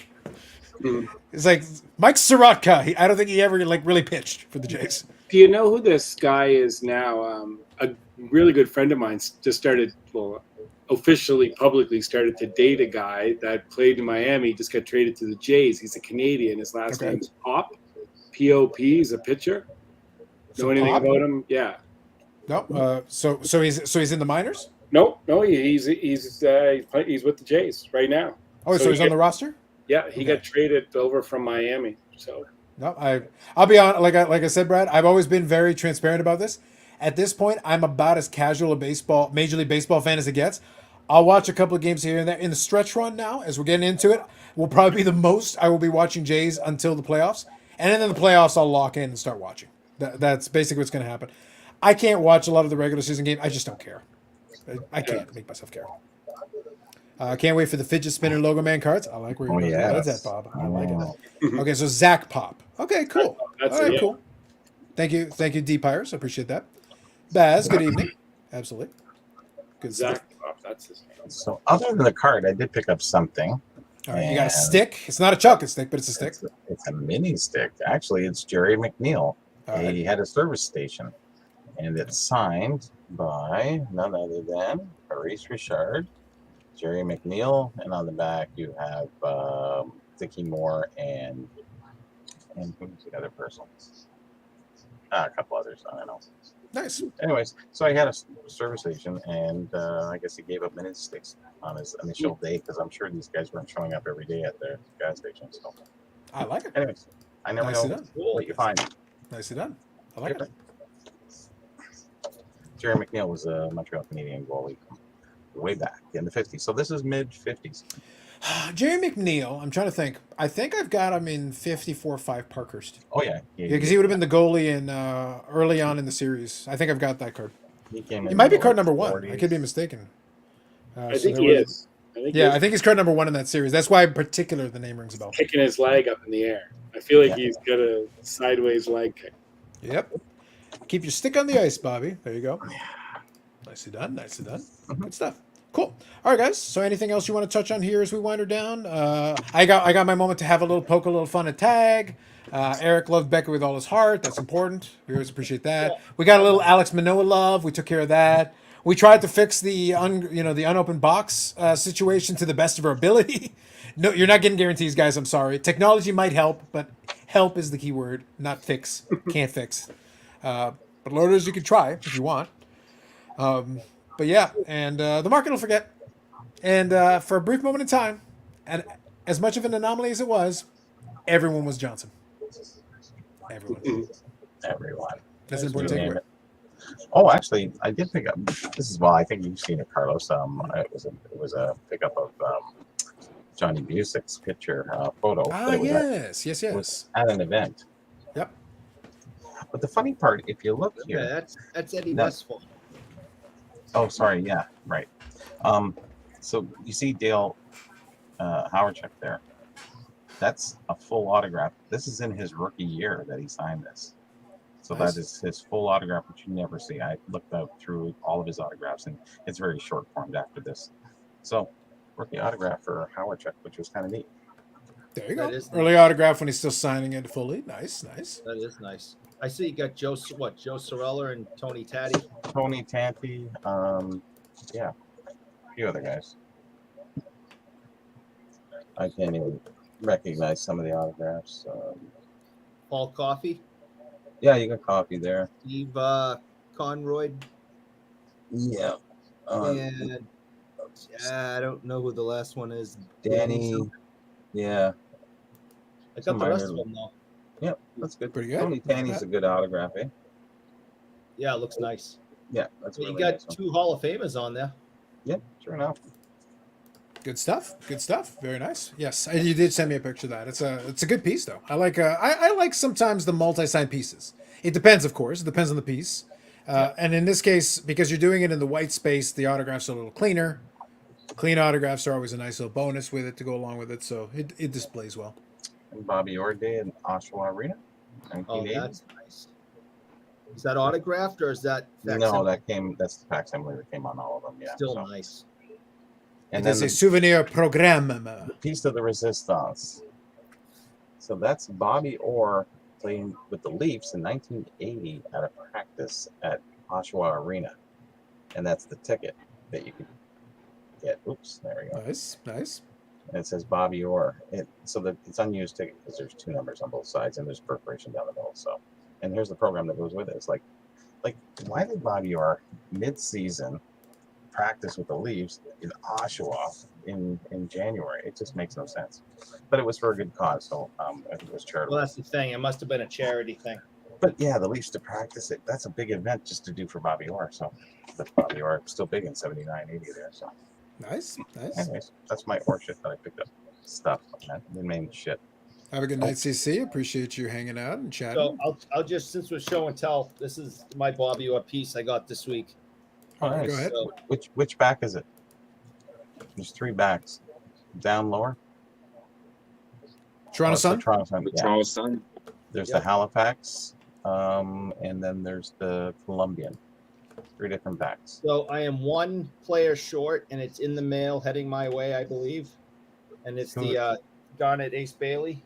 And once Ace shows up, I'll have the complete Bruin set. So I'm excited about that. Those made me stop collecting in 1971 too, when those came out.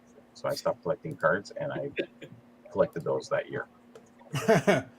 Those drove you. It's like, that's it. That's enough. I think We're done. they're awesome, and they're awesome to get autographed if you can. I just think they're really nice action shots. Some of the photos are really, really nice. Mm-hmm. There Sure, you go. man. Baz says, nice pickup, Eric. There you go. Thank Showing a you. little love. All right, so I'll do a pickup here. That's Oh, you missed on, it all. en route. Yannick missed it all. Too bad. Do you know whose auto I seen the other day? That was Jordan Love. I seen, This Jordan Love, yes. but No, I he's got didn't miss it, he makes a little heart in his Jordan, like I think that's right. Yeah. kind of a cool. Again, compared to what we see these days, I thought it was pretty Yeah. good. It's Well, so I was cool. laughing because a buddy was mentioning that the Packers are in the preseason game. It's like, I can't get behind a preseason game. It's like, look, talk to me when the games count. We're getting there. We're getting closer. Like we're getting there. Once we get basically right there, I'm going to activate the streaming package so I can watch Red Zone and watch the games and be able to watch the whole thing. But like not yet. Soon we'll turn it on. So anyway, so this one is the latest edition, the 53 Bowman color set. Got old Nelly Fox. Clean card, not too bad. So this one's a 4.5 from SGC, and then there's the back, not too bad. Mm-hmm. So all right, it's a good addition to the set, and can't complain. I'm slowly chipping away and adding them. Just been looking for some of the names here and there. When I can get them at a price I'm happy with, why not? Picked up some other stuff, predominantly a lot of other wrestling cards. Picked up a couple of poker cards for the autograph set as well. So working on that. So the projects are still going. Like I'm still collecting some stuff, but it's been a lot pickier. It's like I'll grab a card here, a card there, just looking for the right thing that fits the project that I'm working on, and everything else is just we'll wait until the price is right. And the prices will be right. What's that?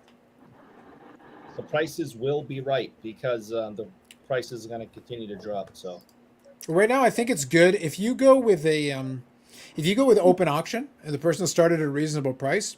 You're finding out what the market is on some of this stuff. Yeah. So like you're able to, this is the real price. Like that's it. I'm the highest bidder, and we did it in open auction, and here it is. That's the price. So as long as it's good. Go ahead. Mentioned doing the open auction, Brad, on the Brady. Yeah, I know. I've got Be a like- few on the weekly auction that are. It's going to be interesting, but I would never do that on that card ever. Like I was prepared to keep that for 10 years if I had to. I just You're gonna hold on to it until Brady earns my approval. Tom will like over here, and he's on his hands. And would you just love me? And I'll be like, no, no, goddammit. Show some dignity. You wear Uggs unironically. You will never have my respect. He's going to come out of retirement in 10 years. Yeah. He can come back out of retirement as many times as he wants. Yeah, You cannot clean the stain of Uggs ever. There's no coming back. It's done. no, It shall never be clean. It will never be clean again. an argument could definitely be made. He's in the top 2 greatest quarterbacks of all time.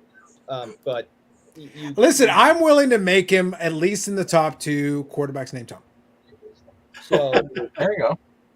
there you go. I'll give him that. I'll give him that. Oh, yeah, And also, by the way, Tom Brady collectors, y'all should appreciate me because I have established canon. That's why when Brad was talking about that Tom Brady rookie, I corrected him. He was a pre-rookie. I have established that 2019 is Tom Brady's rookie year because I decided so, and now it is canon. there you go. And I told Victor, rookie You card told specialist, Victor, that it yeah. is so. And if you check in the comment section, Victor had to acknowledge, and he goes, "All right, 2019 Brady got it. Correct, Victor. It is now canon. So I have said it. So it is done. Everything from 2000 to 2018, pre-rookie, all of it. Do not accept imitations. 2019 Tom Brady, that's the real rookie card with Kyler Murray. 2019, book it. Done. It has been written in stone. This is how it is. That's how it is, buddy. Oh, All right, boys, guys. I'm calling it a night. Yeah. No, it's good timing for Brad because I'm about to call it night. So it's been really good, guys. Appreciate you as always. Like I said, we have our fun, but we're not going to extend it more than we need to. And we actually covered quite a bit of ground. So I've been extremely pleased with where we've been going with it. I think we'll have some fun stuff for you coming up in the next couple of weeks. Obviously, it's summertime, so enjoy. As your summertime's been going on, enjoy the rest of your weekend. We're still on Friday on the East Coast this time around, so we'll call it early on this one. West Coast, you still got plenty of time. So enjoy, hang out, enjoy the rest of your weekend. We'll catch you next week. See you later.